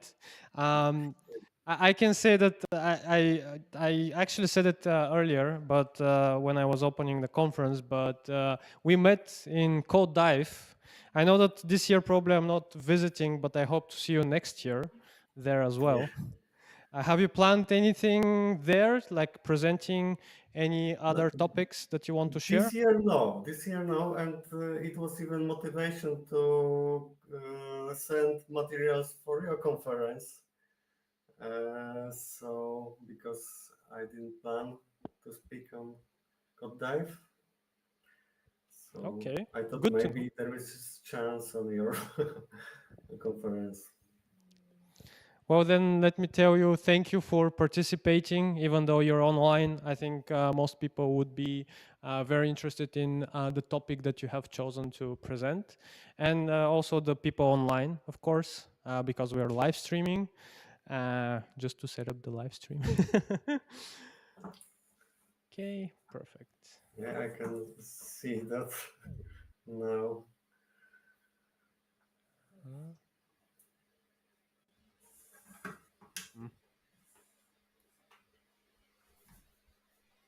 Window capture.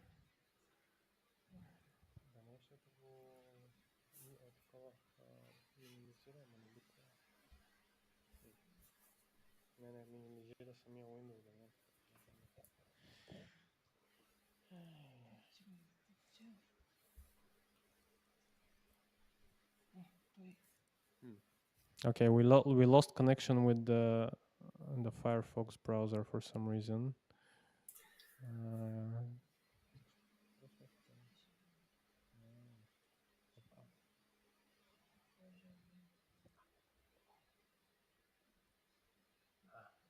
Nice. Okay, this will work.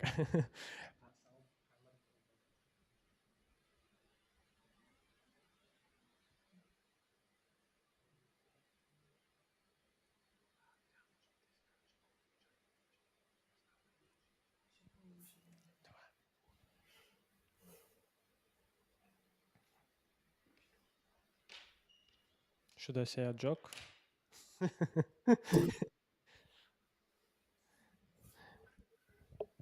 Yeah.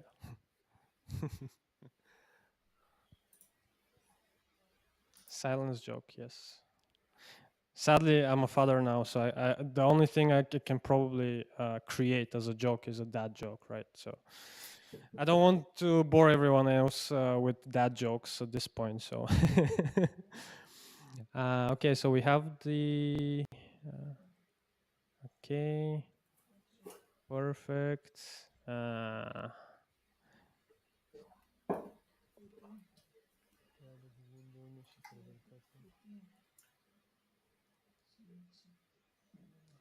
То дали може? Добре. Може. Това е презентацията. Сега я да видим. Идеално. Сега камерата. Трябва да изкараме камерата като Windows. Я виж в Firefox. Ти не си го избрал, защото то не е изкарано като... Да. Тук не излиза ли, я виж? Okay, it will work. Almost.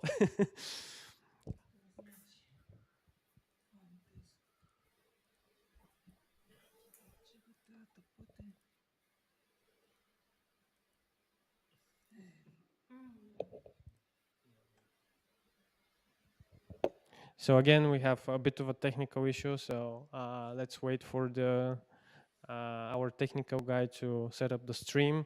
I'm not sure, maybe he can share the screen as well. Just to fix this part.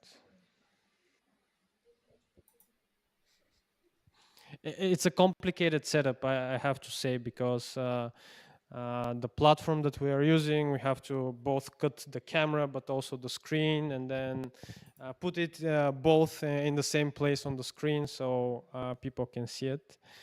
And we're struggling with that right now.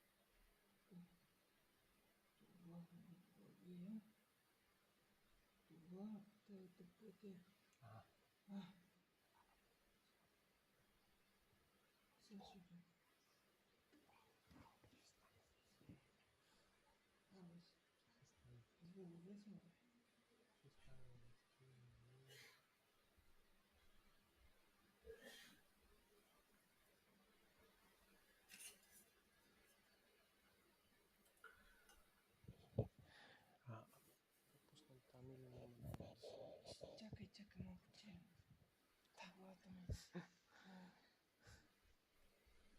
Да пъти. Не, тук ще ми позначи.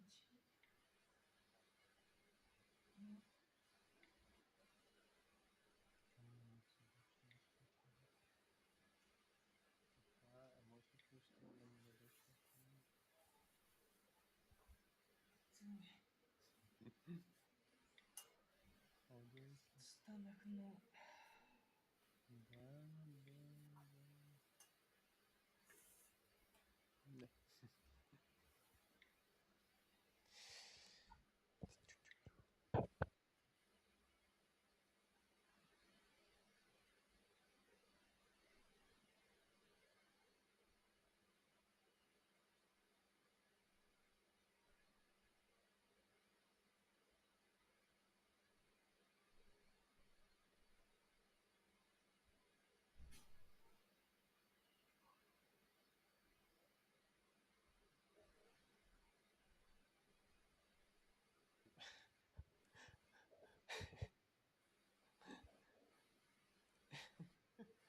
Okay. Мълта. Мълта глупост.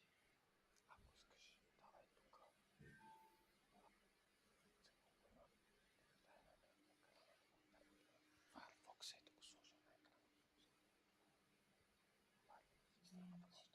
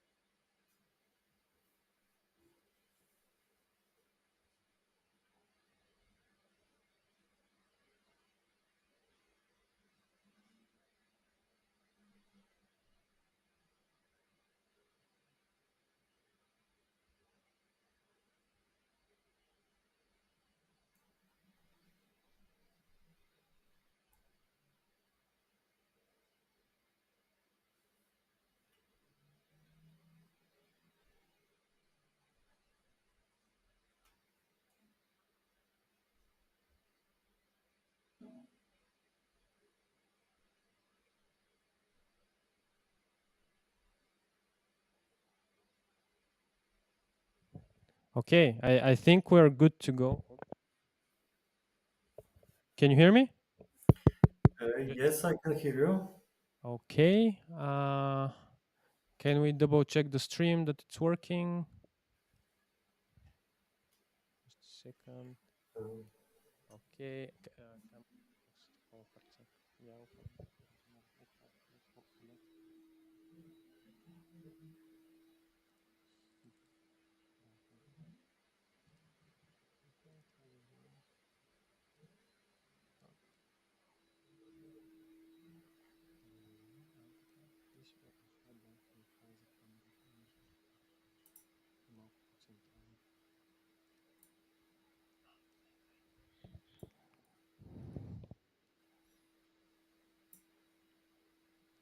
Okay, you're good to go. Please welcome our next speaker, Marcin, from Nokia, but let him tell us more about testing. Okay. Hello. You can go. Please welcome Marcin. Yeah. Okay. Hello, everyone. I hope you can hear me. So, dobro utro. Dzień dobry. Thank you, Lachezar, for the initiative of that conference. My name is Marcin Sztukiewicz. A few words about me. I'm working in Nokia about 15 years with technologies, mobile technologies starting from 3G, 4G, now 5G, and probably next technologies soon. But what I have in common with the space and what Nokia has common with the space, let me tell about it as well. So I happy member of the IM2 mission by Intuitive Machines, which that Intuitive Machines is cooperating with Nokia Bell Labs and NASA, and the goal is to have a first mobile network on the moon. We will collect from the lander rovers on the moon, but this is not only experience Nokia has with space. It was mentioned also today by Axiom colleagues. Simon presented some information that we are going to integrate LTE terminals with space suites for human communications on the moon during the Artemis 3 lunar mission. So please watch the news. There will be a lot of our company soon.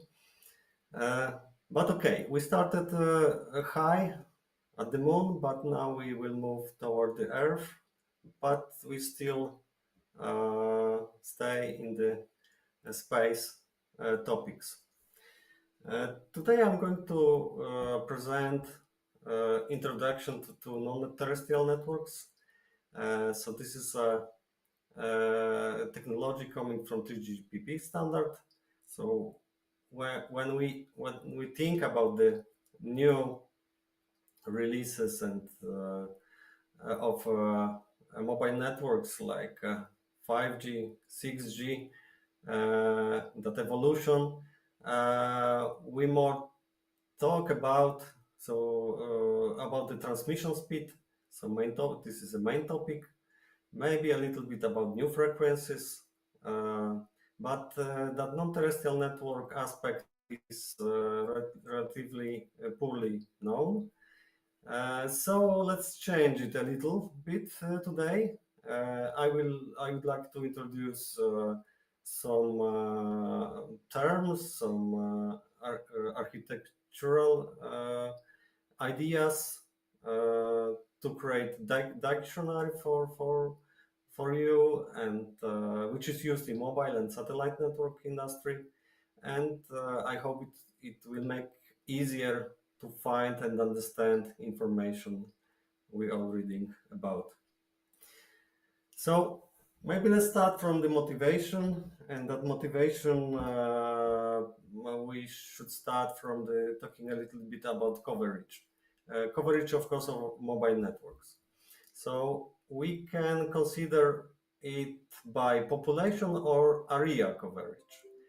And when we talk about the population, which is covered by mobile network technologies, we are talking about 95% of population covered. But of course, this is for all technologies, starting from GSM up to 5G. 5G coverage is about 40% now. And of course, that coverage in population is also not equal around the world. That low-income countries has about 80%. So, and that countries like in European Union, even more than 95%. Second aspect is surface. So this is a opposite picture because we have about 40% coverage of lands. So on the land, there is about 30% area where the mobile signal is available. When we also add the oceans, so it is something around 10% of surface we can call that this is covered by the mobile terrestrial networks. So to fill that gap, we need something else. So this is where non-terrestrial networks can play the main role.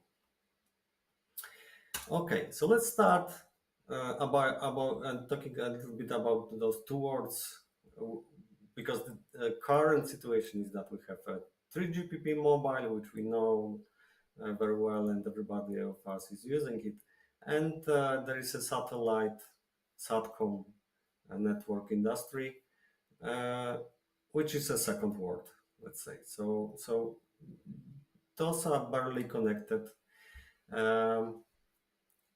But yeah, a few words about how 3GPP mobile networks is constructed. We have a terminal, we have a wireless connection to the base station, so we can we can recognize where base station is looking in our landscape. We'll see antennas, and underneath antenna there is always base station.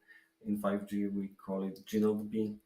And from that base station, there's connection typically by fiber optics, but also can be by other medium, also wireless connection to core network. So let's keep it as simple as that. Satellite network. We have also terminal. We have satellite, gateway, and core network. So terminal signal is terminated at satellite. That link is called service link. From satellite to gateway, there is another wireless connection. We call it feeder link. And similarly, like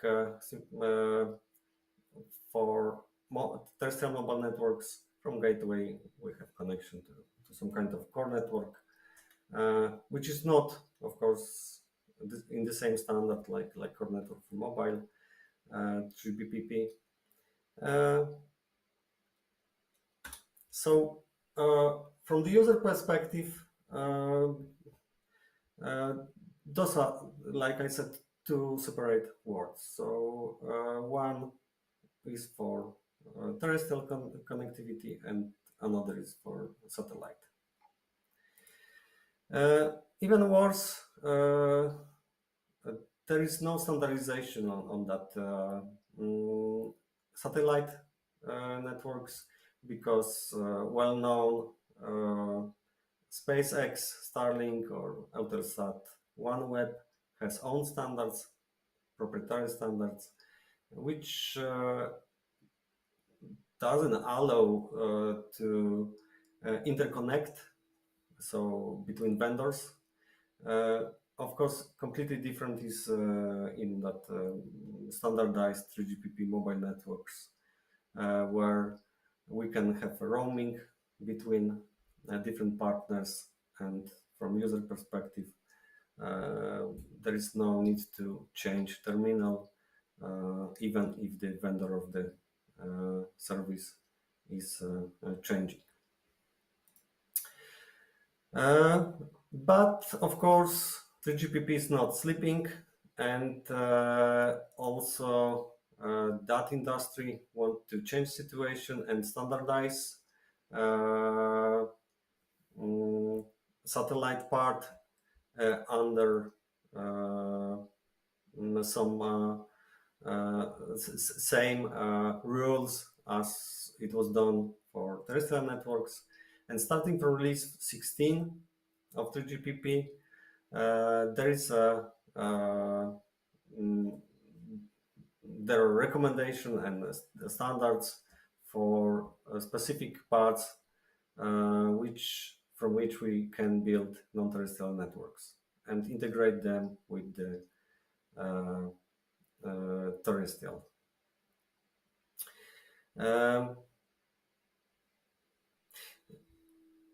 In 5G, ambition is just to integrate the terrestrial networks and non-terrestrial networks. In 6G, ambition is just to unify them. So from the very beginning, standard will be optimized for both. Now for 5G, we want to have a minimum impact for terrestrial networks, but for starting from 6G, we'll think about only one network, which is composed onto parts. Okay, so this is the picture. So this is a target for 3GPP. We do not need longer to have separate terminals. Users is free to move from the areas where there is a connectivity provided by the terrestrial and non-terrestrial. That connection between terminal and satellite is called direct to handheld, direct to device, direct to cell. Different naming is used, but basic this is the same. Sometimes it is called that the direct to device is more for IoT, but anyway, from that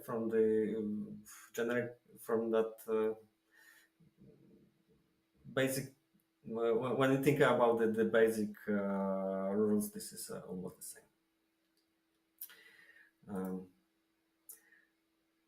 Okay, so what kind of benefits we can expect? So that efficient satellite service for areas which are not served now. Of course, improved coverage, like it was shown on the first slide, that areas without the coverage are large, so we can improve it. Of course, it will be enhanced network resilience, and we may expect lower costs and continuous service because of common radio interface. All right, so maybe now few words what is needed, how it will work. So now I will use the terms used in 5G and 3GPP. So the terminal we call UE, so it's user terminal.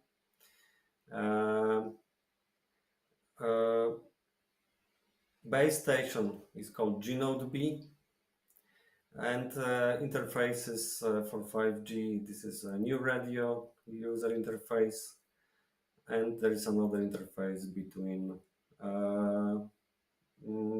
G-Node B and core network is called 5G new generation interface. That architecture which I'm presenting is called transparent. Sometimes it's called also bent pipe. But we can imagine that satellite works as a mirror, but not necessarily mirrored ray will be the same color, so that frequency may change. So like you see, from terminal to satellite, we can have a user interface at frequency 1, and from satellite toward NTN gateway at frequency 2. But this is still the same. This is the same interface. It has some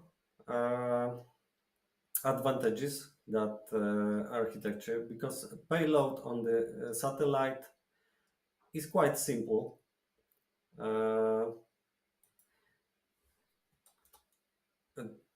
There is only frequency conversion. There's also radio frequency amplifier, but there is no signal processing. So through all layers of 3GPP stack. So everything still is done on the Earth. So next to NTN gateway, there's a base station.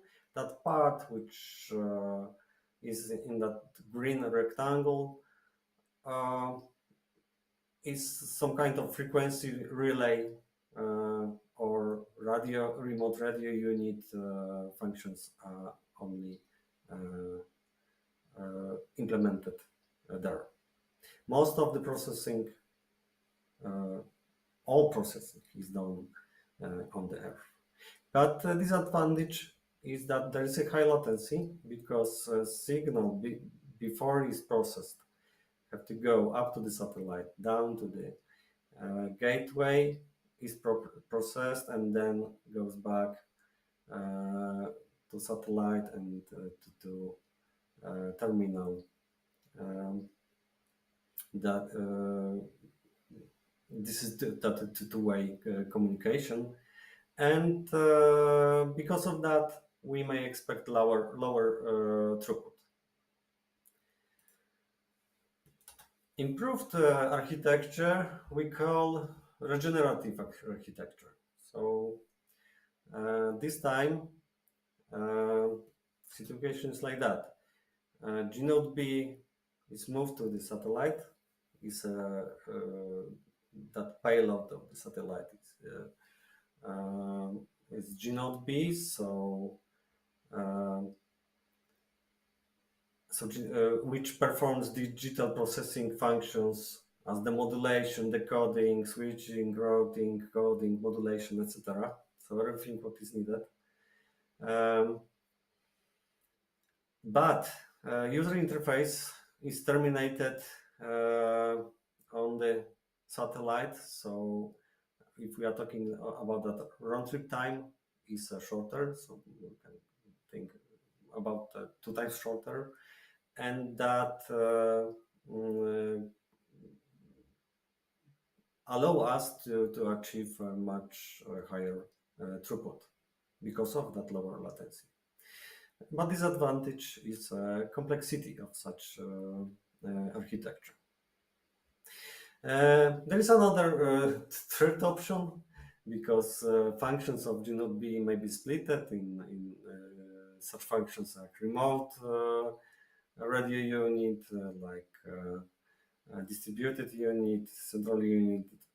So some parts may be on the satellite, some maybe on the ground, but this is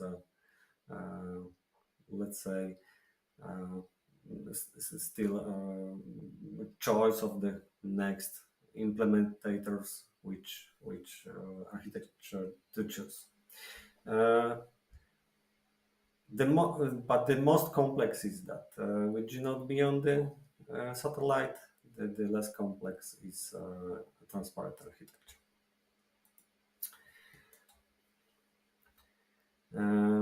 Yeah, so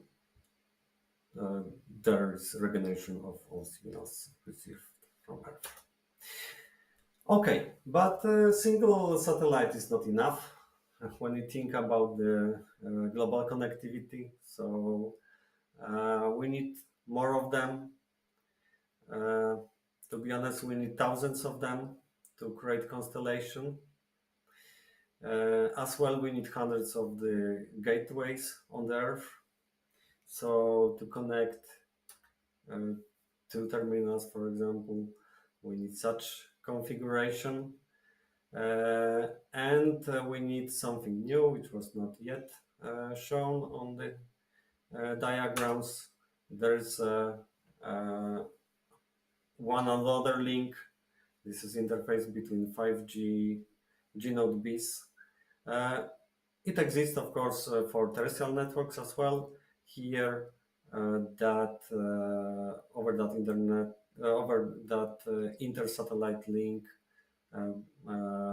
that XM interface is transmitted. It may be transmitted in radio technology or as a laser communication, for example. All right. So even if it seems so far a simple idea, and my raised question, why we do not have it yet, I will tell now a little bit about some problems we may expect and complexity of the whole system. Because satellite may be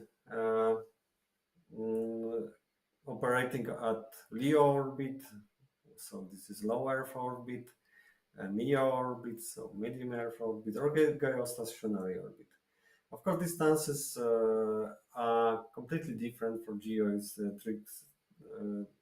36,000 of kilometers. For LEO, is typically hundreds of kilometers. So also all parameters like latency, footprint of the cell, of the signal, which is transmitted from a satellite, everything varies for different orbits.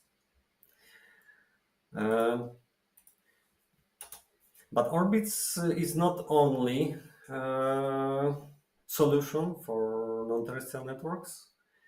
Standardization also consider such nodes to be located in atmosphere, so high altitude platform station, kilometers above the Earth's surface, or unmanned aerial vehicle, so much closer. So those are also options for those networks. And of course, we'll have a variety of terminals, which will have different parameters and transmission and expected throughputs and services for them will vary. So that VSAT, so very small aperture terminal, which may have antenna dish, which is tracking satellite and can have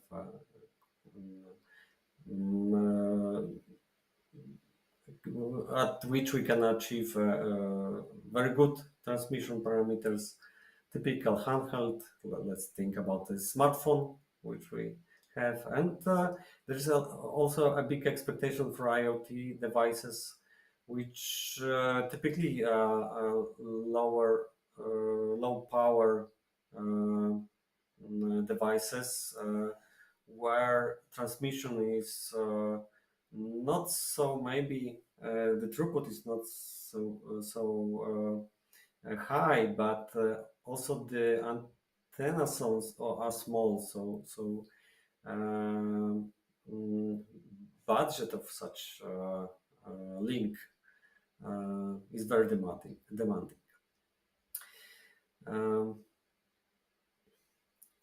Okay, so this is only one complexity. Next complexity, which bands to choose. Like you see for transmission, we can use different frequencies. So it was also a little bit mentioned during the presentation about the radio astronomy. So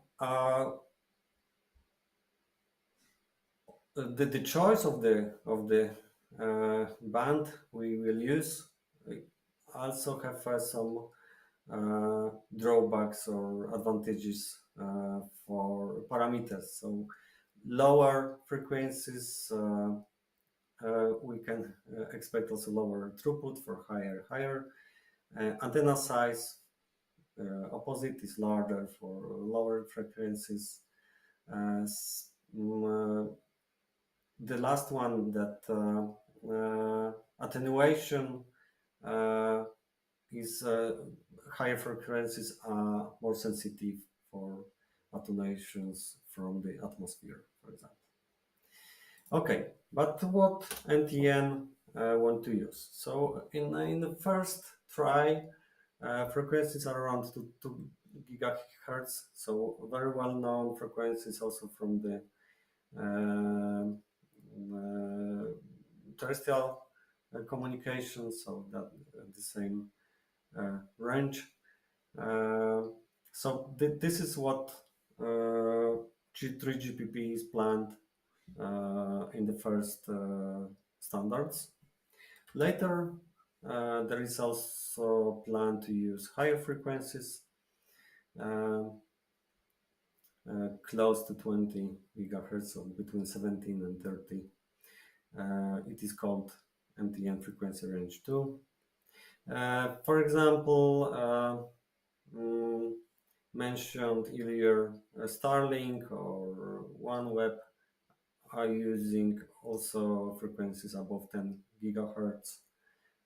So this is doable, of course, but standards of GPP, 3GPP, want to first try with frequencies around 2 gigahertz.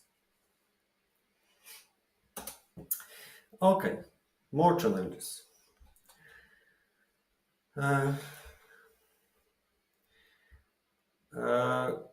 From satellite to to have a footprint of the signal on the Earth and have a transmission, we expect that between terminal and the satellite there is a line of sight. So it will be difficult to have a connectivity from inside of the buildings. So rather it is expected to have connectivity on in open areas. Mentioned earlier propagation time, which is much larger than for the terrestrial networks, is few times larger. It's not a huge drawback. Still, we can manage such propagation time to have a good quality services. But of course, there is some kind of limitation. Mentioned also attenuations, for example, from atmosphere, like clouds, but also ionosphere, buildings.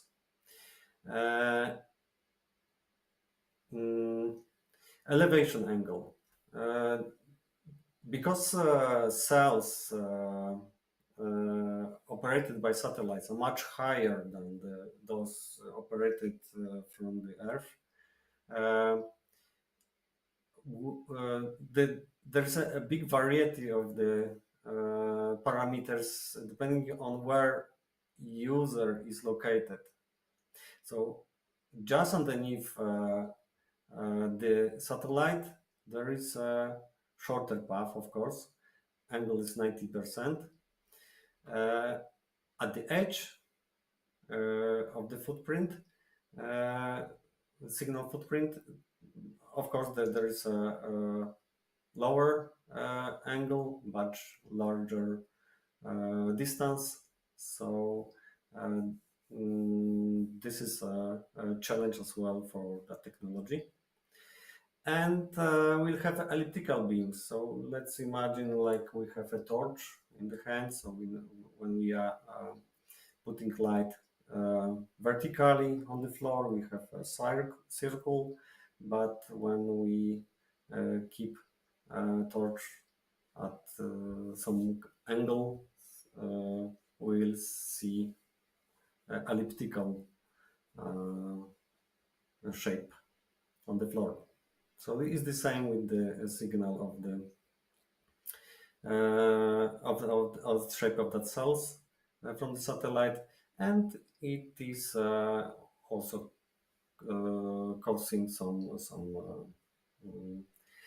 problems for technology.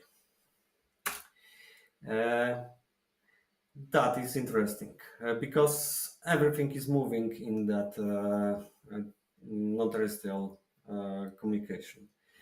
Satellite is moving, user is moving, but also cells are moving, because there are two types of cells which are proposed by 3GPP: fixed Earth cells and moving cells.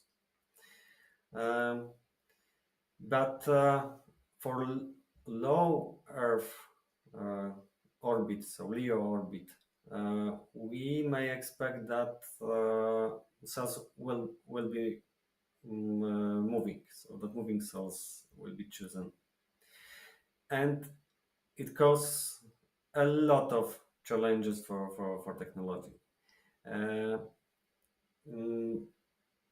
because of, for example, Doppler shifts. So everybody knows that the Doppler effect, when signal is object is approaching with some kind of signal, we have a higher frequencies than nominal. When is going away, we have lower than nominal.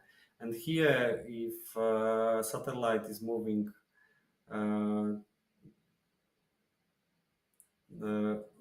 thousands of kilometers per second, this is really challenging to play with Doppler shifts. Please imagine also those frequent and massive handovers, because if cell is moving, everyone who has service in one sector will jump soon in another sector, and another and another. So handovers are not because of movement of the user and its equipment, but because of the movement of satellite. Another problems: inter-satellite links and networking. So with the thousands of satellites over the Earth, routing such signals, connecting, optimizing that network will be very challenging, and we can expect a lot of ideas in that area. Of course, like I said, also different mediums used, like optical laser or radio may be used. Another is policy and regulations. So if cell is moving, it's moving also across borders. So at some places, some frequencies may be used, and that signal cannot be then propagated there.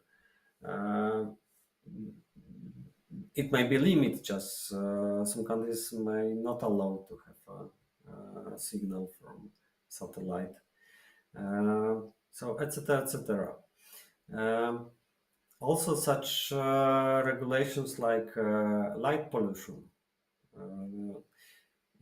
Another, because of thousands of satellites on the orbit, we may expect that very often. So in day span, we may expect that some satellites will be deorbited. So and every few weeks, we'll send another ones to replace them. So such a busy environment may cause additional problems in the policies and regulations. Okay, but we as technical people, we always try to find the solutions, even if there are challenges are difficult. And we have first success stories. So, for example, Nokia and Space Mobile had a common mission that Space Mobile where Nokia's RAN technology was used, and there was connectivity from space to 5G smartphones. So AST sent huge antenna array to space, and that was used to, for that transparent architecture with Nokia's RAN technology. And what next? The European agency, space agency, is also very interested and investing a lot to that technology. European standardization ASETSI also is interested in that technology and trying to have impact on the standards. So, like I said at the beginning, maybe if we are talking about 5G and 6G, mainly about the speeds, throughputs, and new frequencies used, that non-terrestrial network is really also big part of those generations of mobile networks. So if you are a student, because we are at the technical university, a lot of master theses may be done about NTN soon. So covering its technological solutions and challenges. A lot of code will be written soon, electronics made. So the future is now. So please pay attention to that topic. A lot of interesting news will come soon. Okay. Now, questions and answers. Do we have any? Yes, we do have one. Just a second. Thank you for the presentation. My question is about multi-orbit connectivity. What are your thoughts on this? Because it's mostly proposed by, companies that have been, let's say, providing service over geo. So what are your thoughts on this? Do you think it's something that's, let's say, has a lot of future, or it's mostly like an adaptive, let's say, mechanism by the older connectivity providers? Thank you. I'm sorry, I didn't hear the beginning of the question. Maybe he can repeat it. Just a second. Yeah, just your thoughts on multi-orbit connectivity. Yes. I don't know. Like I said, this is standard. Like you see, there is not yet implemented. So we can, those implementations are tries. Of course, it's completely different, like SpaceX or Eutelsat did with OneWeb or Starlink. But I'm sure that there is, of course, in standard there is a room for inter-orbit connectivity. So every orbit can be used for specific purposes. So probably also it will be part of the work. I don't know how big priority it is, but there is a possibility. It is standardized, so probably sooner or later it will be part of the engineering work. Okay, we have another question. Just a second. I need to reach the person. This is a good time to say thank you for participating again in this edition of the conference. I hope to see you soon live, though, and to have a beer or two together. Okay. Do you have an average or some far estimate on what is the usage of base stations and the spectrum, But like in percent use? I didn't understood. Could you please be more? So the core network. So assume that all resources on the core network are in use. That's 100%, and then nobody is using it, or then maybe a few users.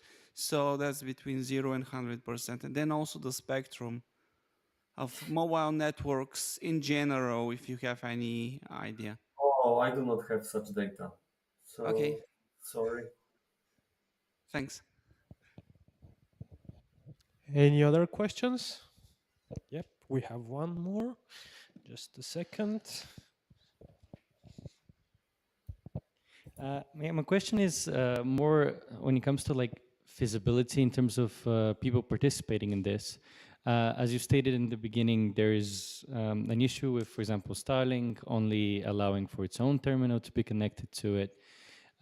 What is the current state of, what is the current attitude of the space companies, especially that are producing these satellites, in terms of actually allowing for and pushing for standardization of the connections, especially for 5 and 6G? And also, what are the institutions that are trying to work on this issue? Is it the International Telecommunications Union that is mostly in work here? How is the process of this standardization happening? Thank you. Okay, so I showed standard. Let's start from that. I showed standard release 16 of 3GPP.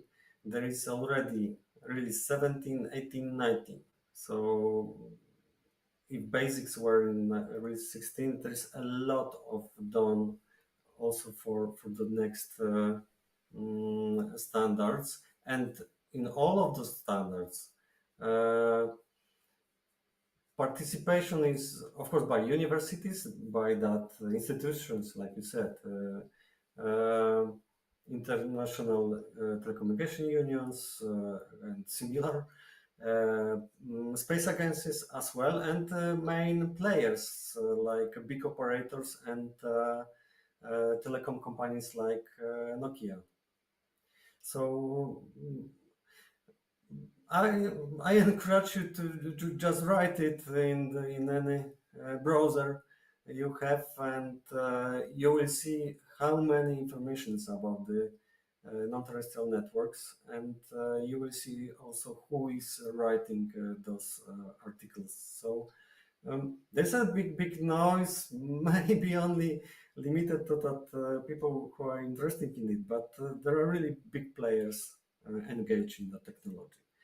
What about the SpaceX and how they see it, or operators? I don't know. This is a business, and the business part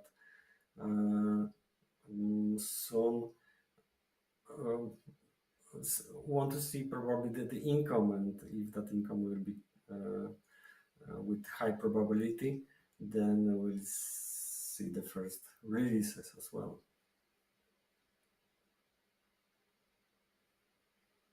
Any other questions?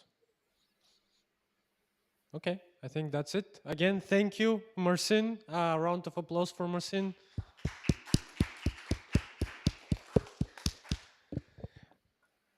Thank you again for participating, and we'll keep in touch. Okay. Благодарим ви. Bye. Good job. Bye bye. Bye. So we're going to take a break now and move the schedule a bit to accommodate for the delay. Let's start in 15 minutes. So that's 20 minutes till 5. We'll have a break now, and we'll continue with David. Later, we won't have the last talk from Paulina, so we're going to shrink the agenda and finish earlier. Thank you. There's still coffee outside, so if you want to grab one.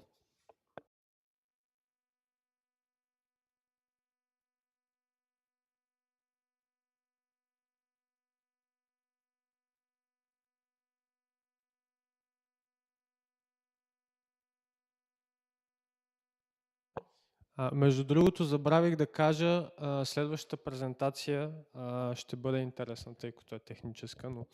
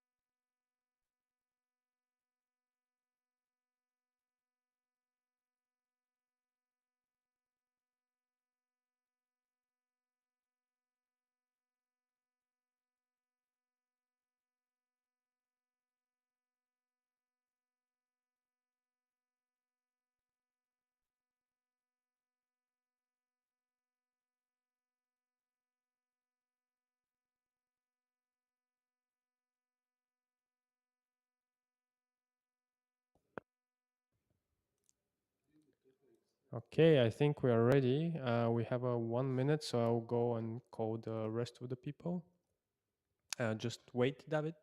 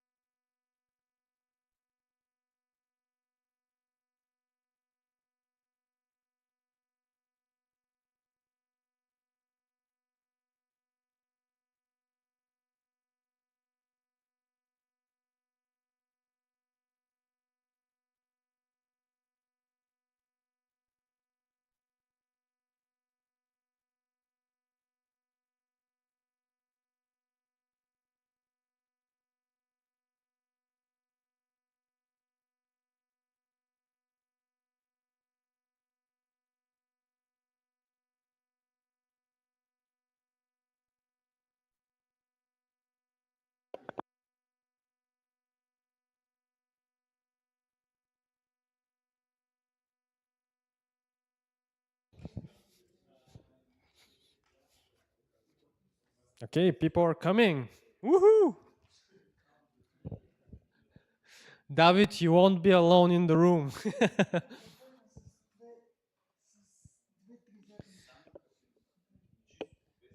By the way, David, do you know what does the kid of the developer says for the mouse? The animal mouse, you know? Click, click, of course. Can you say something so that we can test the audio?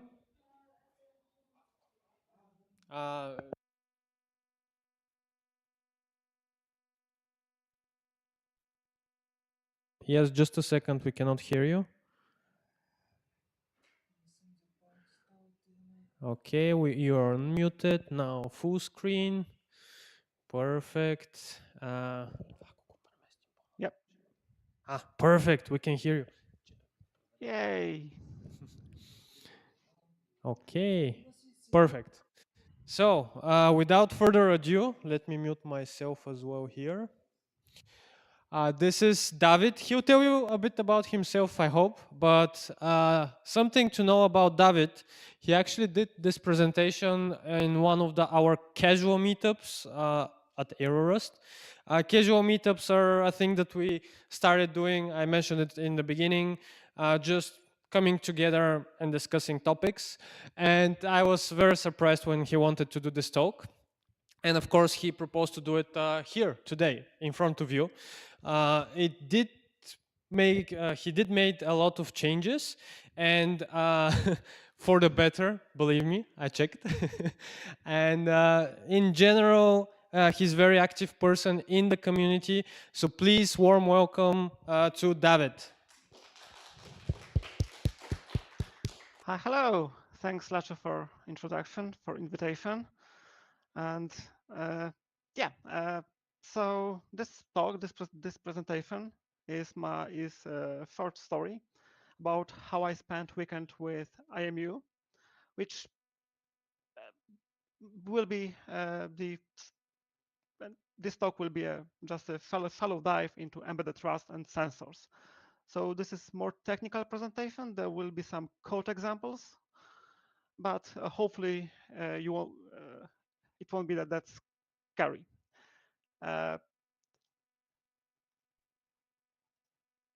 So who am I? My name is Dawid Krulak. I'm based in Łódź, Poland. And today I'm here, unfortunately, only virtually, but maybe next year I will try to be on site. And well, I consider myself as a general purpose software engineer.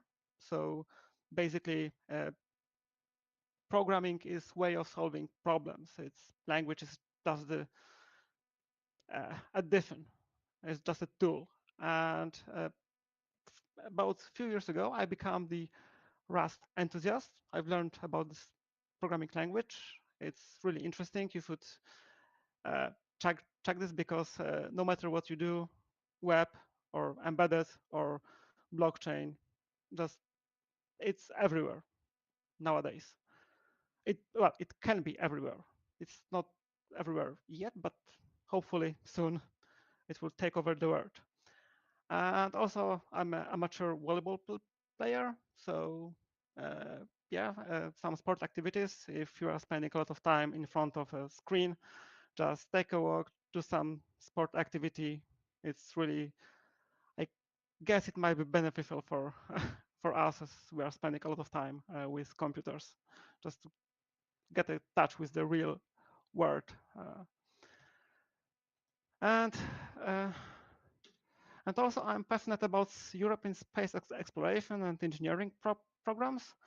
And being passionate about European is not easy this time, because if you compare it to the China, India, US space market, it's we have a lot to do in this in this manner.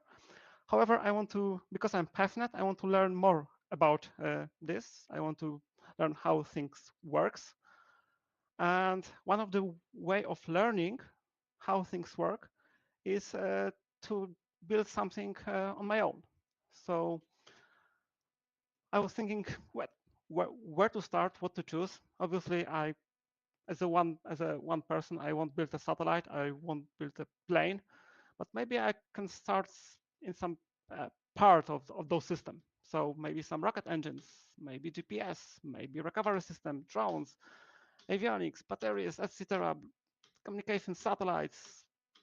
But in the end, I decided that I will try inertial measurement unit because it's small part, it's relatively easy, and it's doable in a weekend, over the weekend, Saturday, Sunday. It's just a good way to start. So, and important thing, I'm not an aerospace engineer. I'm working in a different domain, but hopefully one day we will see how it will go. But I'm learning about this. So let's back to the IMU. So what actually it is. So IMU is a device that measures and report forces acting on our device.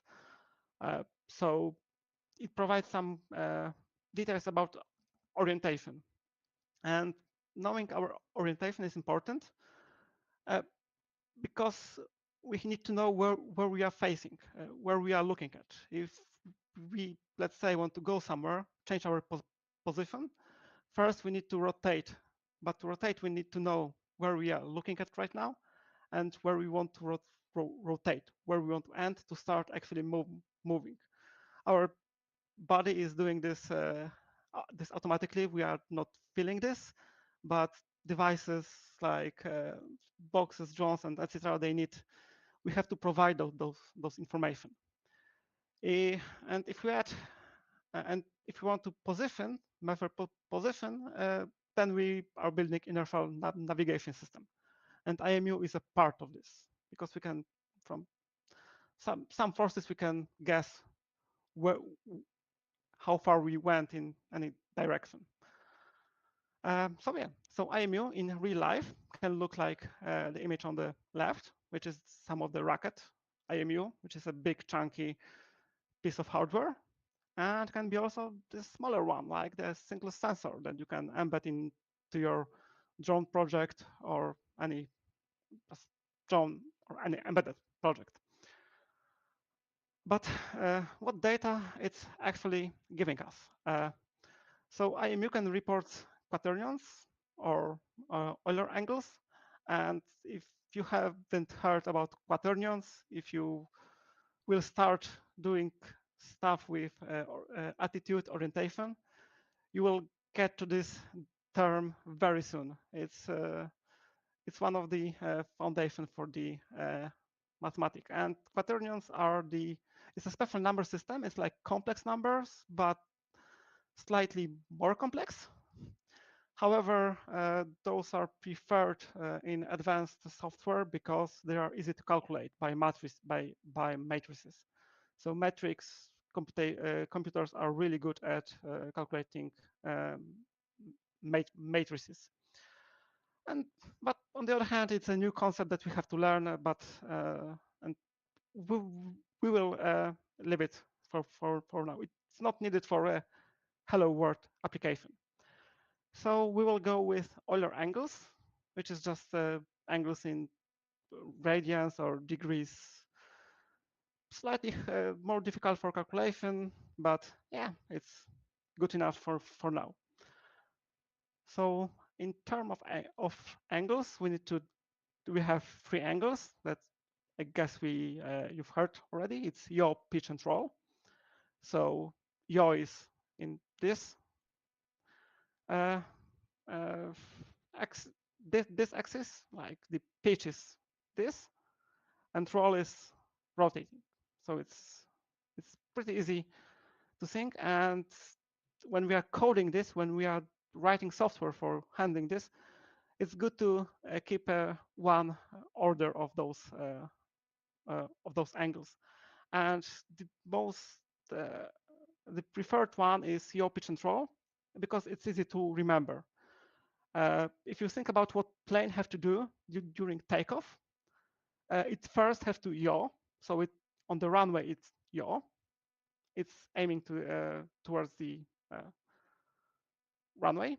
Then it's pitching when it's starting, and then in the end it's rolling to fly to our destination. So yaw, pitch, and roll, and this is like the commonly used order. So yeah, so I know what I want to learn. I know some basics. I know where to start, but now I want to do something actually actionable, some project that makes me learn this idea. So I decided to go with a cube with real-time orientation. So this cube on the right is what I want to rotate, and what will reflect to my physical breadboard. So yeah, so let's start planning. So step by step, first is to find actually a MCU, some microcontroller, find some sensor, some breadboards, connect everything, write some firmware to upload to our board, then write frontend because I want to display this cube. And because of time constraint, writing frontend and handling frontend is excluded from this talk because it's a beast of its own. If you think about, there is a rendering, OpenGL, WebGL, web servers, a lot. But so we will put it aside and assume that it's already there. And the last step is, of course, plug and play. So we are plugging and we are playing with it. So yeah, so let's start with hardware and software. So first, we have to find stuff. We have to find breadboard, Pico, sensors, etc. So each such project starts with diving into such boxes that you can see on the right and trying to find all the pieces of puzzle that further will be connected. And in my case, I found two breadboards, one Raspberry Pico, LSM3 or 3D, which provides me accelerometer and magnetometer. So this is 6 degrees of freedom sensor. Also, I found MPU 6050, which provides gyro plus accelerometer. So again, it's 6 degrees of freedom because each force we are measuring is in 3 degrees of freedom. So if we are measuring 2 forces, we have 6 degrees of freedom, and there are some sensors that provides 9 degrees of freedom. So it's like combined all 3: accelerometer, magnetometer, and gyroscope. Yeah. Another part is LED and resistor. And LED is just because sometimes it's nice to have some status, some feedback from the board, how it's working. So yeah, so I found the stuff and started connecting. So this is real life piece of board. It might not look very very appealing, but it's working. So that's good. And you can see here that I've decided to put sensors on the second breadboard, and this is because I might want to replace Pico with something different, with some different board, and then switching connection will make it easier. And yeah, so this is a cleaner view of connection. Here I decided to use I2C bus because it needs only two lines, and it can connect multiple sensors. So if I want to replace Pico with something different, I can easily detach I2C bus power and plug it to something different. So that's easy. All right, so we connected everything. Now start the code, some firmware. And of course, I won't be doing live coding here. It's not the scope of this talk. But with Rust and Embassy, this is all we have to do to start to actually initialize our hardware. So our Pico hardware, our I2C, UART, and this is a way to go. So yeah, so let's connect the first sensor, which is MPU 6050. And this is very small sensor, but it's quite powerful. And this sensor provides gyroscope and accelerometer. There is already a crate, a library for this, for Rust, because in Rust libraries and drivers we call crates. So that there is a crate for this, so we can take something from of the shelf. And also MPU 6050 is interesting because it contains digital motion processor, which provides us easy way to go with calculating attitude. Actually, it provides already attitude because we can program this, we can upload firmware, and it will do everything for us.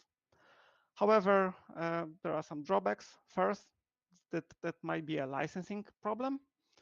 So you have to check the license.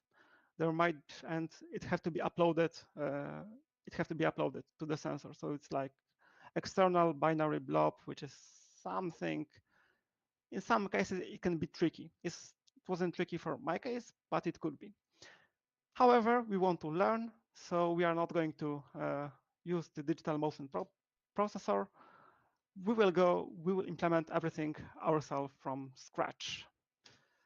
So yeah, so gyroscope data, this is the first reading.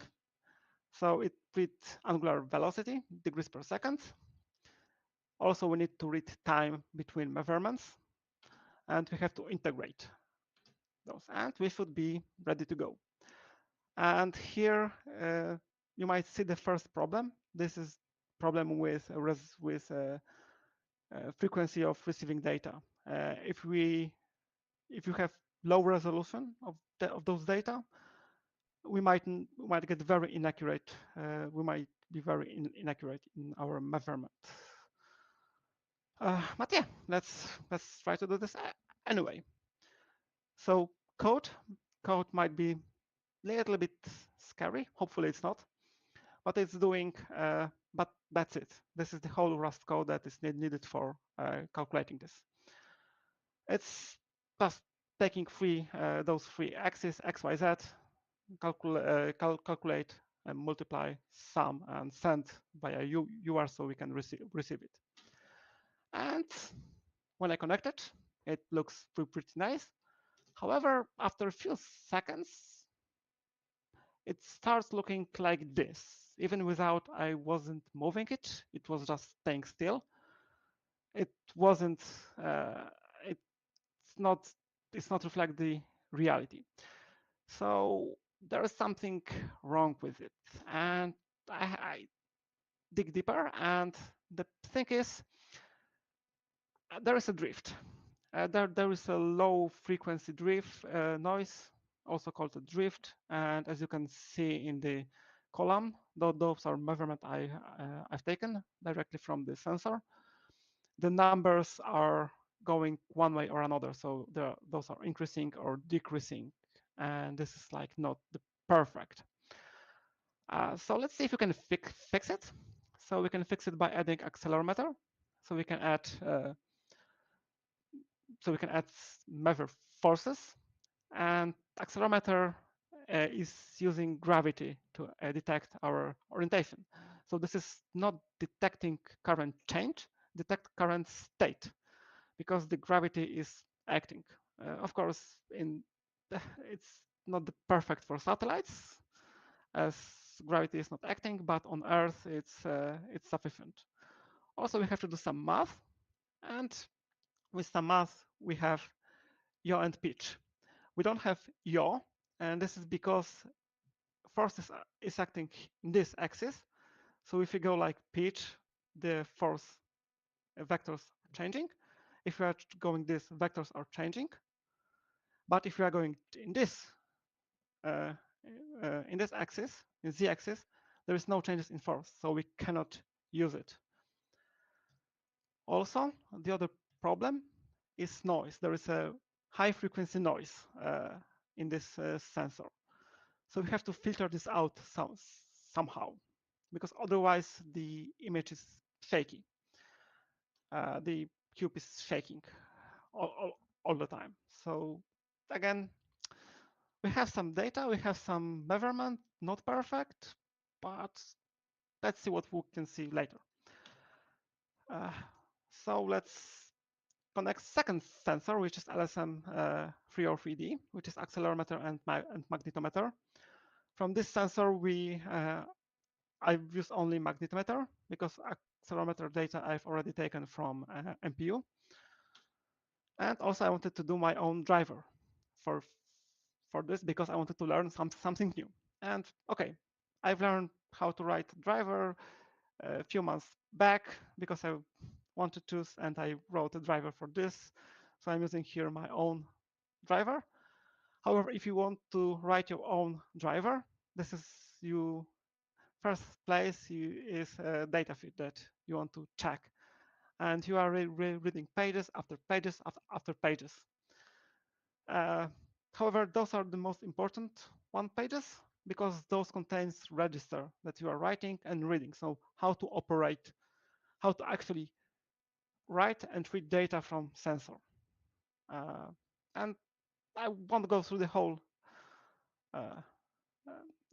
driver. It's just some code that is reading and writing to the I2C bus in a proper manner that we've read from the documentation.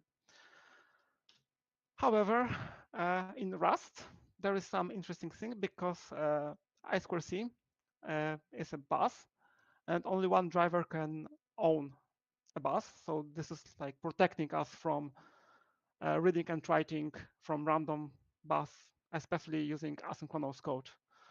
So here we need to somehow manage this. Rust provides some solution for this. This is just a mutex, some synchronization primitives, some coding, some asynchronous some synchronization structures that helps us to make it work, to share this bus to multiple sensors. So this is more or less like it looks like.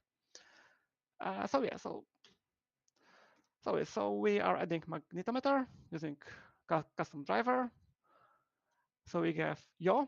So now we have X, Y, Z from gyroscope, which have its own problem. We have accelerometer X and Y from accelerometer, and we have Z from magnetometer. So we have like, so we can somehow combine those data. And yeah, with magnetometer, you can do yaw. However, magnetometer have this problem that it it measure magnetic field. So we have, so if you put some wire with flow with voltage, where there is some voltage, some current flow, then it will slightly rotate. And if you experiment yourself, you will see that it's small but not noticeable. Okay, so we have all data. So now time to combine those measurements. And the term we are looking at is sensor fusion. It's combining all data from all sensors that we have into one single output. And it can be, in our case, we have 3 inputs to the sensor fusion to calculate your pitch and roll. However, we can add the accelerometer from LSM 3 or 3D, and we can include this in sensor fusion as well. And of course, we can put all sensors that we want. The problem is how to make use of all those data and convert them into a single set of value. This yaw, pitch and roll, or in other examples, to quaternions. So this is what we are interested in. And here is interesting part, because when I've done this, I've noticed the one small problem with my code, that the cube wasn't rotating in a way I expected to. And I was trying to find out the problem, what's going on, and apparently the problem was because I haven't read all those letters, those printing on the sensor. Because if you look closely, on the left sensor, X is in this direction, and Y is in this direction, and Z is here. However, on the second sensor, the X is in this direction, and the Y is in this direction. So it's switched. So this is something you have to take care when you are connecting multiple sensors, that all are working within the same frame of reference. So okay, so let's back to our sensor fusion, data fusion. So when you start looking at something, when I start looking, there was I found a lot of answers that, yeah, Kalman filter, Kalman filter, Kalman filter, complementary Kalman filter, Kalman complementary, and I've decided to go with complementary filter as it sounds way easier to actually work with. So it was a good starting point. Kalman looks slightly more complicated, although I've figured this out somehow, but for sake of this presentation, I will stick to a complementary filter. So complementary filter is, here we are getting some calculation from gyro. We are applying high pass filter. We are getting accelerometer and magnetometer. We are applying low pass filter, and we are merging. We are fusing those two data together. And this is the whole code for this filter. So as you can see, it's looks very easy, and it just works. Maybe it's not the best filter, but it works. However, there was another problem, because when I started, the cube was because when I tilted, or it was tilted, the yaw angle was added, and again, it was why. And after some kind of digging, I learned that actually it makes sense that when we have the sensor, magnetic sensor, and we tilt it, the magnetic forces are slightly different. So it thinks it's rotating. So we have to compensate for this.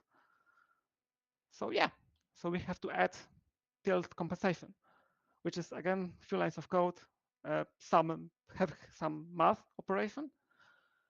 And after applying this, it started to work. So yeah, so now I prepared the demo. So we will see how it will looks like. So this is a prepared box. Hopefully you will see. Let me see if, yeah, so now you can see. Now I will try to share the second tab. So 1 second, please.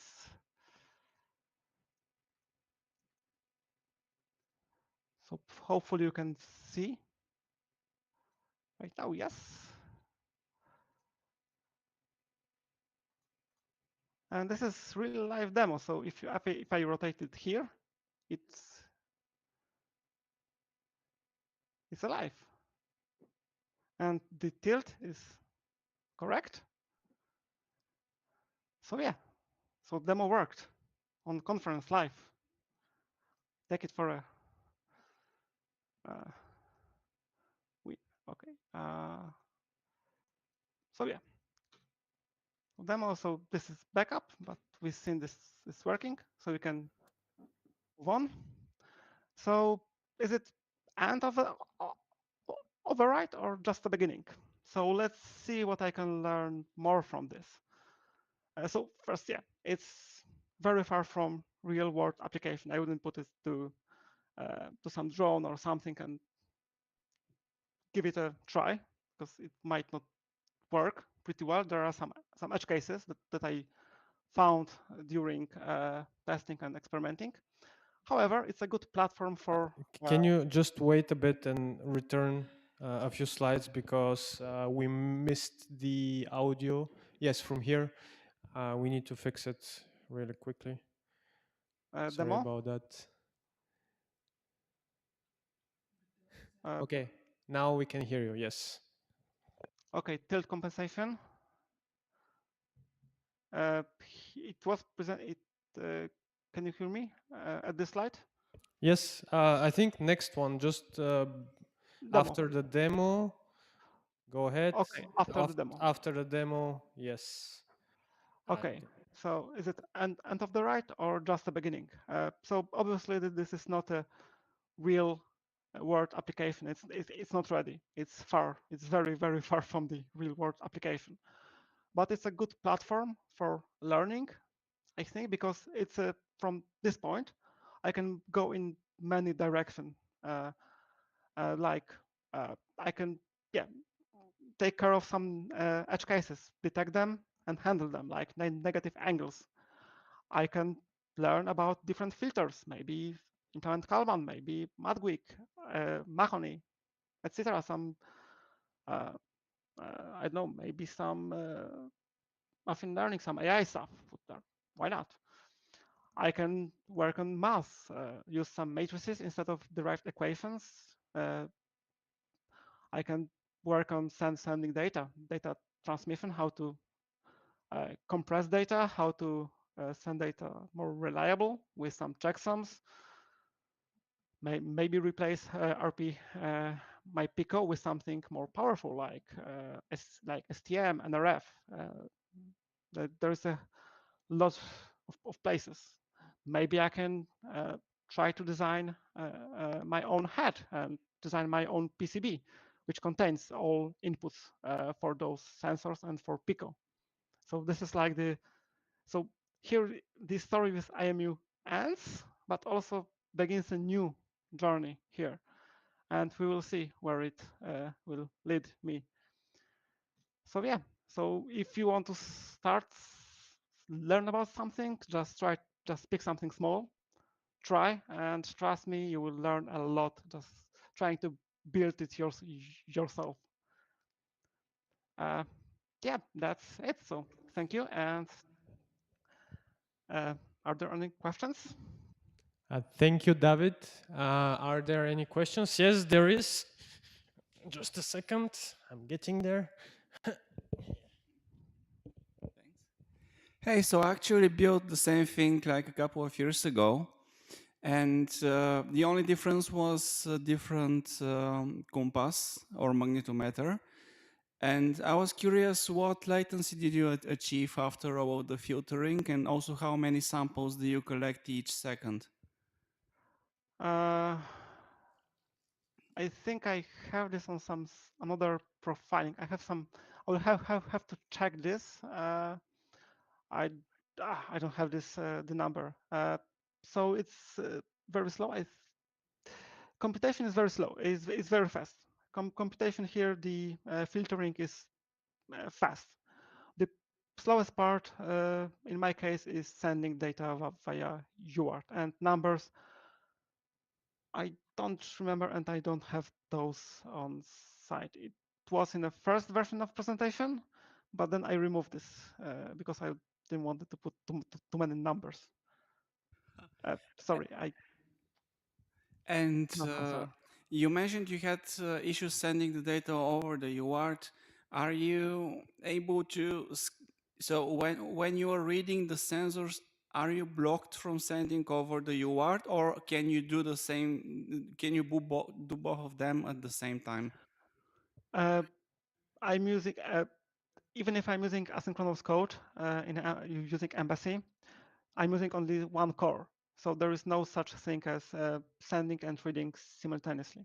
It's scheduler decide whether it reads or sends.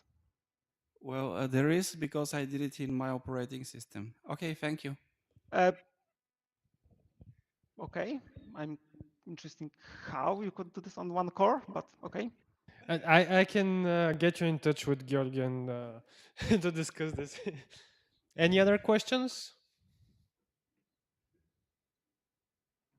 First call, second call.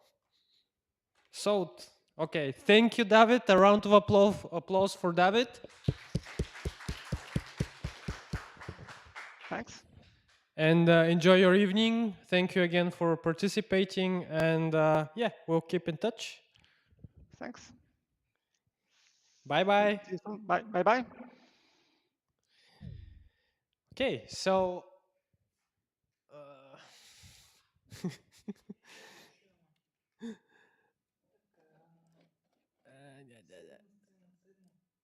just a second. Let's prepare. So next, we'll have a short presentation about how you, yes, you, can work for NASA or with NASA. And yeah, share your space stuff to NASA. This is the only lightning talk scheduled for now, and I'll just directly continue with the closing of the conference. We are going to finish earlier, just because, yeah, we had some technical issues.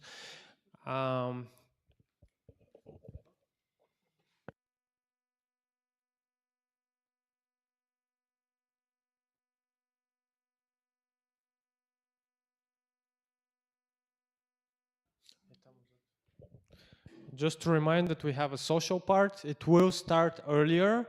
I think my presentation won't take more than probably 10 minutes or even less. So I think, let's say around 20 minutes to 6, we'll start the social part.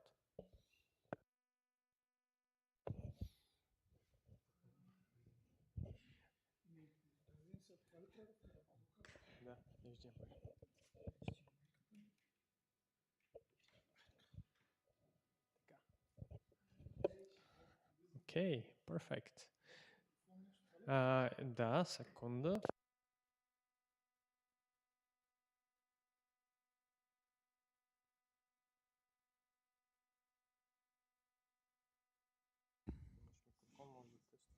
Проба? Да. Just a short introduction to Ilya. He's actually been designing most of the things that you see on the conference, including the logo, the timeline, and everything, the agenda, and so on. We've been working quite for a long time on various projects. So I'm very happy that he will share a bit about his knowledge about working with NASA, or at least the workshops that he participated in. Please, round of applause to Ilya. А може ли да е на български, защото нямах никаква готовност да се подготвя? Yes, you can do it in Bulgarian. Здравейте всички. Надявам се, че повечето от вас са българоговорящи, с изключение на Аско. Аско, can you excuse me because I wasn't prepared for the lightning talk, so I just want to be short and to talk in Bulgarian. Здравейте, както вече разбрахте, аз се казвам Илия Ламбов ми е фамилията. Приятели сме с Лъчо. Точно преди 10 години се запознахме. Мисля, че беше тук или на някое състезание беше на Game Jam в съседната сграда. И така, както и да е, в продължение на дълги години разработвах един мой проект, свързан с туалетните и случайно или не, по телевизора имаше едно организирано събитие от HeroX. HeroX е една отворена платформа за така наречения крауд, не фандинг, а краудсорсинг. И НАСА много често използват тази платформа, за да обявяват свои конкурси. Както виждате, тук има за Spaceport America Cup и всякакви други такива, които са свързани с НАСА. Ето виждате сега НАСА What's on the Moon и тук остават 3 дена, който иска може да участва. Общо взето много са отворени, събират всякакви идеи от тълпата, но конкуренцията е много голяма. Тогава за 45 дена бяха набрали 20 000 заявки от цял свят и казаха, че като отговор, тъй като аз не спечелих конкурса, имат 2000 читави. В смисъл, ако имате някаква идея, това е една много чудесна възможност, която може да кандидатствате на ниво идея. След което, понеже тук в тази платформа се регистрирах през Google и така нататък, имат доста неща като информация за мен, получих имейл, в който присъствах на 2 вебинара, тъй като те наистина не търсят само идеи, а търсят възможност тези идеи да бъдат реализирани, защото бързат, искат да бъдат номер 1 в космоса и бързат да отидат на Луната. Нали? Конкуренцията, кои са Китай най-вече, след което Индия. И са така отворени за нас, другите ги режат, защото ние сме в НАТО, нали, като цяло, но имат така наречената програма OSBP, т.е. Office of Small Business Program на НАСА, тъй като НАСА смята, че всяка малка компания е реално голяма компания, защото всяка малка компания за тях, всеки малък бизнес за тях е реално голям бизнес. Едно болче само да им подобрите, това може, нали, да подобри полета и мисията.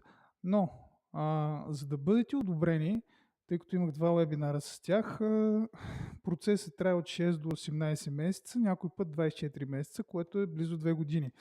След което казаха, че в мига, в който сте одобрени, трябва да сте веднага готови да зарежете абсолютно всичко останало и да работите само по това, тъй като имате интервю, нали, с всичко минава през тяхното Department of Defense, нали, през Government. Те са, нали, така не, че те са федерална агенция. За да стигнете обаче до одобрение, първо трябва да си харесате някакъв център. Те имат, тук на тази картинка, може да видите, нали, колко центъра има. И всеки център на нас се занимава с специфична за него дейност. След което трябва да сте си регистрирали фирма в Щатите. Това е, нали, едно от най-важните изисквания, като те нямат никакъв проблем с това. Примерно, самите основатели на компанията да са извън Америка, т.е. да са в България, примерно. Но, регистрирайки фирма в Щатите, трябва да има един човек, който работи там и най-важното, този човек трябва да се свържи с някакво ментор-протеже, което те имат програма за ментор-протежета, тъй като получават много имейли на ден. Така имат 3 до 6 хиляди имейла. И ако някой не насочи вниманието им към вашата, тъй като се кандидатства онлайн, нали, към вашата идея или към вашия проект, те реално няма как да го обработят в рамките на 8 работни часа. Нали. И, нали, трябва да си харесате протеже. Ако съответно пък нямате пари за да направите фирма в щатите, те имат такъв Афекс акселератор, който пак е федерален в различните щати. Във всеки щат има такъв акселератор и дават една документация, която вие да си попълните, след което ви отпускат пари, но за съжаление парите са под формата на кредит, нали, не са безплатни, трябва да се връщат. И всъщност тогава вече влизате в тяхната вендор лист. Когато влезете в вендор листа, вече там има една спецификация на Nike. Много държат вашата компания да е по тяхната спецификация на Nike. Точно вие какво може да им доставите. Те си имат много точна спецификация. Примерно в кой сектор сте, какво точно доставяте. Но има нещо друго, нали.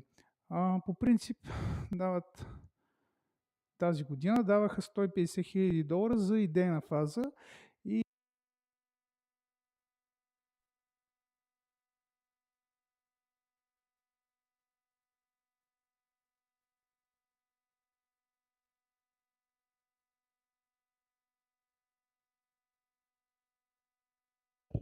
както и да е, цифрите може да ги видите от сайта. Идеята е следната. Идеята е, че има първоначална фаза. Най-важното е тук да си свалите мобилното приложение. В това мобилно приложение, посредством телефона, може да видите абсолютно всички ментор протежета, кога са ентритата. Обикновено на пролет имат първо ентри за кандидатстване. Като съответно може да кандидатствате с идейна фаза, където дават по-малка сума, да кажем до $150,000 и после вече да минете на втора фаза, което е за самата реализация на самия продукт. Там вече дават, мисля, че вече го направиха $800,000, което си е близо $1 милион. За стартираш бизнес за една година не е лошо. Но като цяло, ето този човек също участваше в вебинара. Той мисля, че е един от главните в OSB PTM. Като цяло, идеята е наистина да бъдете добър екип и наистина да може да доставите нещо, като най-голямата сума от парите, тъй като те вижте колко много материали са ми изпратили. Тук са на кои дават най-много пари. Като цяло с 17 гигабайта информация, сега не мога за една минута всичко да ви разкажа, но най-много пари дават на университетите и мисля, че беше на Lockheed Martin. В смисъл, на някакви университети бяха дали $1,5 милиарда миналата година. Общо взето, нали, глобалният им бюджет е $2 милиарда на година. Те трябва да ги изразходят тези пари.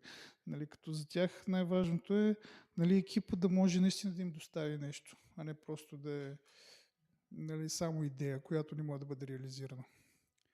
И така, ако някой иска да го прави това нещо, ние случайно си коментирахме, че е по-удобно за хора като нас от България да се пробват с Европейската космическа агенция. Но от моя личен опит, това, което видях, този човек, който презентира пръв тази сутрин тук, как се казваше, Саймон Дженер, от Axiom Space, той реално ми отговори за по-малко от една седмица. Беше препратил имейла до тяхните инженери. И, нали, тъй като НАСА ще останат само с програми с мисия до Луната и до Марс, всъщност Международната космическа станция ще бъде частна след 2300 година, така че ако фокуса ви е да разработвате някакви малки проекти на космическата станция, по-добре да се свържите с Axiom Space, тъй като те първо са частна компания, второ много бързо става при тях да получите отговор. Докато ако искате да кандидатствате към НАСА, трябва да сте готови с много търпение и с така поне една година да си отделите, да си разработвате проекта на мускули или с ваше финансиране странично от тяхното, защото по-рано от 6 месеца практически няма как да влезнете в тяхна програма. И да сте готови по-скоро за лошите сценарии, в които 24 месеца може да чакате за одобрение, след което мигновено да се включите в приключението, но те също така казаха в тези вебинари, че някой път като цяло това е дългосрочен бизнес и мисиите им някой път са, т.е. повечето от мисии са им за минимум 5 години и някой път се удължават. Както виждате, примерно за Артемис трябваше да каснат 24-та на Луната, но те още не можаха и първия луноход да призимат, така че да кацне на Луната. Изгоря в орбита и сега ще се отложи мисията, може би с още 1-2 години. Тоест, не е шега работа. В смисъл, трябва да сте готови бизнесът ви изцяло да се развива в тази посока. Тоест, да отделите 7 или 10 години от живота си, фокусирани върху това. Иначе да, отворени са. Който иска може да види, сваля си приложението OSBP, пише им и те отговарят. Окей, това беше от мен. Чудесно. Да благодарим на Илия. Супер.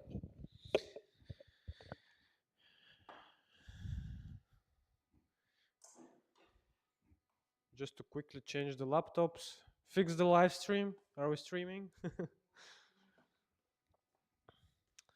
So there's a bag with t-shirts actually outside that I wanted to show for the closing, but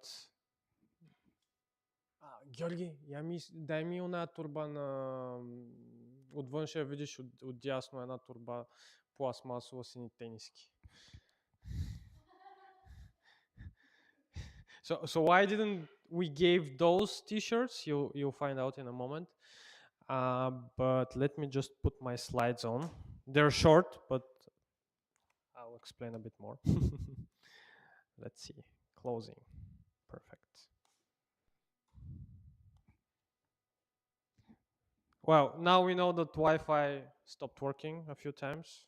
That's my fault, by the way. The router is buggy for some reason. So I just put it here for, mocking it. Please do. I'll enjoy it. Now, thank you for participating in this year's event. It was a great honor to first do it with all the other organizers and co-organizers, and also bring this event to you, and all the speakers, of course. Now, you know what's out there. Maybe show me with hands who wants to visit now French Guiana with all the talks today. Okay, at least 2 people. Well, 3 people. Sorry about that. 4 people. Okay. Nice. So my job is here.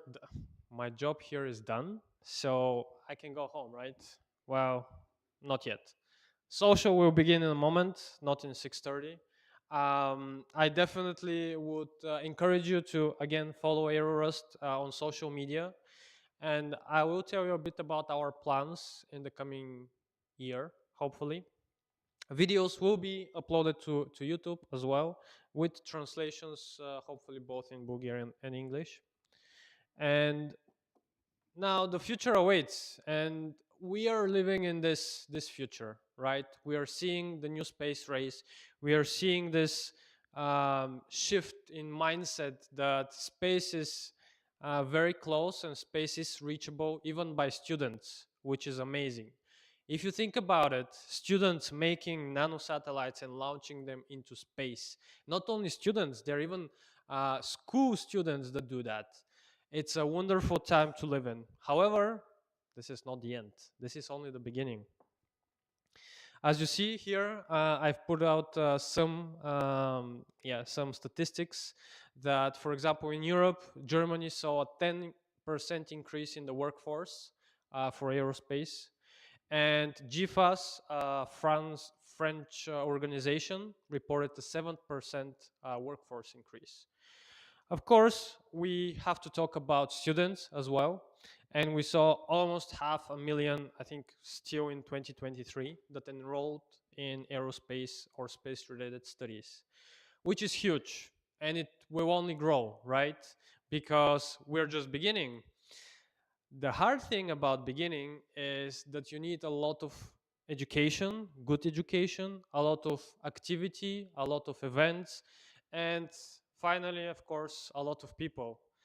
Building an aerospace startup is not like building any other startup, just because it needs so many people to know so many things in different areas that it's just not possible for one person. Yes, our goals. Well, first, we do have a space for you to join. We hope to grow it even further, go beyond 1,000, the same way we did for our subscribers or followers, or however it's called now. And apart from the Aerorust community in general, what we have started doing right now is the creation of an actual entity, a legal entity behind Aerorust. We are in the moment where we're starting the discussion with the Rust Foundation. The Rust Foundation is behind the Rust language, so it's a big deal if you if you're wondering. And apart from that, I took place virtually, sadly, in this year's meeting of the Safety Critical Rust Consortium. And I wanted to tell you a bit about that because it's just getting started. But the meeting was just there to try and start figuring out how to bring Rust to safety critical systems and do it openly, not some company building a compiler which compiles Rust, but it's proprietary. You need to pay very large fees and licenses just to use it. This is what happens in C and C++, by the way, right now. So it took place in Toronto, no, sorry, Montreal this year on RustConf. And there were people from Airbus, from Ferris Systems who are working on certifying the compiler for the automotive sector. There were people from Volvo, from Citroën, and so on. So there's a lot of interest in Rust for safety critical systems, which basically means, yeah, if there's a human inside and you want to write software to control any vehicle, that's a safety critical systems, which includes, of course, space travel and space exploration.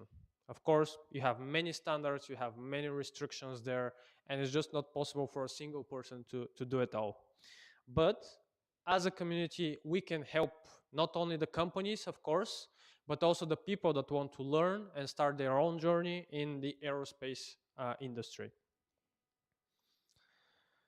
Again, Space Generation Advisory Council, if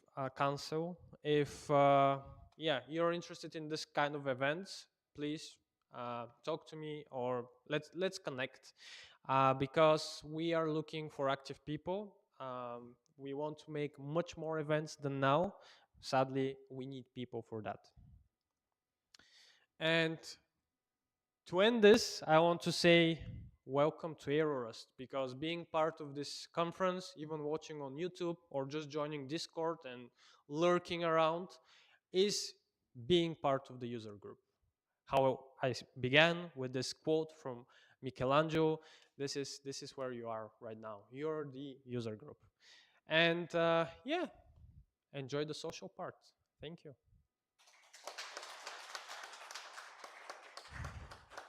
Now, who wants to drink?